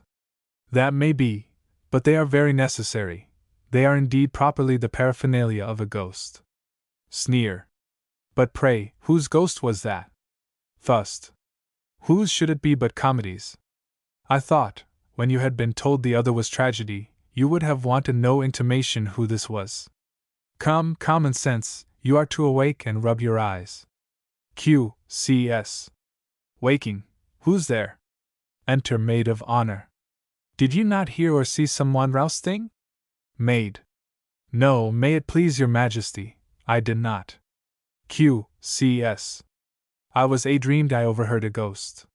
Maid. In the next room I closely did attend, and had a ghost been here I must have heard him. Enter Firebrand. Q.C.S. Priest of the sun, you come most opportune, for here has been a dreadful apparition. As I lay sleeping on my couch, methought I saw a ghost. Sneer. Then I suppose she sleeps with her eyes open. Thust. Why, you would not have common sense see a ghost, unless in her sleep, I hope. Fireb. And if such toleration be suffered as at present you maintain, shortly your court will be a court of ghosts. Make a huge fire and burn all unbelievers. Ghosts will be hanged ere venture near a fire. Q.C.S. Men cannot force belief upon themselves, and shall I then by torture force it on them? Fireb. The sun will have it so. Q.C.S. How do I know that? Fireb. Why I, his priest infallible, have told you. Q.C.S. How do I know you are infallible? Fireb. Ha! Do you doubt it? Nay, if you doubt that, I will prove nothing. But my zeal inspires me, and I will tell you, madam, you yourself are a most deadly enemy to the sun, and all his priests have greatest cause to wish you had been never born. Q.C.S. Ha! Sayest thou priest? Then know, I honor and adore the sun, and when I see his light, and feel his warmth, I glow with flaming gratitude towards him. But no, I never will adore a priest, who wears pride's face beneath religion's mask, and makes a picklock of his piety to steal away the liberty of mankind. But while I live, I'll never give thee power. Fireb. Madam, our power is not derived from you, nor any one. 'Twas sent us in a box from the great sun himself, and carriage paid. Phaeton brought it when he overturned the chariot of the sun into the sea. Q.C.S. Shew me the instrument, and let me read it. Fireb. Madam, you cannot read it, for, being thrown into the sea, the water has so damaged it that none but priests could ever read it since. Q.C.S. And do you think I can believe this tale? Fireb. I order you to believe it, and you must. Q.C.S. Proud and imperious man, I can't believe it. Religion, law, and physique were designed by heaven the greatest blessings on mankind, but priests, and lawyers, and physicians, made these general goods to each a private trade, with each they rob, with each they fill their purses, and turn our benefits into our curses. Exit. Thust. Law and physique. Where's law? Enter physic. Phys. Sir, law, going without the playhouse passage, was taken up by a Lord Chief Justice warrant. Phireb. Then we must go on without him. Thust. No, stay a moment. I must get somebody else to rehearse the part. Pox take all warrants for me. If I had known this before, I would have satirized the law 10 times more than I have. Act V. Scene I. Enter Fustian, Sneerwell, Prompter, Firebrand, Law, Physique. Thust. I am glad you have made your escape, but I hope you will make the matter up before the day of action. Come, Mr. Firebrand, now if you please go on. The moment common sense goes off the stage, law and physique enter. Fireb. Oh, my good lords of physique and of law, had you been sooner here you would have heard the haughty queen of common sense throw out abuses on us all. Law. I am not now to learn the hatred which she bears to me. No more of that, for now the warlike queen of ignorance, attended with a train of foreigners, all foes to common sense, arrives at Covent Garden, and we ought to join her instantly with all our force.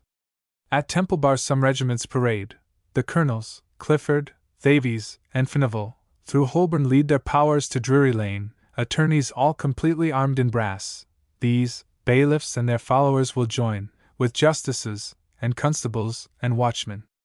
Phys.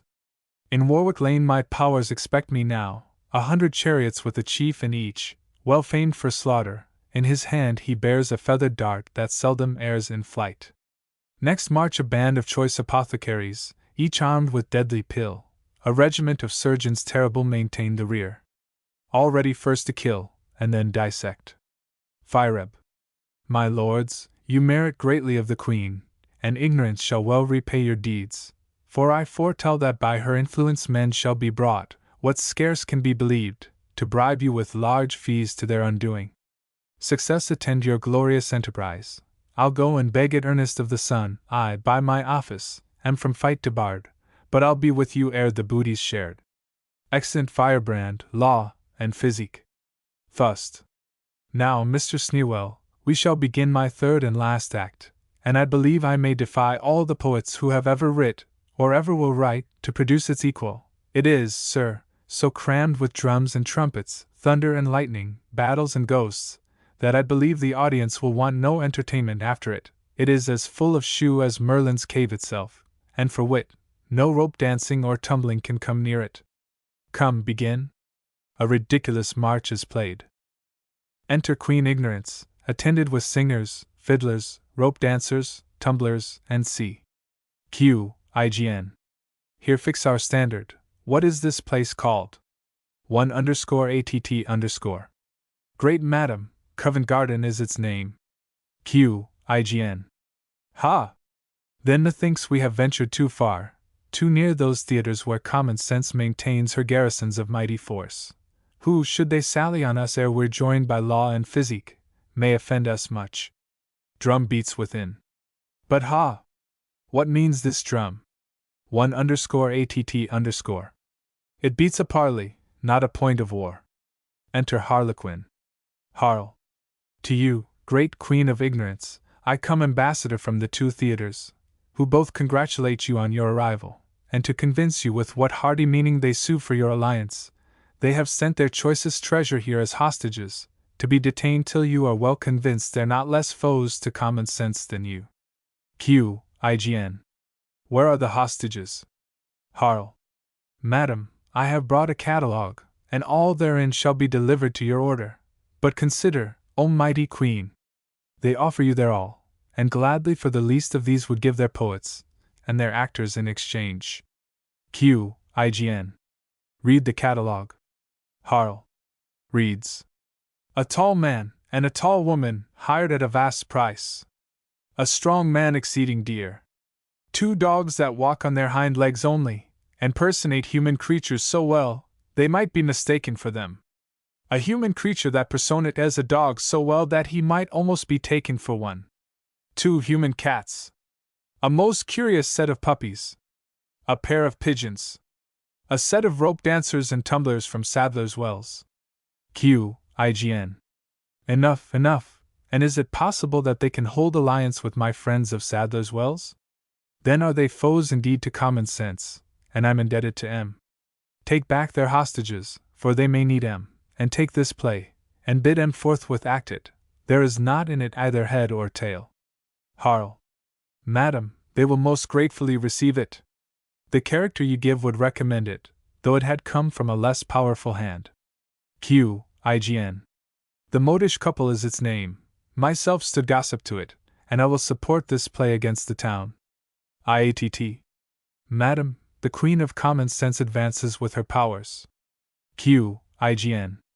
Draw up my men, I'll meet her as I ought. This day shall end the long dispute between us. Enter Queen Common Sense with the drummer. Fust. Heyday! Where's Common Sense's army? Prompt.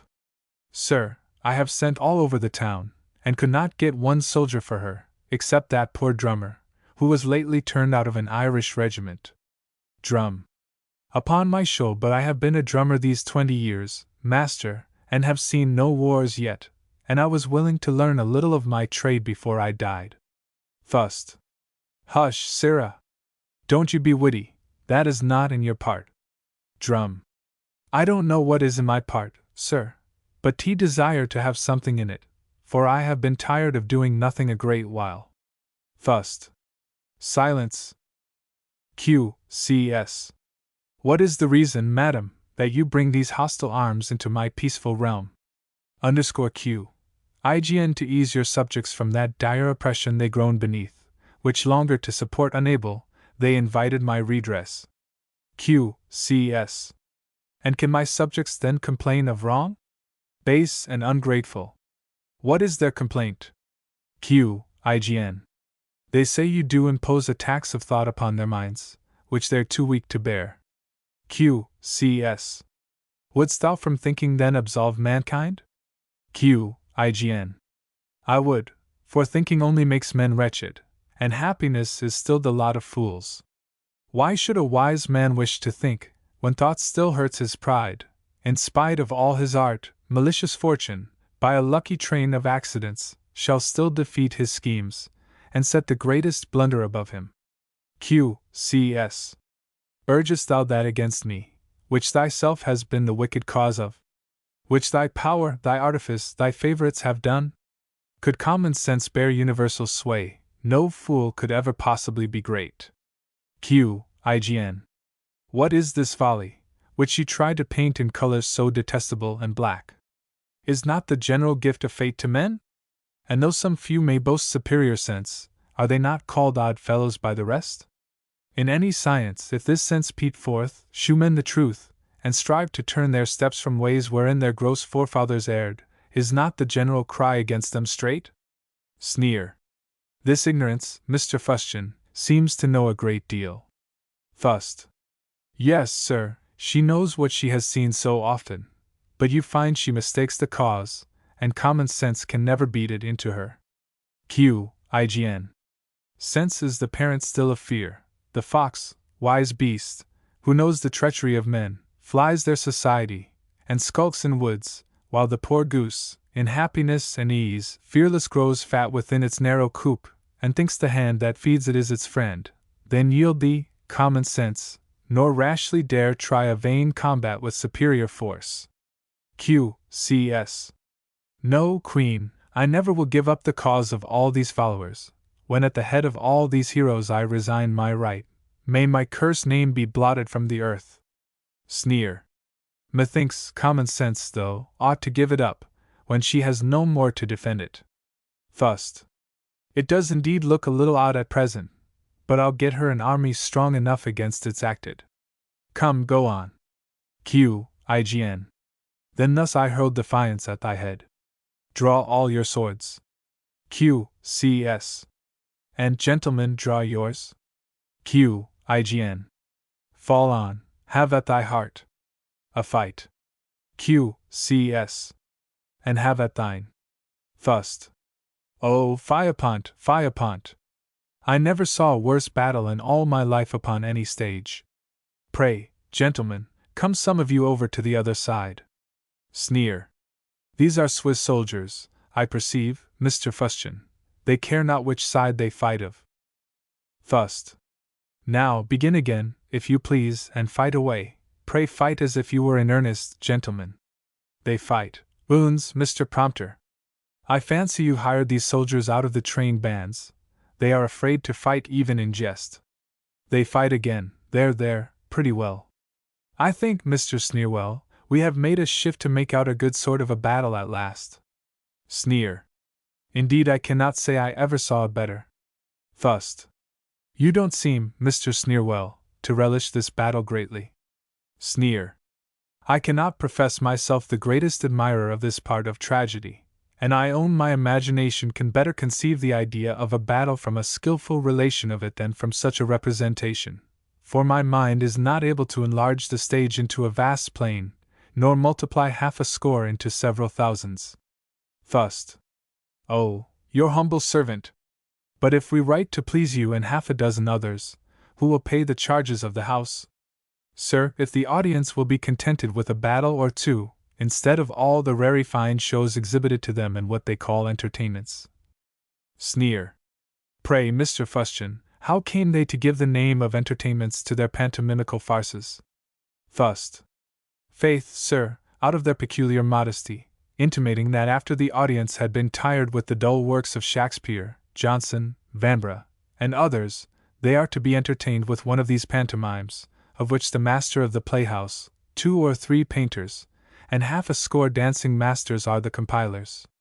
What these entertainments are, I need not inform you, who have seen them, but I have often wondered how it was possible for any creature of human understanding, after having been diverted for 3 hours with the production of a great genius, to sit for 3 more and see a set of people running about the stage after one another, without speaking one syllable, and playing several juggling tricks, which are done at Fox's after a much better manner, and for this, sir, the town does not only pay additional prices, but loses several fine parts of its best authors, which are cut out to make room for the said farces. Sneer. 'Tis very true, and I have heard 100 say the same thing, who never failed being present at them. Fust. And while that happens, they will force any entertainment upon the town they please, in spite of its teeth. Ghost of common sense rises. Wounds, and the devil, madam. What's the meaning of this? You have left out a scene. Was ever such an absurdity as for your ghost to appear before you are killed? Q.C.S. I ask pardon, sir, in the hurry of the battle I forgot to come and kill myself. Fust. Well, let me wipe the flour off your face then. And now, if you please, rehearse the scene. Take care you don't make this mistake any more though, for it would inevitably damn the play if you should. Go to the corner of the scene, and come in as if you had lost the battle. Q.C.S. Behold, the ghost of common sense appears. Fust. 'Sdeath, madam, I tell you you are no ghost, you are not killed. Q.C.S. Deserted and forlorn, where shall I fly? The battle's lost, and so are all my friends. Enter a poet. Poet. Madam, not so, still you have one friend left. Q.C.S. Why, what art thou? Poet. Madam, I am a poet. Q.C.S. Whoe'er thou art, if thou art a friend to misery, no common sense disclaims thee. Poet. I have been damned because I was your foe, and yet I still courted your friendship with my utmost art. Q.C.S. Fool! Thou wert damned because thou didst pretend thyself my friend, for hadst thou boldly dared, like Hurlothrumbo, to deny me quite, or, like an opera or pantomime, profess the cause of ignorance in public, thou mightst have met with thy desired success. But men can't bear even a pretense to me. Poet. Then take a ticket for my benefit night. Q.C.S. I will do more, for common sense will stay quite from your house, so may you not be damned. Poet. Ha! Say'st thou?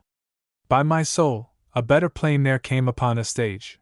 But since you dare contemn me thus, I'll dedicate my play to ignorance, and call her common sense, Yes, I will dress her in your pomp, and swear that ignorance knows more than all the world. Exit. Enter Firebrand. Fireb. Thanks to the sun for this desired encounter. Q.C.S. O priest! All's lost, our forces are o'erthrown, some gasping lie, but most are run away. Fireb. I knew it all before, and told you too the sun has long been out of humor with you. Q.C.S. Dost thou, then, lay upon the sun the faults of all those cowards who forsook my cause? Fireb. Those cowards all were most religious men, and I beseech thee, sun, to shine upon them. Q.C.S. O impudence! And darest thou to my face? Fireb. Yes, I dare more. The sun presents you this, stabs her. Which I, his faithful messenger, deliver. Q.C.S. O traitor! Thou hast murdered common sense. Farewell, vain world! To ignorance I give thee, her leaden sceptre shall henceforward rule. Now, priest, indulge thy wild ambitious thoughts. Men shall embrace thy schemes, till thou hast drawn all worship from the sun upon thyself. Henceforth all things shall topsy-turvy turn, physique shall kill, and law enslave the world, cits shall turn bows, and taste Italian songs, while courtiers are stock-jobbing in the city. Places requiring learning in great parts henceforth shall all be hustled in a hat, and drawn by men deficient in them both. Statesmen, but oh! Cold death will let me say no more, and you must guess et. Dies. Fireb. She's gone! But ha! It may beseem me ill to appear her murderer. I'll therefore lay this dagger by her side, and that will be sufficient evidence, with a little money, to make the coroner's inquest find self-murder. I'll preach her funeral sermon, and deplore her loss with tears, praise her with all my art. Good ignorance will still believe it all. Exit. Enter Queen Ignorance, and C. Q.I.G.N. Beat a retreat. The day is now our own. The powers of common sense are all destroyed. Those that remain are fled away with her. I wish, Mr. Fustian, this speech be common sense. Sneer. How the devil should it, when she's dead? Fust. One would think so, when a cavil is made against the best thing in the whole play, and I would willingly part with anything else but those 2 lines. Harl. Behold! Where weltering in her blood she lies. I wish, sir, you would cut out that line, or alter it if you please. Fust. That's another line that I won't part with. I would consent to cut out anything but the chief beauties of my play. Harl. Behold the bloody dagger by her side, with which she did the deed. Q.I.G.N. 'Twas nobly done. I envy her exit, and will pay all honors to her dust. Bear hence her body, and let her lie in state in Goodman's Fields. Enter messenger. Mess. Madam, I come an envoy from Cranecourt. The great society that there assemble congratulate your victory, and request that firm alliance henceforth may subsist between your Majesty's Society of Grub Street and themselves. They rather beg that they may be united both in one. They also hope your Majesty's acceptance of certain curiosities, which in that hamper are contained, wherein you'll find a horse's tail, which has 100 hairs more than are usual in it, and a tooth of elephant full half an inch too long, with turnpike ticket like an ancient coin. Q.I.G.N. We gratefully accept their bounteous gifts, and order they be kept with proper care, till we do build a place most fit to hold these precious toys. Tell your society we ever did esteem them of great worth, and are firm friends, and tell 'em 'tis our pleasure they do prepare to dance a jig before us. Exit messenger. My lords of law and physique, you shall find I will not be ungrateful for your service, to you, good Harlequin, and your allies, and you, Squeaker only, I will be a most propitious queen. But ha! Music under the stage. What hideous music or what yell is this? Sure 'tis the ghost of some poor opera tune. Sneer. The ghost of a tune, Mr. Fustian. Fust. Aye, sir, did you never hear one before? I had once a mind to have brought the apparition of music in person upon the stage, in the shape of an English opera. Come, Mr. Ghost of the Tune, if you please to appear in the sound of soft music, and let the ghost of common sense rise to it. Ghost of common sense rises to soft music. Ghost. Behold, the ghost of common sense appears. Caitiffs, avaunt! Or I will sweep you off, and clean the land from such infernal vermin. Q-I-G-N. A ghost. A ghost. A ghost. Haste, scamper off, my friends, we've killed the body, and I know the ghost will have no mercy upon us. Omnes. A ghost. A ghost. A ghost. Run off. Ghost. The coast is clear, and to her native realms pale ignorance with all her host is fled, whence she will never dare invade us more. Here, though a ghost, I will my power maintain, and all the friends of ignorance shall find my ghost, at least they cannot banish hence, and all henceforth, who murder common sense, learn from these scenes that, though success you boast, you shall at last be haunted with her ghost. Sneer. I am glad you make common sense get the better at last. I was under terrible apprehensions for your moral. Thust. Faith, sir, this is almost the only play where she has got the better lately. But now for my epilogue, if you please to begin, madam. Epilogue. Ghost. The play once done, the epilogue, by rule, should come and turn it all to ridicule, should tell the ladies that the tragic bards, who prate of virtue and her vast rewards, are all in jest, and only fools should heed 'em, for all wise women flock to Mother Needham. This is the method epilogues pursue, but we tonight in everything are new. Our author then, in jest throughout the play, now begs a serious word or two to say. Banish all childish entertainments hence, let all that boast your favor have pretense, if not to sparkling wit, at least to sense. With soft Italian notes indulge your ear, but let those singers, who are bought so dear, learn to be civil for their cheer at least, nor use like beggars those who give the feast. And though while music for herself may carve, poor poetry, her sister art, must starve her at least with shew of approbation, nor slight her, while you search the whole creation for all the tumbling scum of every nation. Can the whole world in science match our soil? Have they a Locke, a Newton, or a Boyle? Or dare the greatest genius of their stage with Shakespeare or immortal Ben engage? Content with nature's bounty, do not crave the little which to other lands she gave, nor like the cock of barley corn prefer to all the jewels which you owe to her. An essay on conversation. Man is generally represented as an animal formed for, and delighted in, society. In this state alone, it is said, his various talents can be exerted, his numberless necessities relieved, the dangers he is exposed to can be avoided, and many of the pleasures he eagerly affects enjoyed.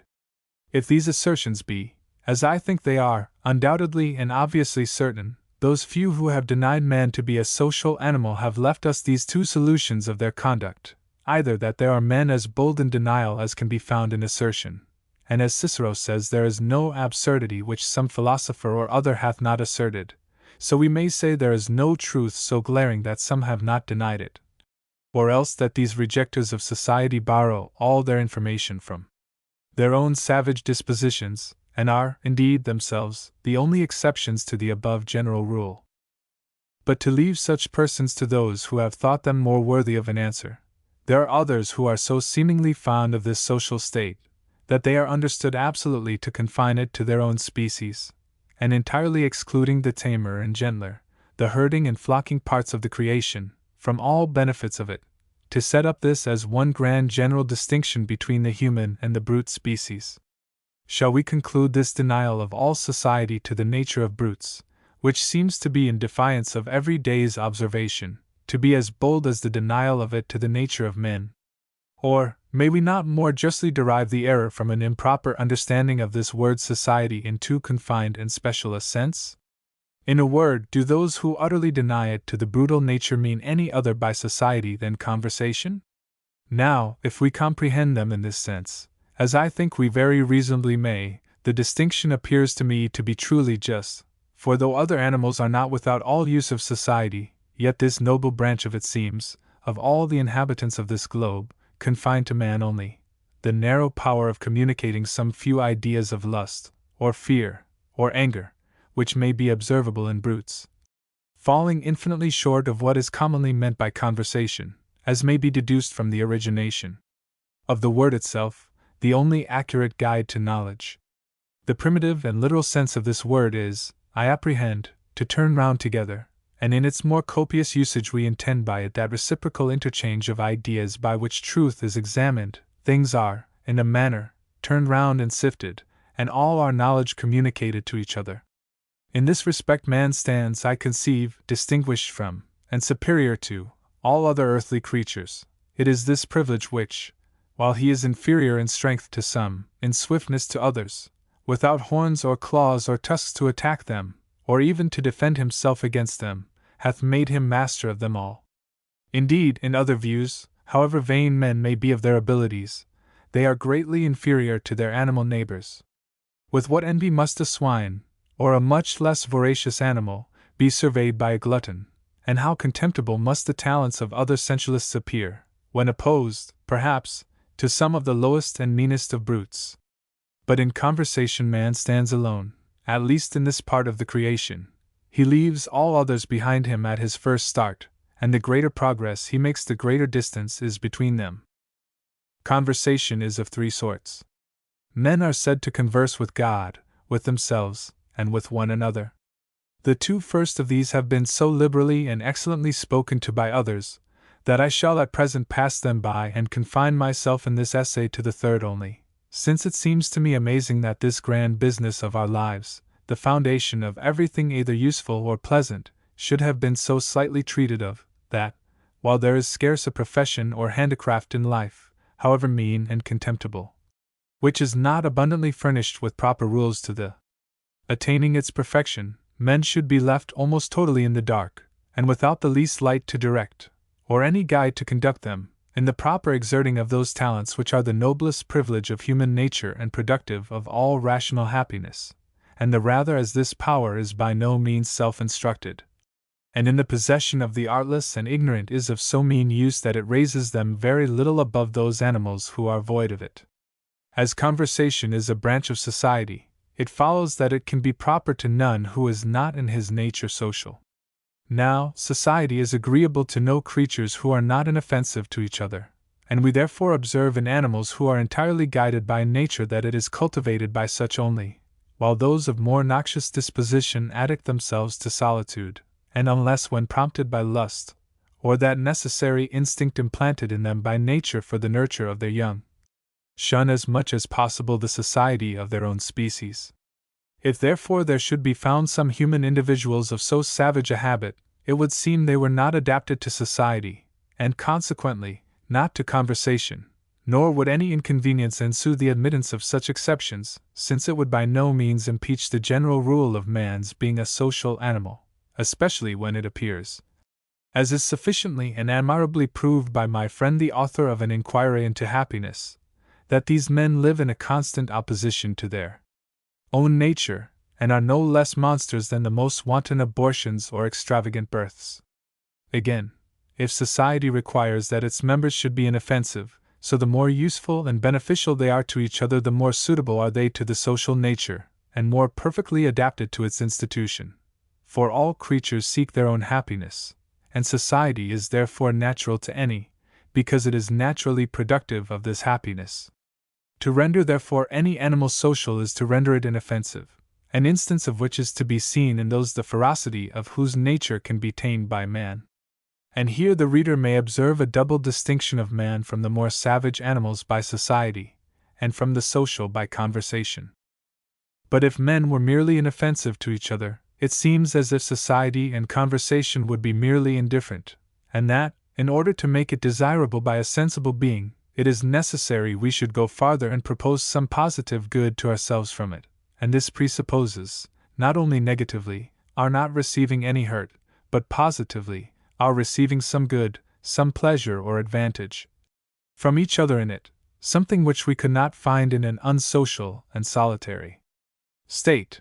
Otherwise we might cry out with the right honorable poet, the Duke of Buckingham, "Give us our wildness and our woods, our huts and caves again." The art of pleasing or doing good to one another is therefore the art of conversation. It is this habit which gives it all its value. And as man's being a social animal, the truth of which is incontestably proved by that excellent author of an Inquiry, and I have above cited, presupposes a natural desire or tendency this way, it will follow that we can fail in attaining this truly desirable end from ignorance only in the means, and how general this ignorance is may be, with some probability, inferred from our want of even a word to express this art by, that which comes the nearest to it, and by which, perhaps, we would sometimes intend it, being so horribly and barbarously corrupted, that it contains at present scarce a simple ingredient of what it seems originally to have been designed to express.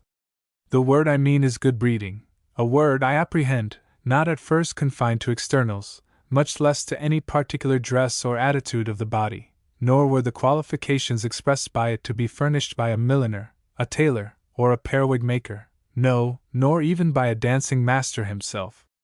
According to the idea I myself conceive from this word, I should not have scrupled to call Socrates a well-bred man, though, I believe, he was very little instructed by any of the persons I have above enumerated. In short, by good breeding, notwithstanding the corrupt use of the word in a very different sense, I mean the art of pleasing, or contributing as much as possible to the ease and happiness of those with whom you converse. I shall contend therefore no longer on this head, for, whilst my reader clearly conceives the sense in which I use this word, it will not be very material whether I am right or wrong in its original application. Good breeding, then, or the art of pleasing in conversation, is expressed two different ways, viz., in our actions and our words, and our conduct in both may be reduced to that concise, comprehensive rule in Scripture, do unto all men as you would they should do unto you. Indeed, concise as this rule is, and plain as it appears, what are all treatises on ethics but comments upon it? And whoever is well read in the book of nature, and hath made much observation on the actions of men, will perceive so few capable of judging or rightly pursuing their own happiness, that he will be apt to conclude that some attention is necessary, and more than is commonly used, to enable men to know truly what they would have done unto them, or, at least, what it would be their interest to have done. If therefore men, through weakness or inattention, often err in their conceptions of what would produce their own happiness, no wonder they should miss in the application of what will contribute to that of others, and thus we may, without too severe a censure on their inclinations, account for that frequent failure in true good breeding which daily experience gives us instances of. Besides, the commentators have well paraphrased on the above-mentioned divine rule, that it is, to do unto men what you would they, if they were in your situation and circumstances, and you in theirs, should do unto you. And, as this comment is necessary to be observed in ethics, so it is particularly useful in this our art, where the degree of the person is always to be considered. As we shall explain more at large hereafter. We see then a possibility for a man well disposed to this golden rule, without some precautions, to err in the practice. Nay, even good nature itself, the very habit of mind most essential to furnish us with true good breeding, the latter so nearly resembling the former, that it hath been called, and with the appearance at least of propriety, artificial good nature. This excellent quality itself sometimes shoots us beyond the mark, and shews the truth of those lines in Horace. In zani sapiens nomen ferat, sequus aenica, ultra quam satis est, virtutum esse pedal ipsum. Instances of this will be naturally produced where we shew the deviations from those rules which we shall now attempt to lay down. As this good breeding is the art of pleasing, it will be first necessary with the utmost caution to avoid hurting or giving any offense to those with whom we converse. And here we are surely to shun any kind of actual disrespect, or affront to their persons, by insolence, which is the severest attack that can be made on the pride of man, and of which Flora seems to have no inadequate opinion when, speaking of the second Tarquin, he says, in omnes superbid, qua credelitate gravior est bonus, gracedis. He trod on all with insolence, which sits heavier on men of great minds than cruelty itself. If there is any temper in man which more than all others disqualifies him for society, it is this insolence or haughtiness, which, blinding a man to his own imperfections, and giving him a hawk's quick-sightedness to those of others, raises in him that contempt for his species which inflates the cheeks, erects the head, and stiffens the gait of those strutting animals who sometimes stalk in assemblies, for no other reason but to shew in their gesture and behavior the disregard they have for the company. Though to a truly great and philosophical mind it is not easy to conceive a more ridiculous exhibition than this puppet, yet to others he is little less than a nuisance, for contempt is a murderous weapon, and there is this difference only between the greatest and weakest man when attacked by it, that, in order to wound the former, it must be just, whereas, without the shields of wisdom and philosophy, which God knows are in the possession of very few, it wants no justice to point it, but is certain to penetrate, from whatever corner it comes. It is this disposition which inspires the empty Cacus to deny his acquaintance, and overlook men of merit in distress, and the little silly, pretty Phillida, or fool Ida, to stare at the strange creatures round her. It is this temper which constitutes the supercilious eye, the reserved look, the distant bow, the scornful leer, the affected astonishment, the loud whisper, ending in a laugh directed full in the teeth of another. Hence spring, in short, those numberless offenses given too frequently, in public and private assemblies, by persons of weak understandings, indelicate habits, and so hungry and foul-feeding of vanity that it wants to devour whatever comes in its way.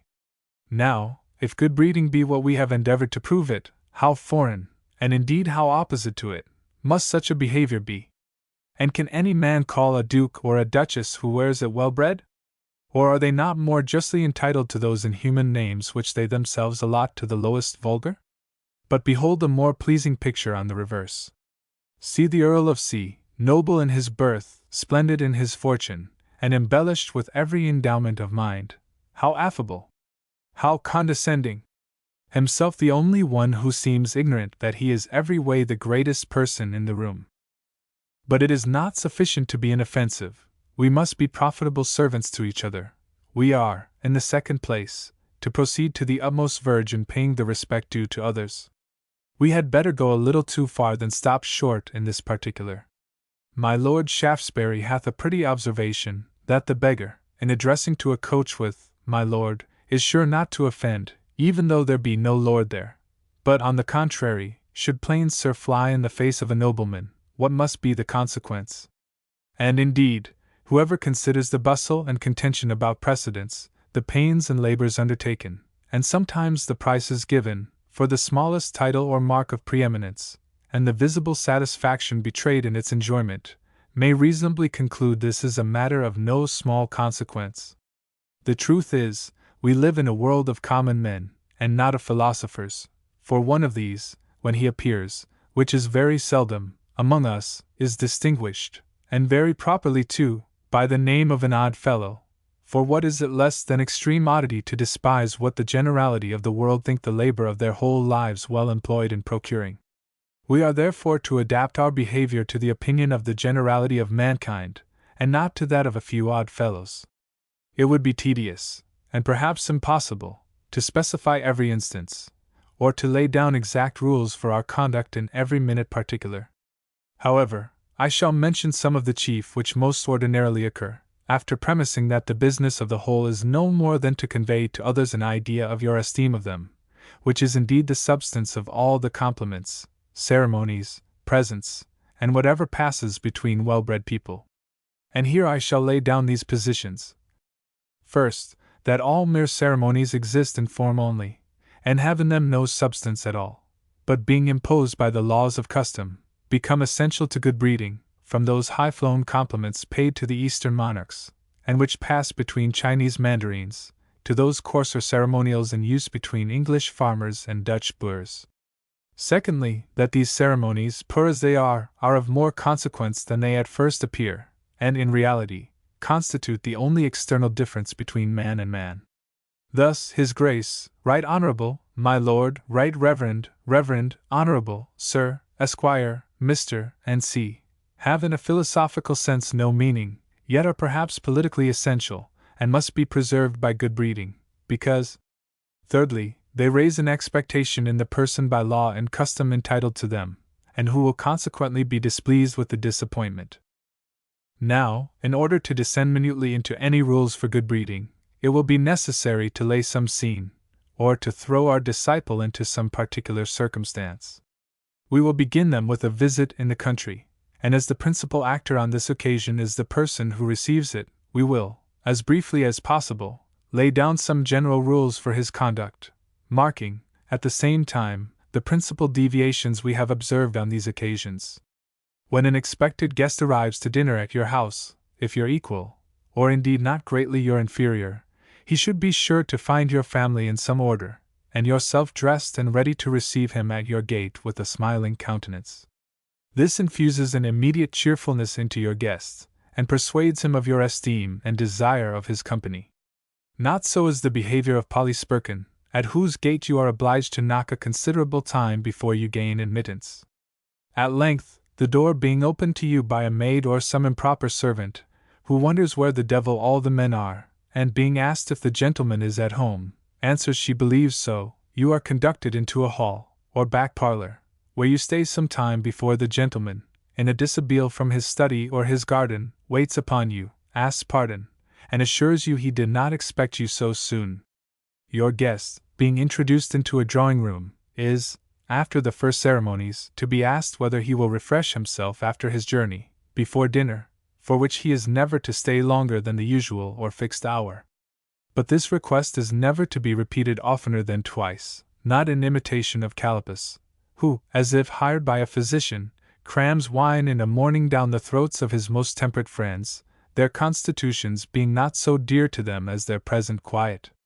When dinner is on the table, and the ladies have taken their places, the gentlemen are to be introduced into the eating-room, where they are to be seated with as much seeming indifference as possible, unless there be any present whose degrees claim an undoubted precedence.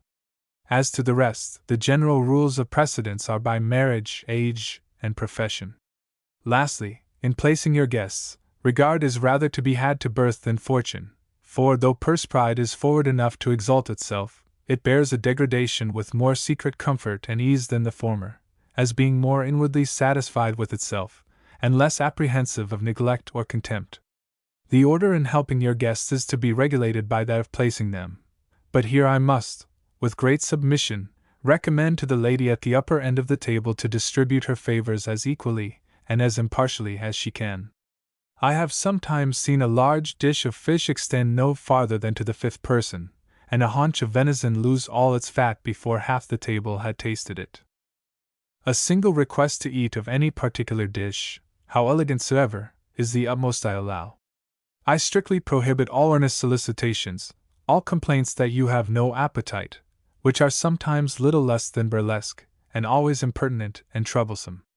And here, however low it may appear to some readers, as I have known omissions of this kind give offense, and sometimes make the offenders, who have been very well-meaning persons, ridiculous, I cannot help mentioning the ceremonial of drinking healths at table, which is always to begin with the ladies and next the masters of the house.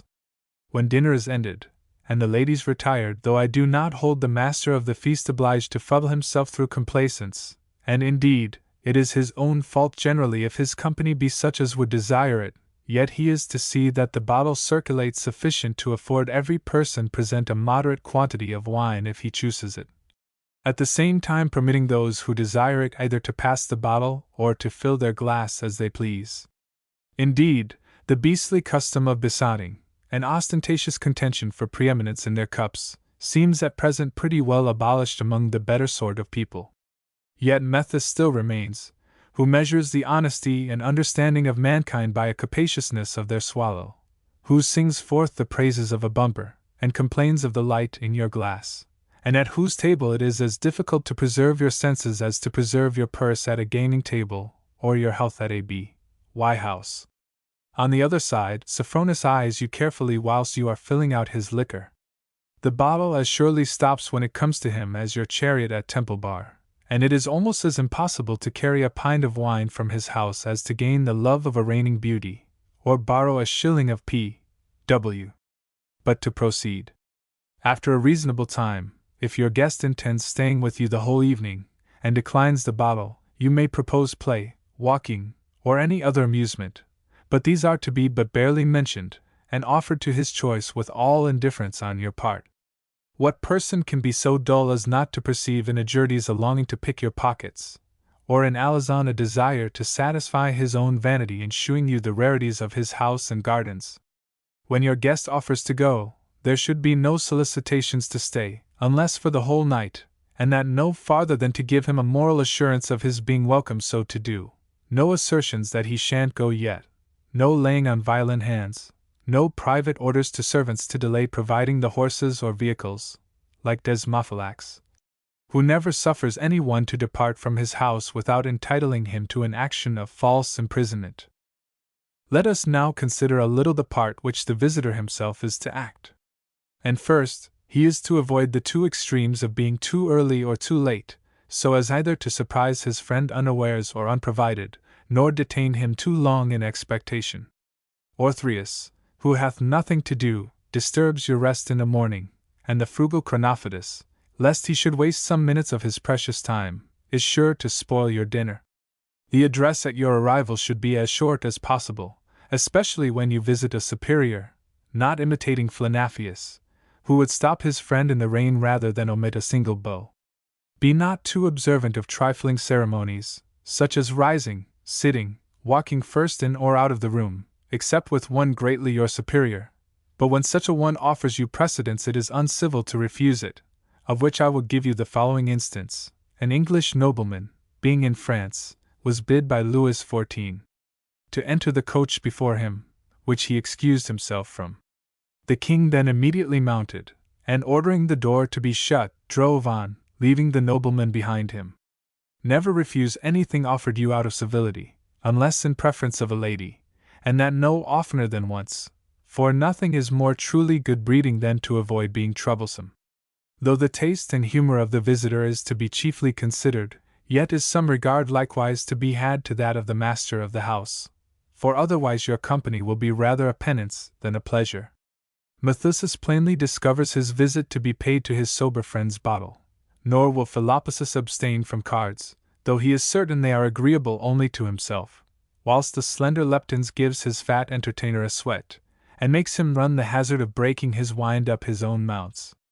If conveniency allows your staying longer than the time proposed, it may be civil to offer to depart, lest your stay may be incommodious to your friend, but if you perceive the contrary, by his solicitations, they should be readily accepted, without tempting him to break these rules we have above laid down for him, causing a confusion in his family and among his servants, by preparations for your departure.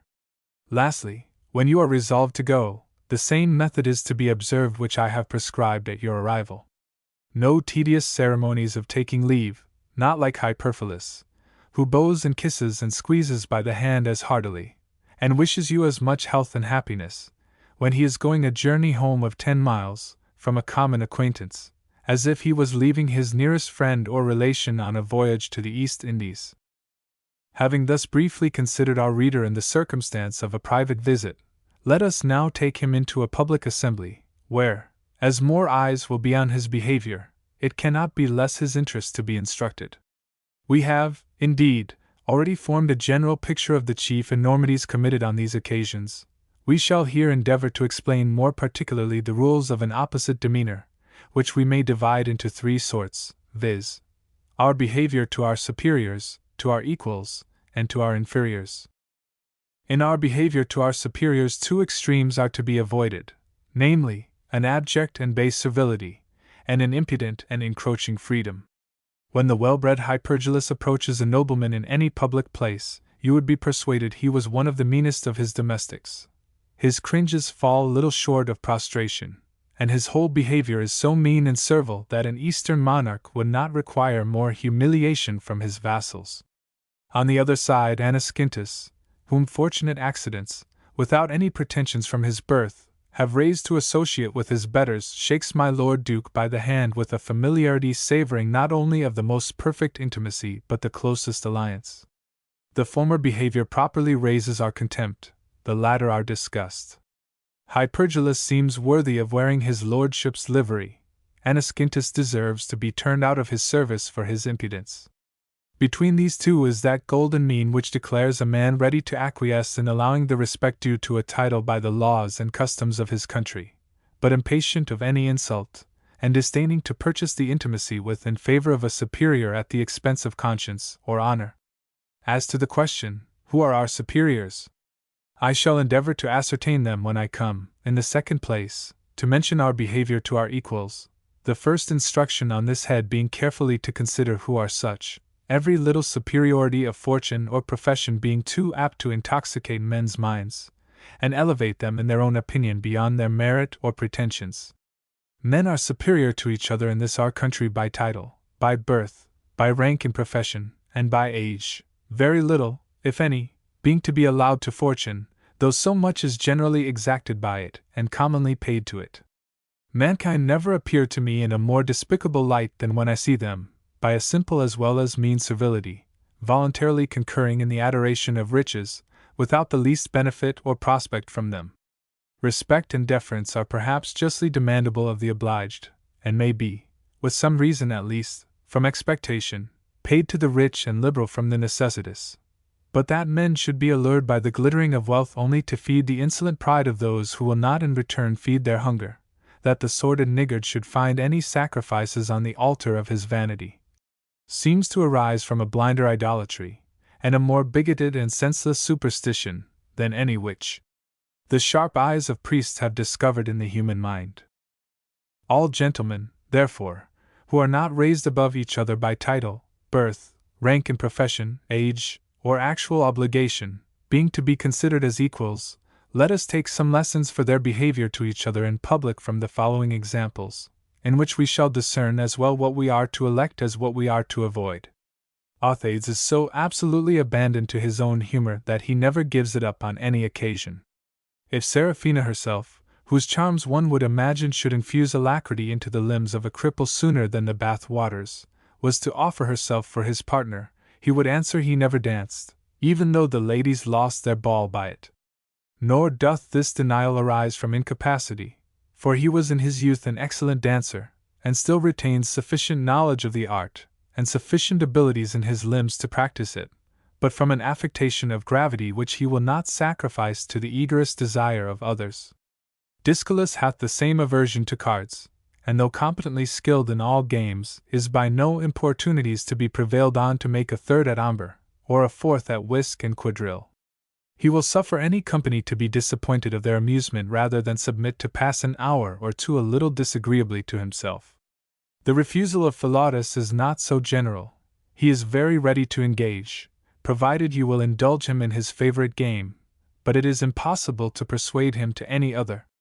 I should add both these are men of fortune, and the consequences of loss or gain, at the rate they are desired to engage, very trifling and inconsiderable to them.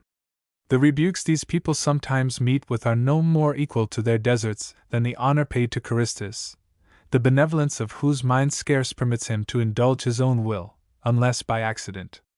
Though neither his age nor understanding incline him to dance, nor will admit his receiving any pleasure from it, yet would he caper a whole evening, rather than a fine young lady should lose an opportunity of displaying her charms by the several genteel and amiable attitudes which this exercise affords the skilful of that sex.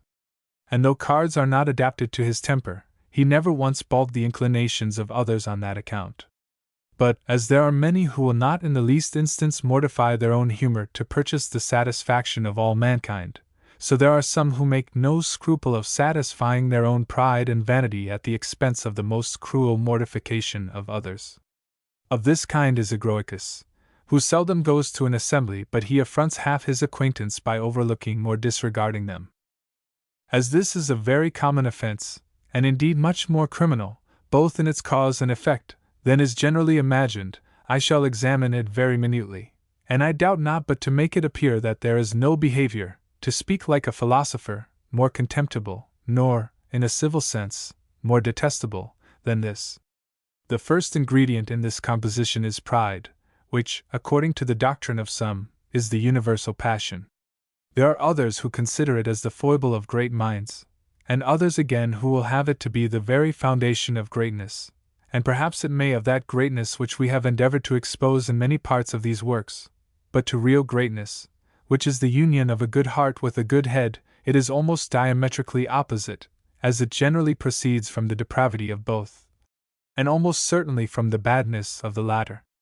Indeed, a little observation will shew us that fools are the most addicted to this vice, and a little reflection will teach us that it is incompatible with true understanding. Accordingly we see that, while the wisest of men have constantly lamented the imbecility and imperfection of their own nature, the meanest and weakest have been trumpeting forth their own excellencies and triumphing in their own sufficiency. Pride may, I think, be properly defined, the pleasure we feel in contemplating our own superior merit, on comparing it with that of others.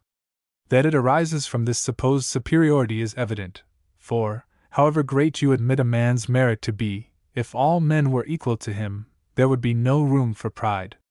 Now, if it stop here, perhaps there is no enormous harm in it, or at least no more than is common to all other folly, every species of which is always liable to produce every species of mischief. Folly I fear it is, for, should the man estimate rightly on this occasion, and the balance should fairly turn on his side in this particular instance, should he be indeed a greater orator, poet, general, should he be more wise, witty, learned, young, rich, healthy, or in whatever instance he may excel, one or many, or all, yet if he examine himself thoroughly, will he find no reason to abate his pride? Is the quality in which he is so eminent, so generally or justly esteemed? Is it so entirely his own? Doth he not rather owe his superiority to the defects of others than to his own perfection? Or, lastly, can he find in no part of his character a weakness which may counterpoise this merit, and which as justly at least threatens him with shame as this entices him to pride? I fancy, if such a scrutiny was made, and nothing so ready as good sense to make it, a proud man would be as rare as in reality he is a ridiculous monster. But suppose a man, on this comparison, is, as may sometimes happen, a little partial to himself, the harm is to himself, and he becomes only ridiculous from it. If I prefer my excellence in poetry to Pope or Young, if an inferior actor should, in his opinion, exceed Quin or Garrick, or a signpost painter set himself above the inimitable Hogarth, we become only ridiculous by our vanity, and the persons themselves who are thus humbled in the comparison would laugh with more reason than any other. Pride, therefore, hitherto seems an inoffensive weakness only, and entitles a man to no worse an appellation than that of a fool. But it will not stop here. Though fool be perhaps no desirable term, the proud man will deserve worse. He is not contented with the admiration he pays himself, he now becomes arrogant, and requires the same respect and preference from the world, for pride, though the greatest of flatterers, is by no means a profitable servant to itself. It resembles the parson of the parish more than the squire, and lives rather on the tithes, oblations, and contributions it collects from others than on its own domain. As pride therefore is seldom without arrogance, so is this never to be found without insolence. The arrogant man must be insolent in order to attain his own ends, and to convince and remind men of the superiority he affects, will naturally, by ill words, actions, and gestures, endeavor to throw the despised person at as much distance as possible from him. Hence proceeds that supercilious look and all those visible indignities with which men behave in public to those whom they fancy their inferiors. Hence the very notable custom of deriding and often denying the nearest relations, friends, and acquaintance, in poverty and distress, lest we should anywise be levelled with the wretches we despise, either in their own imagination or in the conceit of any who should behold familiarities pass between us. But besides pride, folly, arrogance, and insolence, there is another simple, which vice never willingly leaves out of any composition, and this is ill nature.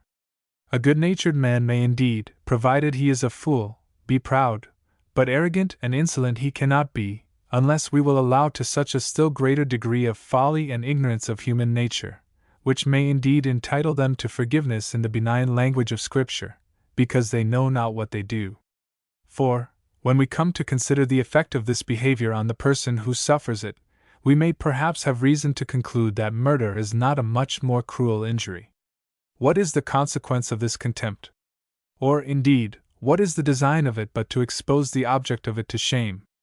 A sensation as uneasy and almost intolerable as those which arise from the severest pains inflicted on the body, a convulsion of the mind, if I may so call it, which immediately produces symptoms of universal disorder in the whole man, which hath sometimes been attended with death itself, and to which death hath, by great multitudes, been with much alacrity preferred.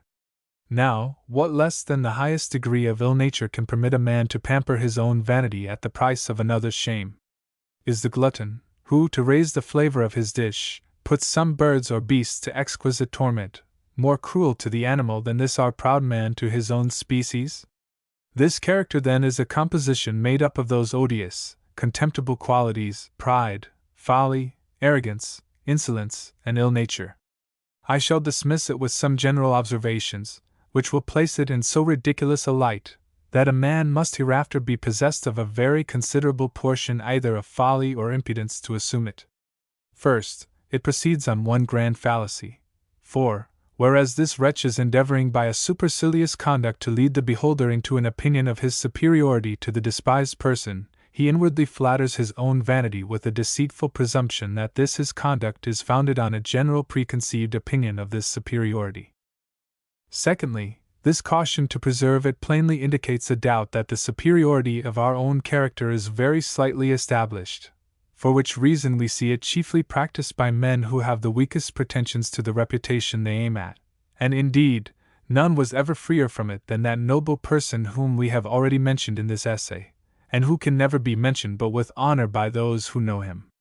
Thirdly, this opinion of our superiority is commonly very erroneous. Who hath not seen a general behave in this supercilious manner to an officer of lower rank, who hath been greatly his superior in that very art to his excellence in which the general ascribes all his merit? Parallel instances occur in every other art, science, or profession. Fourthly, men who excel others in trifling instances frequently cast a supercilious eye on their superiors in the highest. Thus the least pretensions to preeminence in title, birth, riches, equipages, dress, and constantly overlook the most noble endowments of virtue, honor, wisdom, sense, wit, and every other quality which can truly dignify and adorn a man. Lastly, the lowest and meanest of our species are the most strongly addicted to this vice, men who are a scandal to their sex, and women who disgrace human nature, for the basest mechanic is so far from being exempt that he is generally the most guilty of it. It visits alehouses and gin shops, and whistles in the empty heads of fiddlers, mountebanks, and dancing masters. To conclude a character on which we have already dwelt longer than is consistent with the intended measure of this essay, this contempt of others is the truest symptom of a base and a bad heart. While it suggests itself to the mean and the vile, and tickles the little fancy on every occasion, it never enters the great and good mind but on the strongest motives, nor is it then a welcome guest, affording only an uneasy sensation, and brings always with it a mixture of concern and compassion. We will now proceed to inferior criminals in society. Theoretus, conceiving that the assembly is only met to see and admire him, is uneasy unless he engrosses the eyes of the whole company. The giant doth not take more pains to be viewed, and, as he is unfortunately not so tall, he carefully deposits himself in the most conspicuous place, nor will that suffice, he must walk about the room, though to the great disturbance of the company, and if he can purchase general observation at no less rate, will condescend to be ridiculous, for he prefers being laughed at to being taken little notice of. On the other side, Dysophius is so bashful that he hides himself in a corner, he hardly bears being looked at, and never quits the first chair he lights upon, lest he should expose himself to public view. He trembles when you bow to him at a distance, is shocked at hearing his own voice, and would almost swoon at the repetition of his name. The audacious Aeneas, who is extremely amorous in his inclinations, never likes a woman but his eyes ask her the question, without considering the confusion he often occasions to the object. He ogles and languishes at every pretty woman in the room. As there is no law of morality which he would not break to satisfy his desires, so is there no form of civility which he doth not violate to communicate them. When he gets possession of a woman's hand, which those of stricter decency never give him but with reluctance, he considers himself as its master. Indeed, there is scarce a familiarity which he will abstain from on the slightest acquaintance, and in the most public place. Seraphina herself can make no impression on the rough temper of Egroicus, either her quality nor her beauty can exact the least complaisance from him, and he would let her lovely limbs rather than offer her his chair, while the gentle Lyparis tumbles over benches and overthrows tea-tables to take up a fan or a glove. He forces you, as a good parent doth his child, for your own good. He is absolute master of a lady's will, nor will allow her the election of standing or sitting in his company. In short, the impertinent civility of Lyparis is as troublesome, though perhaps not so offensive, as the brutish rudeness of Egroicus. Thus we have hinted at most of the common enormities committed in public assemblies to our equals, for it would be tedious and difficult to enumerate all, nor is it needful, since from this sketch we may trace all others, most of which, I believe, will be found to branch out from some of the particulars here specified. I am now, in the last place, to consider our behavior to our inferiors, in which condescension can never be too strongly recommended, for, as a deviation on this side is much more innocent than on the other, so the pride of man renders us much less liable to it. For, besides that we are apt to overrate our own perfections, and undervalue the qualifications of our neighbors, we likewise set too high an esteem on the things themselves, and consider them as constituting a more essential difference between us than they really do. The qualities of the mind do, in reality, establish the truest superiority over one another, yet should not these so far elevate our pride as to inflate us with contempt, and make us look down on our fellow creatures as on animals of an inferior order, but that the fortuitous accident of birth, the acquisition of wealth, with some outward ornaments of dress, should inspire men with an insolence capable of treating the rest of mankind with disdain, is so preposterous that nothing less than daily experience could give it credit. If men were to be rightly estimated, and divided into subordinate classes according to the superior excellence of their several natures, perhaps the lowest class of either sex would be properly assigned to those two disgraces of the human species, commonly called a beau and a fine lady. For, if we rate men by the faculties of the mind, in what degree must these stand? Nay, admitting the qualities of the body were to give the preeminence, how many of those whom fortune hath placed in the lowest station must be ranked above them? If dress is their only title, sure even the monkey, if as well dressed, is on as high a footing as the beau. But perhaps I shall be told they challenge their dignity from birth. That is a poor and mean pretense to honor when supported with no other. Persons who have no better claim to superiority should be ashamed of this. They are really a disgrace to those very ancestors from whom they would derive their pride, and are chiefly happy in this, that they want the very moderate portion of understanding which would enable them to despise themselves. And yet who so prone to a contemptuous carriage as these? I have myself seen a little female thing which they have called my lady, of no greater dignity in the order of beings than a cat, and of no more use in society than a butterfly, whose mien would not give even the idea of a gentlewoman, and whose face would cool the loosest libertine, with a mind as empty of ideas as an opera, and a body fuller of diseases than an hospital. I have seen this thing express contempt to a woman who was an honor to her sex and an ornament to the creation. To confess the truth, there is little danger of the possessors ever undervaluing this titular excellence.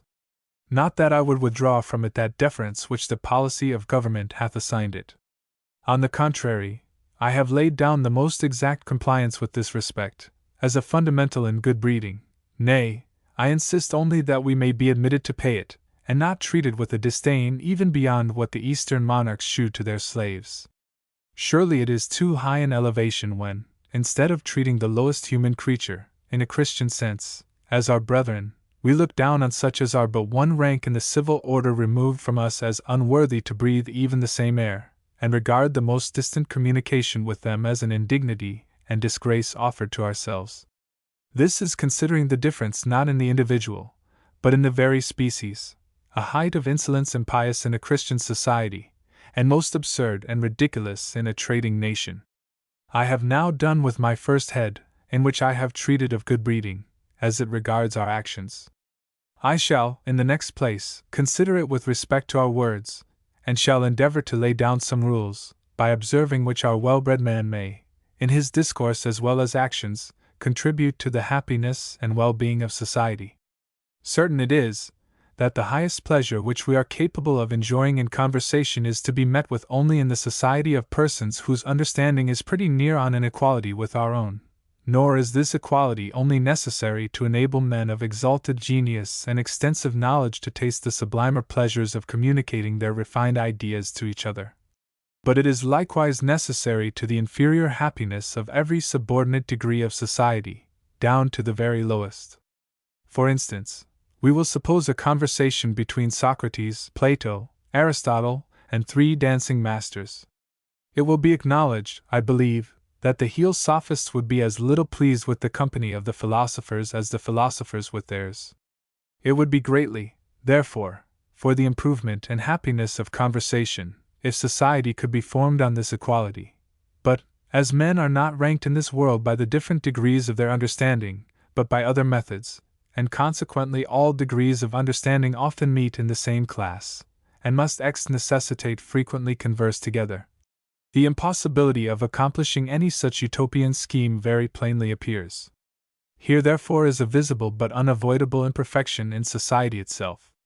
But, as we have laid it down as a fundamental that the essence of good breeding is to contribute as much as possible to the ease and happiness of mankind, so will it be the business of our well-bred man to endeavor to lessen this imperfection to his utmost, and to bring society as near to a level at least as he is able.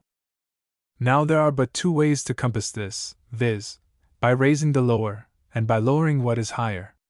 Let us suppose, then, that very unequal company I have before mentioned met. The former of these is apparently impracticable. Let Socrates, for instance, institute a discourse on the nature of the soul, or Plato reason on the native beauty of virtue, and Aristotle on his occult qualities. What must become of our dancing masters? Would they not stare at one another with surprise, and, most probably, at our philosophers with contempt? Would they have any pleasure in such society? Or would they not rather wish themselves in a dancing school, or a green room at the playhouse? What, therefore, have our philosophers to do but to lower themselves to those who cannot rise to them? And surely there are subjects on which both can converse. Hath not Socrates heard of harmony? Hath not Plato, who draws virtue in the person of a fine woman, any idea of the gracefulness of attitude? And hath not Aristotle himself written a book on motion? In short, to be a little serious, there are many topics on which they can at least be intelligible to each other. How absurd, then, must appear the conduct of Saintsbury, who, having had the advantage of a liberal education, and having made a pretty good progress in literature, is constantly advancing learned subjects in common conversation. He talks of the classics before the ladies, and of Greek criticisms among fine gentlemen. What is this less than an insult on the company over whom he thus affects a superiority, and whose time he sacrifices to his vanity? Wisely different is the amiable conduct of Sophronis, who, though he exceeds the former in knowledge, can submit to discourse on the most trivial matters, rather than introduce such as his company are utter strangers to. He can talk of fashions and diversions among the ladies, nay, can even condescend to horses and dogs with country gentlemen. This gentleman, who is equal to dispute on the highest and abstrusest points, can likewise talk on a fan or a horse race, nor had ever any one who was not himself a man of learning the least reason to conceive the vast knowledge of Sophronis, unless from the report of others. Let us compare these together. Saintsbury proposes the satisfaction of his own pride from the admiration of others. Sophronis thinks of nothing but their amusement. In the company of Saintsbury every one is rendered uneasy, laments his own want of knowledge, and longs for the end of the dull assembly. With Sophronis all are pleased, and contented with themselves in their knowledge of matters which they find worthy the consideration of a man of sense. Admiration is involuntarily paid the former, to the latter it is given joyfully. The former receives it with envy and hatred, the latter enjoys it as the sweet fruit of goodwill. The former is shunned, the latter courted by all. This behavior in Saintsbury may, in some measure, account for an observation we must have frequent occasion to make, that the conversation of men of very moderate capacities is often preferred to that of men of superior talents, in which the world act more wisely than at first they may seem, for, besides that backwardness in mankind to give their admiration, what can be duller or more void of pleasure than discourses on subjects above our comprehension? It is like listening to an unknown language, and if such company is ever desired by us, it is a sacrifice to our vanity, which imposes on us to believe that we may by these means raise the general opinion of our own parts and knowledge, and not from that cheerful delight which is the natural result of an agreeable conversation. There is another very common fault, equally destructive of this delight, by much the same means, though it is far from owing its original to any real superiority of parts and knowledge. This is discoursing on the mysteries of a particular profession, to which all the rest of the company, except one or two, are utter strangers. Lawyers are generally guilty of this fault, as they are more confined to the conversation of one another, and I have known a very agreeable company spoiled, where there have been two of these gentlemen present, who have seemed rather to think themselves in a court of justice than in a mixed assembly of persons met only for the entertainment of each other. But it is not sufficient that the whole company understand the topic of their conversation. They should be likewise equally interested in every subject not tending to their general information or amusement, for these are not to be postponed to the relation of private affairs, much less of the particular grievance or misfortune of a single person. To bear a share in the afflictions of another is a degree of friendship not to be expected in a common acquaintance, nor hath any man a right to indulge the satisfaction of a weak and mean mind by the comfort of pity at the expense of the whole company's diversion. The inferior and unsuccessful members of the several professions are generally guilty of this fault, for, as they fail of the reward due to their great merit, they can seldom refrain from reviling their superiors, and complaining of their own hard and unjust fate. Farther, as a man is not to make himself the subject of the conversation, so either is he to engross the whole to himself. As every man had rather please others by what he says than be himself pleased by what they say. Or, in other words, as every man is best pleased with the consciousness of pleasing, so should all have an equal opportunity of aiming at it. This is a right which we are so offended at being deprived of, that, though I remember to have known a man reputed a good companion, who seldom opened his mouth in company, unless to swallow his liquor, yet I have scarce ever heard that appellation given to a very talkative person, even when he hath been capable of entertaining, unless he hath done this with buffoonery, and made the rest amends by partaking of their scorn together with their admiration and applause. A well-bred man, therefore, will not take more of the discourse than falls to his share, nor in this will he shew any violent impetuosity of temper, or exert any loudness of voice, even in arguing, for the information of the company, and the conviction of his antagonist, are to be his apparent motives, not the indulgence of his own pride, or an ambitious desire of victory, which latter, if a wise man should entertain, he will be sure to conceal with his utmost endeavor, since he must know that to lay open his vanity in public is no less absurd than to lay open his bosom to an enemy whose drawn sword is pointed against it. For every man hath a dagger in his hand ready to stab the vanity of another wherever he perceives it.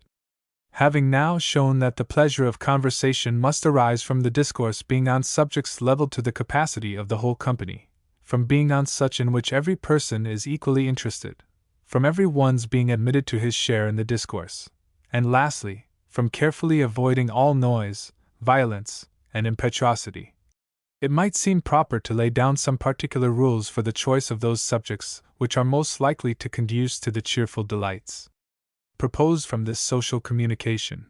But, as such an attempt might appear absurd, from the infinite variety, and perhaps too dictatorial in its nature, I shall confine myself to rejecting those topics only which seem most foreign to this delight, and which are most likely to be attended with consequences rather tending to make society an evil than to procure us any good from it. And first, I shall mention that which I have hitherto only endeavored to restrain within certain bounds, namely, arguments, but which, if they were entirely banished out of company, especially from mixed assemblies, and where ladies make part of the society, it would, I believe, promote their happiness. They have been sometimes attended with bloodshed, generally with hatred from the conquered party towards his victor, and scarce ever with conviction. Here I except jocose arguments, which often produce much mirth, and serious disputes between men of learning, when none but such are present, which tend to the propagation of knowledge and the edification of the company. Secondly, slander, which, however frequently used, or however savory to the palate of ill nature, is extremely pernicious, as it is often unjust and highly injurious to the person slandered, and always dangerous, especially in large and mixed companies, where sometimes an undesigned offense is given to an innocent relation or friend of such person, who is thus exposed to shame and confusion, without having any right to resent the affront. Of this there have been very tragical instances, and I have myself seen some very ridiculous ones, but which have given great pain, as well to the person offended, as to him who hath been the innocent occasion of giving the offense. Thirdly, all general reflections on countries, religions, and professions, which are always unjust. If these are ever tolerable, they are only from the persons who with some pleasantry ridicule their own country. It is very common among us to cast sarcasms on a neighboring nation, to which we have no other reason to bear an antipathy than what is more usual than justifiable, because we have injured it. But sure such general satire is not founded on truth, for I have known gentlemen of that nation possessed with every good quality which is to be wished in a man or required in a friend. I remember a repartee made by a gentleman of this country, which, though it was full of the severest wit, the person to whom it was directed could not resent, as he so plainly deserved it. He had with great bitterness inveighed against this whole people, upon which one of them who was present very coolly answered, "I don't know, sir, whether I have not more reason to be pleased with the compliment you pay my country than to be angry with what you say against it, since, by your abusing us all so heavily, you have plainly implied you are not of it." This exposed the other to so much laughter, especially as he was not unexceptionable in his character, that I believe he was sufficiently punished for his ill-mannered satire. Fourthly, blasphemy, and irreverent mention of religion. I will not here debate what compliment a man pays to his own understanding by the profession of infidelity. It is sufficient to my purpose that he runs the risque of giving the cruelest offense to persons of a different temper, for, if a loyalist would be greatly affronted by hearing any indecencies offered to the person of a temporal prince, how much more bitterly must a man who sincerely believes in such a being as the Almighty feel any irreverence or insult shown to his name, his honor, or his institution? And, notwithstanding the impious character of the present age, and especially of many among those whose more immediate business it is to lead men, as well by example as precept, into the ways of piety, there are still sufficient numbers left who pay so honest and sincere a reverence to religion, as may give us a reasonable expectation of finding one at least of this stamp in every large company. A fifth particular to be avoided is indecency. We are not only to forbear the repeating of such words as would give an immediate affront to a lady of reputation, but the raising of any loose ideas tending to the offense of that modesty which, if a young woman hath not something more than the affectation of, she is not worthy the regard even of a man of pleasure, provided he hath any delicacy in his constitution. How inconsistent with good breeding it is to give pain and confusion to such, is sufficiently apparent. All double entendres and obscene jests are therefore carefully to be avoided before them. But suppose no ladies present, nothing can be meaner, lower, and less productive of rational mirth than this loose conversation. For my own part, I cannot conceive how the idea of jest or pleasantry came ever to be annexed to one of our highest and most serious pleasures. Nor can I help observing, to the discredit of such merriment, that it is commonly the last resource of impotent wit, the weak strainings of the lowest, silliest, and dullest fellows in the world. Sixthly, you are to avoid knowingly mentioning anything which may revive in any person the remembrance of some past accident, or raise an uneasy reflection on a present misfortune or corporal blemish. To maintain this rule nicely, perhaps, requires great delicacy, but it is absolutely necessary to a well-bred man. I have observed numberless breaches of it, many, I believe, proceeding from negligence and inadvertency, yet I am afraid some may be too justly imputed to a malicious desire of triumphing in our own superior happiness and perfections. Now, when it proceeds from this motive, it is not easy to imagine anything more criminal. Under this head I shall caution my well-bred reader against a common fault, much of the same nature, which is, mentioning any particular quality as absolutely essential to either man or woman, and exploding all those who want it. This renders every one uneasy who is in the least self-conscious of the defect. I have heard a boor of fashion declare in the presence of women remarkably plain, that beauty was the chief perfection of that sex, and an essential without which no woman was worth regarding, a certain method of putting all those in the room, who are but suspicious of their defect that way, out of countenance.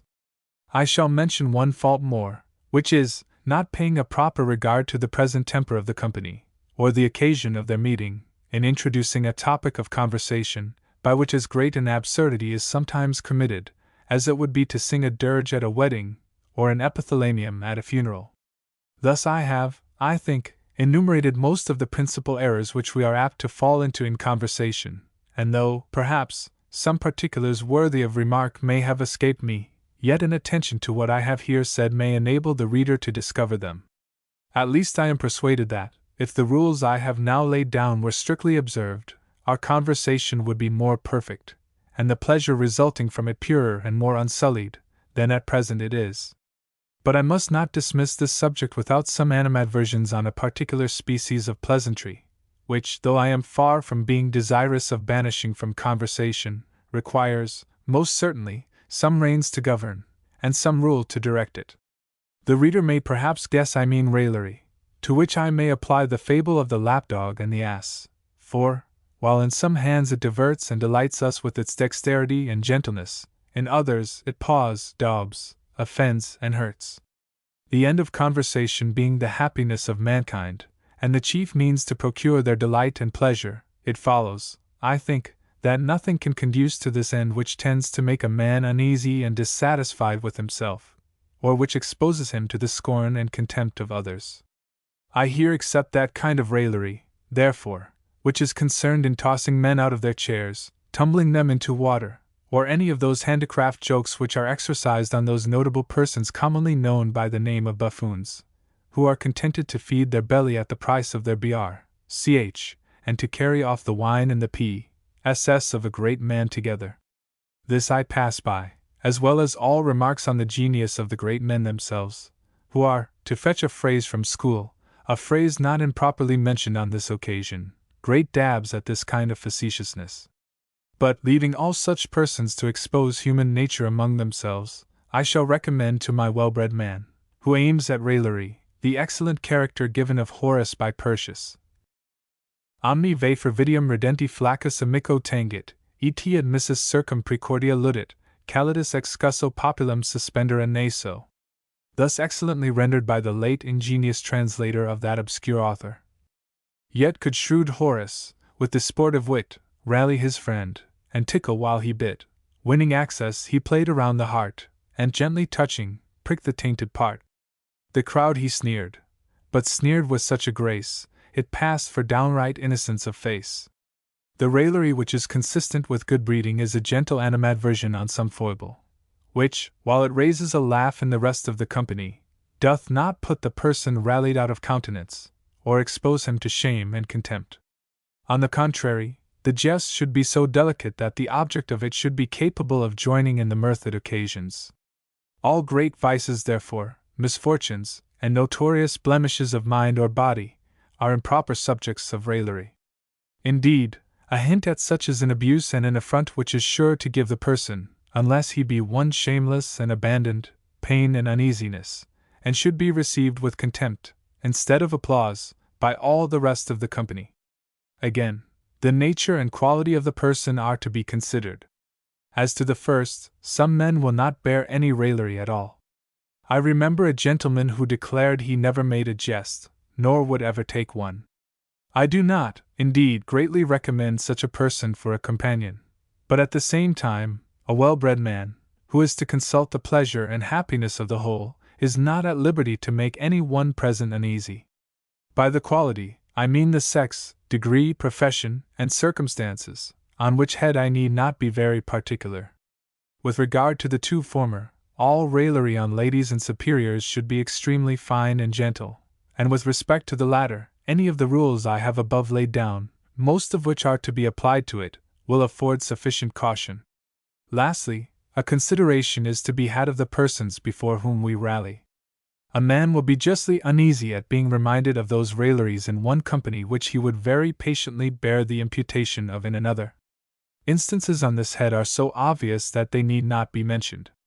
In short, the whole doctrine of raillery is comprised in this famous line: Quid de quoque viro, et cui dicas sit cavito. Be cautious what you say, of whom and to whom. And now, methinks, I hear some one cry out that such restrictions are, in effect, to exclude all raillery from conversation, and, to confess the truth, it is a weapon from which many persons will do wisely in totally abstaining, for it is a weapon which doth the more mischief by how much the blunter it is. The sharpest wit therefore is only to be indulged the free use of it, for no more than a very slight touch is to be allowed, no hacking, nor bruising, as if they were to hew a carcass for hounds, as Shakespeare phrases it. Nor is it sufficient that it be sharp, it must be used likewise with the utmost tenderness and good nature, and, as the nicest dexterity of a gladiator is shown in being able to hit without cutting deep, so is this of our railer, who is rather to tickle than wound. True raillery indeed consists either in playing on peccadilloes, which, however they may be censured by some, are not esteemed as really blemishes in a character in the company where they are made the subject of mirth, as too much freedom with the bottle, or too much indulgence with women, and c. Or, secondly, in pleasantly representing real good qualities in a false light of shame, and bantering them as ill ones. So generosity may be treated as prodigality, economy as avarice, true courage as foolhardiness, and so of the rest. Lastly, in ridiculing men for vices and faults which they are known to be free from. Thus the cowardice of a l, the dullness of ch, d, the unpoliteness of d, ton, may be attacked without danger of offense, and thus lyt, and may be censured for whatever vice or folly you please to impute to him. And however limited these bounds may appear to some, yet, in skillful and witty hands, I have known raillery, thus confined, afford a very diverting, as well as an offensive, entertainment to the whole company. I shall conclude this essay with these two observations, which I think may be clearly deduced from what hath been said. First, that every person who indulges his ill nature or vanity at the expense of others, and in introducing uneasiness, vexation, and confusion into society, however exalted or high-titled he may be, is thoroughly ill-bred.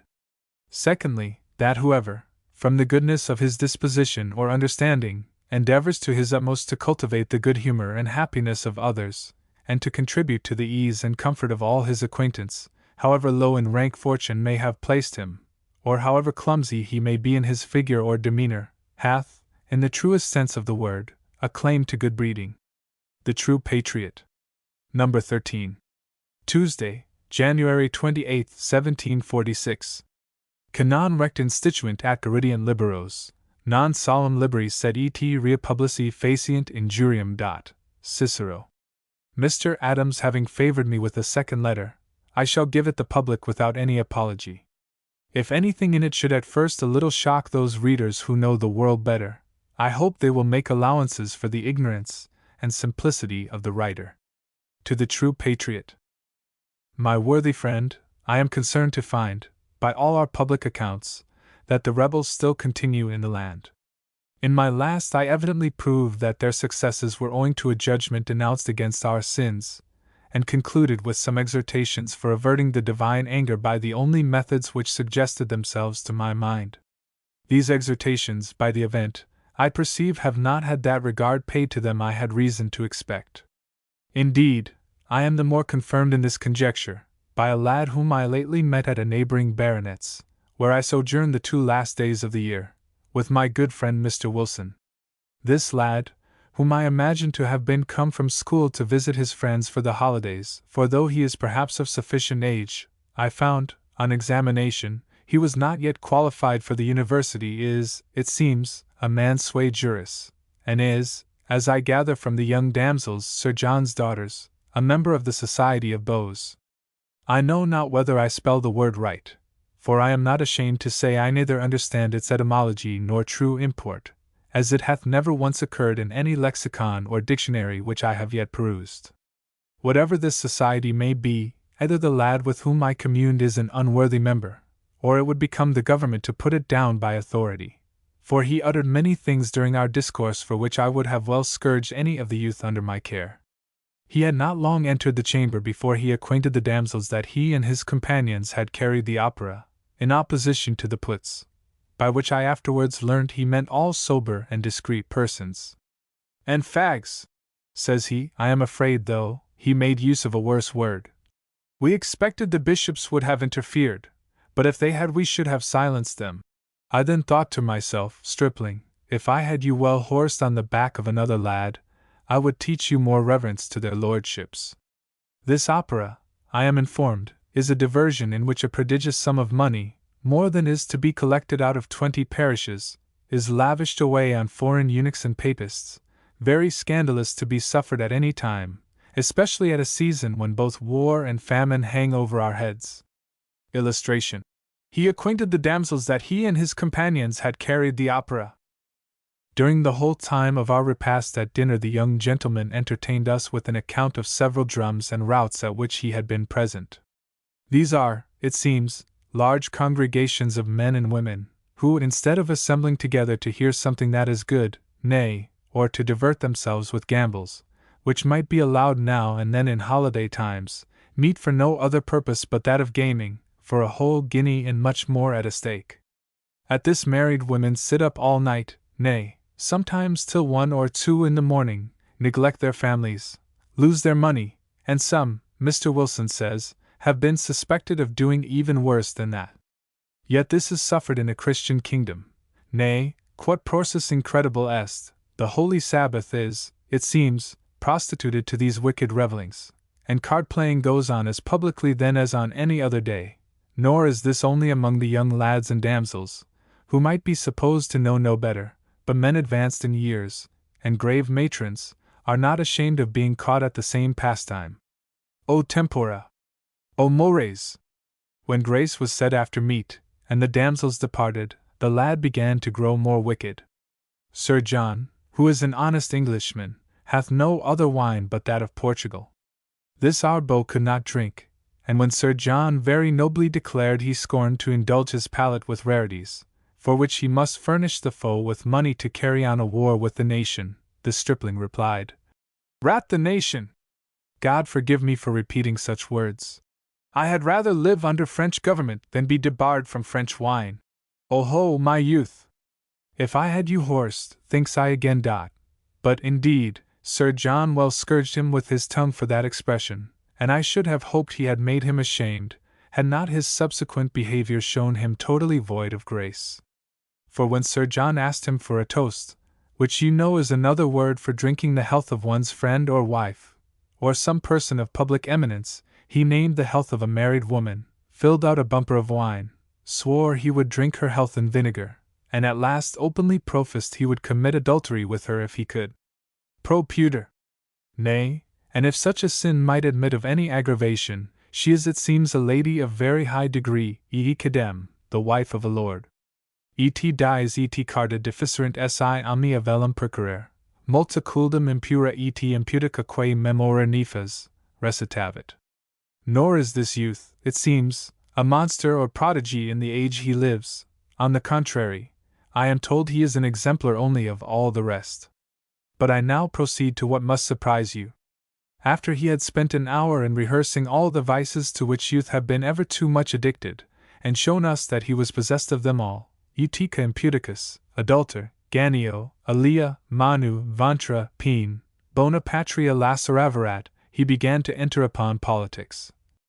O procer censor opus and haruspus nobis! This stripling, this beau, this rake, discovered likewise all the wickedness peculiar to age, and that he had not, with those vices which proceed from the warmth of youth, one of the virtues which we should naturally expect from the same sanguine disposition. He shewed us that grey hairs could add nothing but hypocrisy to him, for he avowed public prostitution, laughed at all honor, public spirit, and patriotism, and gave convincing proofs that the most phlegmatic old miser upon earth could not be sooner tempted with gold to perpetrate the most horrid iniquities than himself. Whether this youth be, quod vix credo, concerned himself in the public weal, or whether he have his information from others, I hope he greatly exceeded the truth in what he delivered on this subject. For was he to be believed, the conclusion we must draw would be, that the only concern of our great men, even at this time, was for places and pensions, that, instead of applying themselves to renovate and restore our sick and drooping commonweal, they were struggling to get closest to her heart, and, like leeches, to suck her last drop of vital blood. I hope, however, better things, and that this lad deserves a good rod as well for lying as for all his other iniquity, and if his parents do not take care to have it well laid on, I can assure them they have much to answer for. Mr. Wilson now found me grow very uneasy, as, indeed, I had been from the beginning, nor could anything but respect to the company have prevented me from correcting the boy long before. He therefore endeavored to turn the discourse, and asked our spark when he left London? To which he answered, the Wednesday before. How, sir? Said I. Travel on Christmas Day? Was it so? Says he. Fags. That's more than I knew, but why not travel on Christmas Day as well as any other? Why not? Said I, lifting my voice, for I had lost all patience. Was you not brought up in the Christian religion? Did you never learn your catechism? He then burst out into an unmannerly laugh, and so provoked me, that I should certainly have smote him, had I not laid my crabstick down in the window, and had not Mr. Wilson been fortunately placed between us. Odd so. Mr. Parson, says he, are you there? I wonder I had not smoked you before. Smoke me, answered I, and at the same time leaped from my chair, my wrath being highly kindled. At which instant a jackanapes, who sat on my left hand, whipped my peruke from my head, which I no sooner perceived than I corrected him a remembrance over the face, which laid him sprawling on the floor. I was afterwards concerned at the blow, though the consequence was only a bloody nose, and the lad, who was a companion of the others, and had uttered many wicked things, which I pretermitted in my narrative, very well deserved correction. A bustle now arose, not worth recounting, which ended in my departure with Mr. Wilson, though we had purposed to tarry there that night. In our way home we both lamented the peculiar hardiness of this country, which seems bent on its own destruction, nor will take warning by any visitation, till the utmost wrath of divine vengeance overtakes it.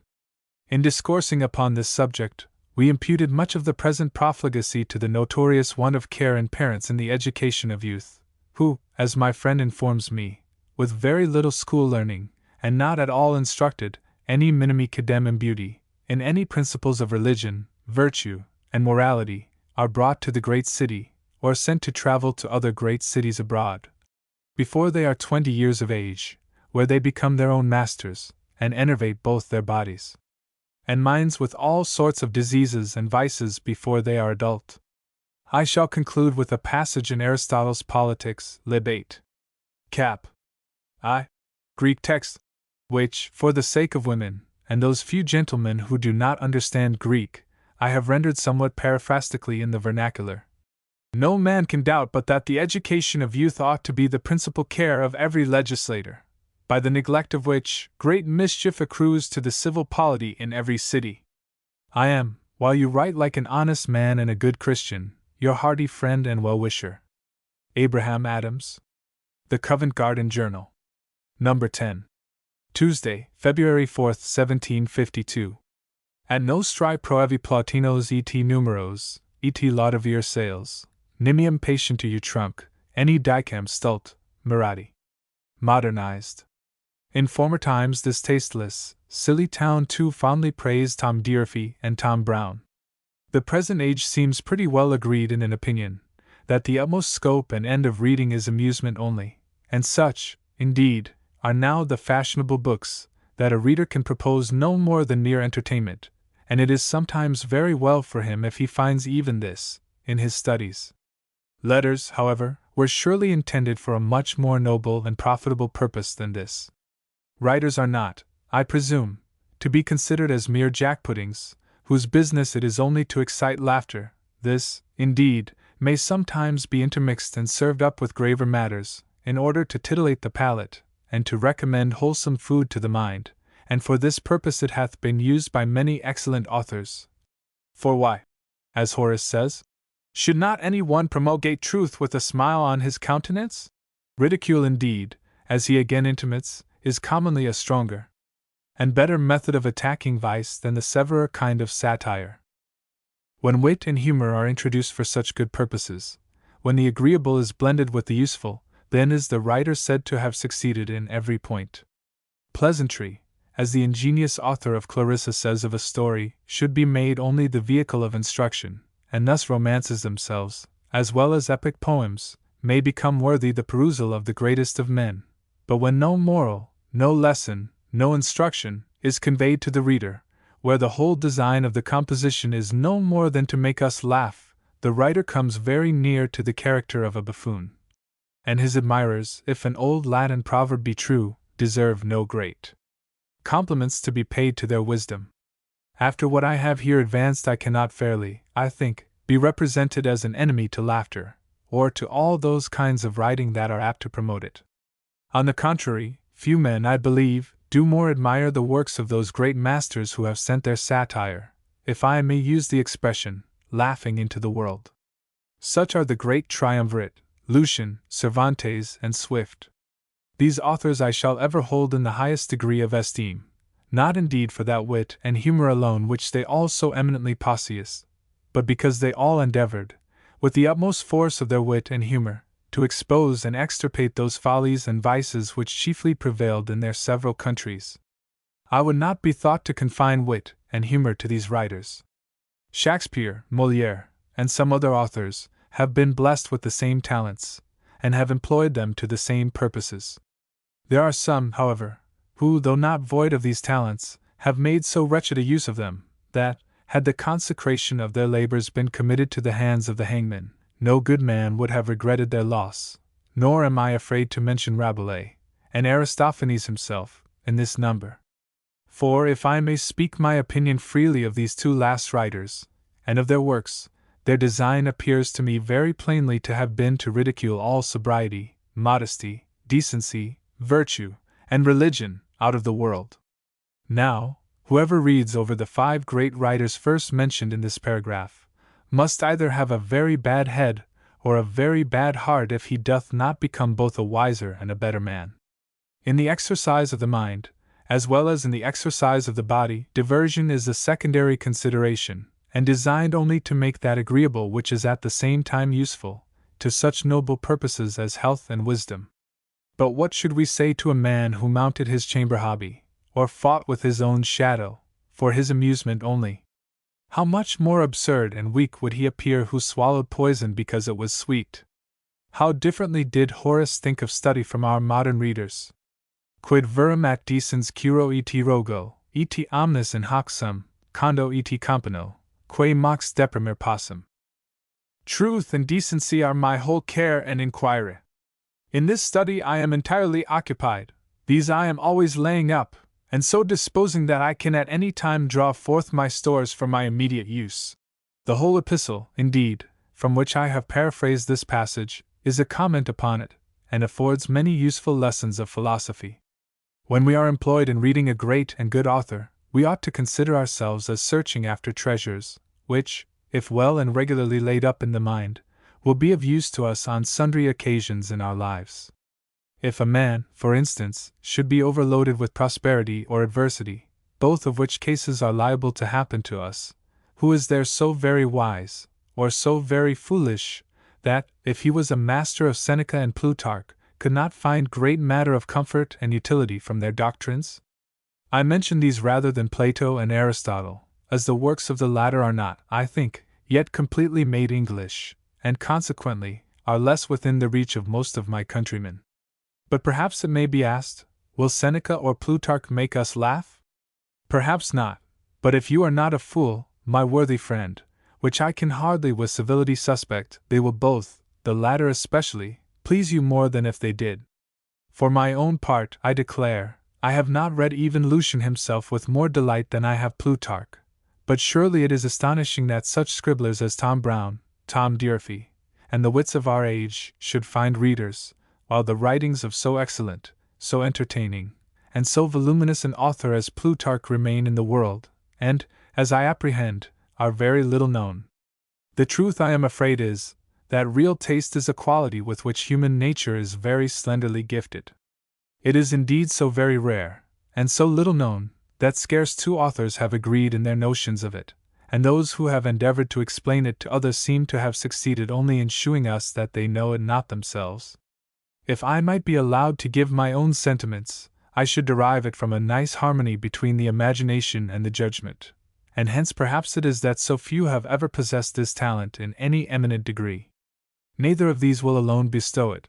Nothing is indeed more common than to see men of very bright imaginations, and of very accurate learning, which can hardly be acquired without judgment, who are entirely devoid of taste, and Longinus, who of all men seems most exquisitely to have possessed it, will puzzle his reader very much if he should attempt to decide whether imagination or judgment shine the brighter in that inimitable critic. But as for the bulk of mankind, they are clearly void of any degree of taste. It is a quality in which they advance very little beyond a state of infancy. The first thing a child is fond of in a book is a picture, the second is a story, and the third a jest. Here then is the true pons asinorum, which very few readers ever get over. From what I have said, it may perhaps be thought to appear that true taste is the real gift of nature only, and if so, some may ask to what purpose have I endeavored to show men that they are without a blessing which it is impossible for them to attain. Now, though it is certain that to the highest consummation of taste, as well as of every other excellence, nature must lend much assistance, yet great is the power of art, almost of itself, or at best with only slender aids from nature, and, to say the truth, there are very few who have not in their minds some small seeds of taste. All men, says Cicero, have a sort of tacit sense of what is right or wrong in arts and sciences, even without the help of arts. This surely it is in the power of art very greatly to improve. That most men, therefore, proceed no farther than as I have above declared, is owing either to the want of any, or, which is perhaps yet worse, to an improper education. I shall probably, therefore, in a future paper, endeavor to lay down some rules by which all men may acquire at least some degree of taste. In the meanwhile, I shall, according to the method observed in inoculation, recommend to my readers, as a preparative for their receiving my instructions, a total abstinence from all bad books. I do therefore most earnestly entreat all my young readers that they would cautiously avoid the perusal of any modern book till it hath first had the sanction of some wise and learned man, and the same caution I propose to all fathers, mothers, and guardians. Evil communications corrupt good manners, is a quotation of St. Paul from Menander. Evil books corrupt at once both our manners and our taste. Number 33. Saturday, April 23, 1752. Odii profanum vulgus dat, whore. I hate profane rascals. Sir, in this very learned and enlightened age, in which authors are almost as numerous as booksellers, I doubt not but your correspondents furnish you with a sufficient quantity of waste paper. I perhaps may add to the heap, for, as men do not always know the motive of their own actions, I may possibly be induced, by the same sort of vanity as other puny authors have been, to desire to be in print. But I am very well satisfied with you for my judge, and if you should not think proper to take any notice of the hint I have here sent you, I shall conclude that I am an impertinent correspondent, but that you are a judicious and impartial critic. In my own defense, however, I must say that I am never better pleased than when I see extraordinary abilities employed in the support of his honor and religion, who has so bountifully bestowed them. It is for this reason that I wish you would take some notice of the character, or rather story, here sent you. In my travels westward last summer I lay at an inn in Somersetshire, remarkable for its pleasant situation and the obliging behavior of the landlord, who, though a downright rustic, had an awkward sort of politeness arising from his good nature that was very pleasing, and if I may be allowed the expression, was a sort of good breeding undressed. As I intended to make a pretty long journey the next day, I rose time enough to behold that glorious luminary the sun set out on his course, which, by the by, is one of the finest sights the eye can behold, and, as it is a thing seldom seen by people of fashion, unless it be at the theatre at Covent Garden, I could not help laying some stress upon it here. The kitchen in this inn was a very pleasant room. I therefore called for some tea, sat me in the window that I might enjoy the prospect which the country afforded, and a more beautiful one is not in the power of imagination to frame. This house was situated on the top of a hill, and for 2 miles below it meadows, enlivened with variety of cattle, and adorned with a greater variety of flowers, first caught my sight. At the bottom of this vale ran a river which seemed to promise coolness and refreshment to the thirsty cattle. The eye was next presented with fields of corn that made a kind of an ascent which was terminated by a wood, at the top of which appeared a verdant hill situate as it were in the clouds where the sun was just arrived, and peeping o'er the summit, which was at this time covered with dew, gilded it over with his rays and terminated my view in the most agreeable manner in the world. In a word, the elegant simplicity of every object round me filled my heart with such gratitude, and furnished my mind with such pleasing meditations, as made me thank heaven I was born. But this state of joyous tranquillity was not of long duration. I had scarce begun my breakfast, when my ears were saluted with a genteel whistle, and the noise of a pair of slippers descending the staircase, and soon after I beheld a contrast to my former prospect, being a very boyish gentleman, with a huge laced hat on, as big as pistols in the play, a wig somewhat disheveled, and a face which at once gave you a perfect idea of emptiness, assurance, and intemperance. His eyes, which before were scarce open, he fixed on me with a stare which testified surprise, and his coat was immediately thrown open to display a very handsome second-hand gold-laced waistcoat. In one hand he had a pair of saddlebags, and in the other a hanger of mighty size, both of which, with a graceful G.D.D.N.U., he placed upon a chair. Then, advancing towards the landlord, who was standing by me, he said, "By G.D. landlord, your wine is damnable strong." "I don't know," replied the landlord. "It is generally reckoned pretty good, for I have it all from London."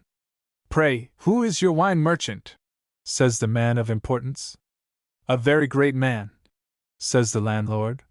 "In his way, perhaps you may know him, sir. His name is Kirby." "Ah, what? Honest Tom? He and I have cracked many a bottle of claret together. He is one of the most considerable merchants in the city.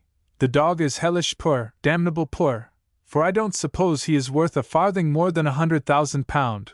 Only a plum, that's all. He is to be our Lord Mayor next year." "I ask pardon, sir, that is not the man, for our Mr. Kirby's name is not Thomas but Richard." "Aye," says the gentleman. "That's his brother, they are partners together." "I believe," says the landlord, "you are out, sir, for that gentleman has no brother." "D.N. your nonsense, with you and your outs," says the beau. "As if I should not know better than you country puts, I who have lived in London all my lifetime." "I ask 1,000 pardons," says the landlord. "I hope no offense, sir." "No, no," cries the other. "We gentlemen know how to make allowance for your country breeding." Then stepping to the kitchen door, with an audible voice he called the ostler, and in a very graceful accent said, "D.N. your blood, you cock-eyed son of a bitch, bring me my boots." "Did not you hear me call?" Then turning to the landlord said, "Faith, that Mr. Whatacallum, the excise man, is a damned jolly fellow." "Yes, sir," says the landlord. "He is a merryish sort of a man. But," says the gentleman, "as for that schoolmaster, he is the queerest bitch I ever saw. He looks as if he could not say bo to a goose." "I don't know, sir," says the landlord. "He is reckoned to be a desperate good scholar about us, and the gentry likes him vastly, for he understands the measurement of land and timber, knows how to make dials and such things, and for ciphering few can outdo N. "Aye," says the gentleman. "He does look like a cipher indeed, for he did not speak 3 words all last night." The ostler now produced the boots, which the gentleman taking in his hand, and having placed himself in the chair, addressed in the following speech: "My good friends, Mr. Boots, I tell you plainly that, if you plague me so damnably as you did yesterday morning, by G, I'll commit you to the flames, stap my victuals. As my Lord Huntingdon says in the play." He then looked full in my face, and asked the landlord if he had ever been at Drury Lane Playhouse, which he answered in the negative. "What?" says he. "Did you never hear talk of Mr. Garrick and King Richard?" "No, sir," says the landlord. "By G," says the gentleman, "he is the cleverest fellow in England." He then spouted a speech out of King Richard, which begins, "Give me an horse, and see. There," says he, that is just like Mr. Garrick." Having pleased himself vastly with this performance, he shook the landlord by the hand with great good humor, and said, "By G, you seem to be an honest fellow, and good blood. If you'll come and see me in London, I'll give you your skinful of wine, and treat you with a play and a whore every night you stay. I'll show you how it is to live, my boy.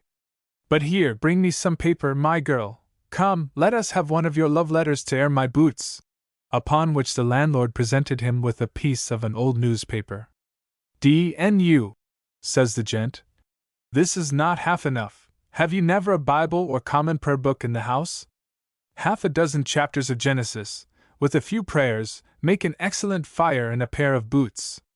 "Oh, Lord forgive you, says the landlord. Sure you would not burn such books as those? No, cries the spark. Where was you born? Go into a shop of London and buy some butter or a quartern of tea, and then you'll see what use is made of these books.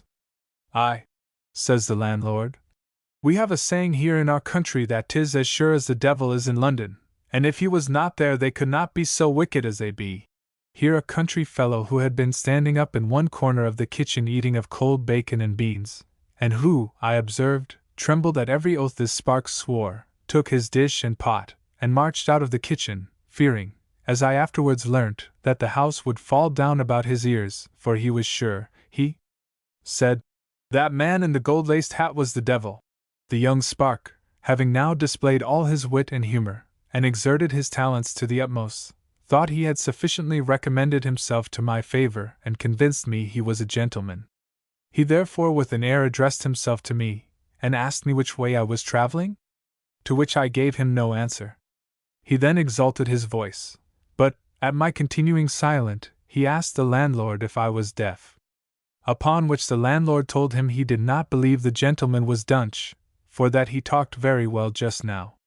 The man of wit whispered in the landlord's ear, and said, I suppose he is either a parson or a fool. He then drank a dram, observing that a man should not cool too fast, paid 6 pence more than his reckoning, called for his horse, gave the ostler a shilling, and galloped out of the inn, thoroughly satisfied that we all agreed with him in thinking him a clever fellow and a man of great importance. The landlord, smiling, took up his money, and said he was a comical gentleman, but that it was 1,000 pities he swore so much. If it was not for that, he was a very good customer, and as generous as a prince, for that the night before he had treated everybody in the house. I then asked him if he knew that comical gentleman, as he called him? No, really, sir, said the landlord. Though a gentleman was saying last night that he was a sort of rider or ride out to a linen draper at London. This, Mr. Censor, I have since found to be true, for, having occasion to buy some cloth, I went last week into a linendraper's shop, in which I found a young fellow whose decent behavior and plain dress shewed he was a tradesman. Upon looking full in his face I thought I had seen it before, nor was it long before I recollected where it was, and that this was the same beau I had met with in Somersetshire. The difference in the same man in London, where he was known, and in the country, where he was a stranger, was beyond expression, and was it not impertinent to make observations to you? I could enlarge upon this sort of behavior, for I am firmly of opinion that there is neither spirit nor good sense in oaths, nor any wit or humor in blasphemy. But as vulgar errors require an abler pen than mine to correct them, I shall leave that task to you, and am, sir, your humble servant, R.S. Familiar Letters. Note. See Introduction. The following 5 letters were given me by the author of the preface. I should have thought this hint unnecessary, had not much nonsense and scurrility been unjustly imputed to him by the good judgment or good nature of the age. They can know but little of his writings, who want to have them pointed out, but they know much less of him, who impute any such base and scandalous productions to his pen. Letter CLI. Underscore a letter from a French gentleman to his friend in Paris, in imitation of Horace, Addison, and all other writers of traveling letters. Done into English underscore. Monsieur. At Whitehall we took a pair of oars for Putney. These we had indeed some difficulty to procure, for many refused to go with us farther than Foxhall or Ranelagh Gardens. At last we prevailed with 2 fellows for 3 half-crowns to take us on board. I have been told there was formerly a law regulating the fares of these people, but that is to be sure obsolete. I think it pity it was not revived. As the weather was extremely fine, we did not regret the tides running against us, since by that means we had more opportunity of making observations on the finest river in the world except the Seine. After taking a survey of the new bridge, which must be greatly admired by all who have not seen the Pont Neuf, we passed by a row of buildings, not very remarkable for their elegance, being chiefly built of wood, and irregular. Many of them are supported by pillars, but of what order we could not plainly discern. We came now to Lambeth, where is a palace of the Archbishop of Canterbury, the Metropolitan of England. This is a vast pile of building, not very beautiful indeed in its structure, but wonderfully well calculated, as well to signify, as to answer the use for which it was, I suppose, originally intended, containing a great number of little apartments for the reception of traveling and distressed Christians. Lambeth is perhaps so called from lamb, which is the type of meekness. The next place of note, as we ascend the river, is Vauxhall, or rather Foxhole, the first syllable of which is corrupted into Vaux by the vulgar, who tell a foolish story of one Vaux who resided here, and attempted to blow up the Thames. But the true reading is Foxhole, as appears by an ancient piece of painting, representing that animal whence it takes its name, and which is now to be seen on a high wooden pillar, alias a signpost, not far from the landing place. A very little farther stands Marble Hall, of which we had a full view from the water. This is a most august edifice, built all of a rich marble, which, reflecting the sunbeams, creates an object too dazzling for the sight. Having passed this, we were entertained with a most superb piece of architecture of white, or rather yellow brick. This belongs to one of the bourgeois, as do indeed most of the villas which border on both sides this river, and they tend to give as magnificent an idea of the riches which flow into these people by trade, as the shipping doth, which is to be seen below the Bridge of London. Hence a range of most delicious meadows begins to open, which, being richly enamelled with flowers of all kinds, seem to contend whether they shall convey most pleasure to your sight or to your smell. Our contemplation was however diverted from this scene by a boat, in which were two young ladies extremely handsome, who accosted us in some phrase which we, who thought ourselves pretty good masters of the English tongue, did not understand.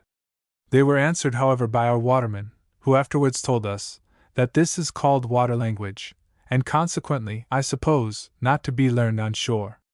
The next place which presents itself on the Surrey side, for I reserve the other shore for my return, is the pleasant village of Battersea, the true reading of which we conjectured to be Battersea, and that it was formerly a bishopric, and had the preference to Chelsea, of which we shall speak anon.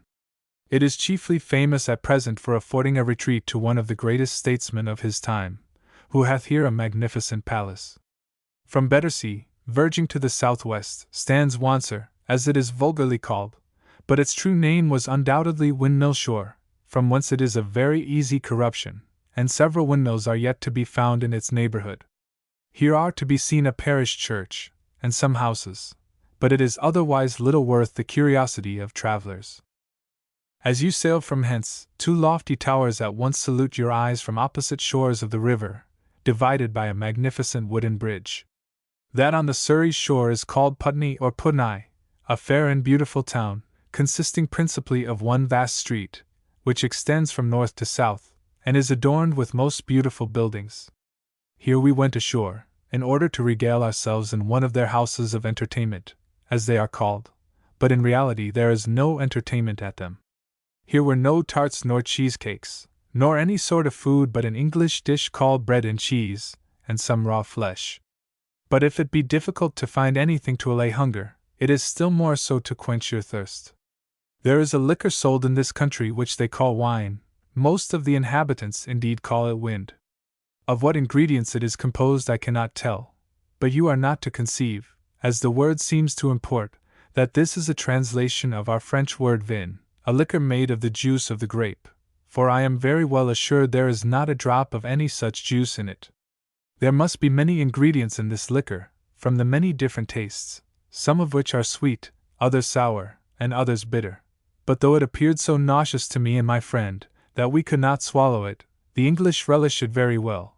Nay, they will often drink a gallon of it at a sitting, and sometimes in their cups, for it intoxicates, will wantonly give it the names of all our best wines. However, though we found nothing to eat or drink, we found something to pay. I send you a copy of the bill produced us on this occasion, as I think it a curiosity. S.D. For bread and bear 08 eating 20 wine 50 waterman's eating and liquor 1692. So that, with the drawer, we were at the expense of 10 shillings, though no Catholic ever kept an Ash Wednesday better. The drawers here may want some explanation. You must know then, that in this country, in whatever house you eat or drink, whether private or public, you are obliged to pay the servants a fee at your departure, otherwise they certainly affront you. These fees are called vails, and they serve instead of wages, for though in private houses the master generally contracts with his servant to give him wages, yet these are seldom or never paid, and indeed the vails commonly amount to much more. From Punai we crossed over to the other shore, where stands the fair and beautiful town of Fulham, vulgarly called Fulham. It is principally remarkable for being the residence of a bishop, but a large grove of trees prevented our seeing his palace from the water. These two towns were founded by two sisters, and they received their names from the following occasion. These ladies, being on the Surrey shore, called for a boat to convey them across the water. The waterman being somewhat lazy, and not coming near enough to the land, the lady who had founded the town which stands in Surrey bid them put an eye, upon which her sister immediately cried out, "A good omen! Let Punai be the name of the place."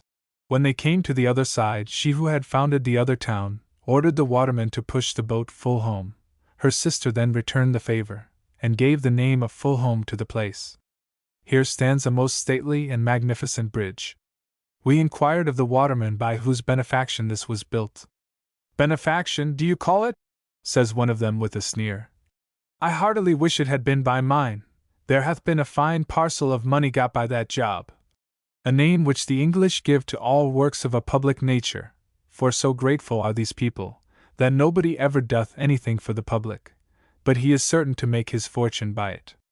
We now returned by the shore of Middlesex, and passed by several beautiful meadows, where the new mode hay would have wonderfully delighted our smell, had it not been for a great variety of dead dogs, cats, and other animals, which being plentifully bestrewed along this shore, a good deal abated the sweetness which must have otherwise impregnated the air. We at length arrived at Chelsea, a corruption of shallow sea, for the word shallow signifies empty, worthless. Thus a shallow purse and a shallow fellow are words of contempt. This, formerly, was doubtless a small bishopric, and inferior to that on the other side of the water, which was called Battersea. Here are many things worthy the curiosity of travelers. This place is famous for the residence of Don Saltero, a Spanish nobleman, who hath a vast collection of all sorts of rarities, but we had no time to see them. Here is likewise a walk called Paradise Row, from the delightful situation, and the magnificent buildings with which it is adorned. We had certainly gone on shore to admire the beauty of this walk, but here being no landing place, we must have spoiled our stockings by stepping into the mud, and were besides informed that the road was so abominably dirty that it would be difficult to cross, the rather, as it seemed entirely stopped up by a great number of dust carts. A little farther stands an hospital, or rather a palace, for the reception of old and wounded soldiers. A benefaction of so noble a kind, that it really doth honor to the English nation. Here are some very beautiful apartments, which they told us belonged to the officers, a word which led us into a mistake, as we afterwards discovered, for we imagined that these apartments were allotted to those gentlemen who had borne commissions in the army, and who had, by being disabled in the service, entitled themselves to the public favor, but on farther inquiry, we were surprised to find there was no provision at all for any such, and that these officers were a certain number of placemen, who had never borne arms, nor had any military merit whatever. Beyond this stands Ranelagh, of which we shall say no more than that it is a very large round room, and will contain abundance of people. This is indeed a sufficient recommendation to the English, who never inquire farther into the merit of any diversion, when they hear it is very much frequented. A humour, of which we saw many instances, all their public places being either quite empty of company, or so crowded, that we could hardly get to them.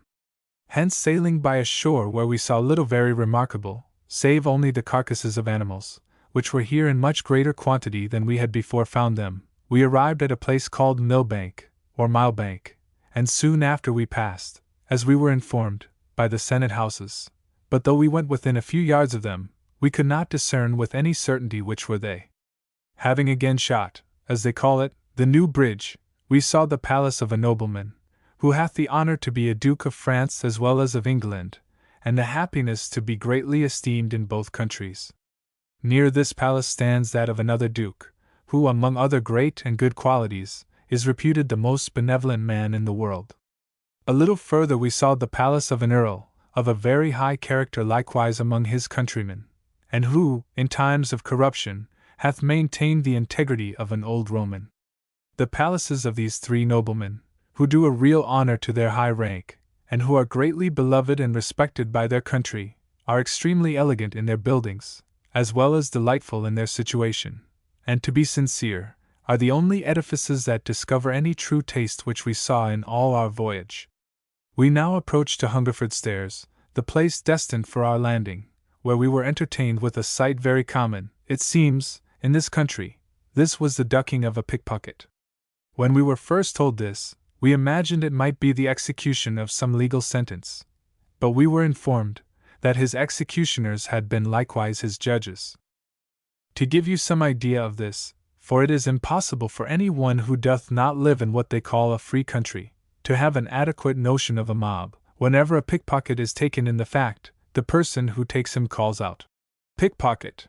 Upon which word the mob, who are always at hand in the street, assemble, and having heard the accusation, and sometimes the defense, though they are not always very strict as to the latter, judging a good deal by appearances, if they believe the accuser, the prisoner is sentenced to be ducked, and this sentence is immediately executed with such rigor, that he hardly escapes with his life. The mob take cognizance of all other misdemeanors which happen in the streets, and they are a court, which generally endeavors to do justice, though they sometimes err, by the hastiness of their decisions. Perhaps it is the only court in the world where there is no partiality arising from respect of persons. They are great enemies to the use of swords, as they are weapons with which they are not entrusted. If a gentleman draws a sword, though it be only in terrorem to defend himself, he is certain to be very severely treated by them, but they give great encouragement to their superiors, who will condescend to shew their courage in the way which the mob themselves use, by boxing, of which we shall presently shew you an instance. Our boat was now with some difficulty close to the landing place, for there was a great crowd of boats, every one of which, instead of making way for us, served to endeavor to keep us out. Upon this occasion many hundred curses passed between our watermen and their fellows, and not a few affronts were cast on us, especially as we were dressed after the manner of our country. At last we arrived safe on shore, where we paid our watermen, who grumbled at our not giving them something to drink, for all the laboring people in this country apply their hire only to eatables, for which reason they expect something over and above to drink. As we walked towards the strand, a drayman ran his whip directly into my friend's face, perhaps with no design of doing this, but at the same time, without any design of avoiding it. My friend, who was impatient of an affront, immediately struck the carter with his fist, who attempted to return the favor with his whip, but Monsieur Belair, who is extremely strong and active, and who hath learned to box in this country, presently closed in with him, and tripped up his heels. The mob now assembled round us, and being pleased with my friend for not having drawn his sword, inclined visibly to his side, and commended many blows which he gave his adversary, and other feats of activity, which he displayed during the combat, that lasted some minutes, at the end of which, the drayman yielded up the victory, crying with a sneer, "D.N.U., you have been on the stage, or I am mistaken." The mob now gave a huzzah in my friend's favor, and sufficiently upbraided his antagonist, who, they said, was well enough served for affronting a gentleman. Monsieur Belair had on the beginning of the scuffle, while the enemy lay on the ground, delivered his sword to one of the bystanders, which person had unluckily walked off in the crowd, without remembering to restore it. Upon this the mob raged violently, and swore vengeance against the thief, if he could be discovered, but as this could not be done, he was obliged at length to submit to the loss. When we began to depart, several of our friends demanded of us something to drink, but as we were more out of humor with the loss than pleased with the glory obtained, we could not be prevailed upon to open our purses. The company were incensed with this. We were saluted with the titles of Monsieur, and other contemptuous appellations. Several missile weapons, such as dirt and sea, began likewise to play on us, and we were both challenged to fight by several, who told my friend, though he beat the drayman, he was not above half a man. We then made the best of our way, and soon escaped into a hackney coach. Thus I have sent you a particular account of this voyage, from some parts of which you may perhaps conclude that the meanest rank of people are in this country better provided for than their superiors, and that the gentry, at least those of the lower class of that order, fare full as well in other places, for, to say the truth, it appears to me that an Englishman in that station is liable to be oppressed by all above him, and insulted by all below him. I am, N.C. The End. End of Project Gutenberg's Miscellanies, Volume 2, by Henry Fielding.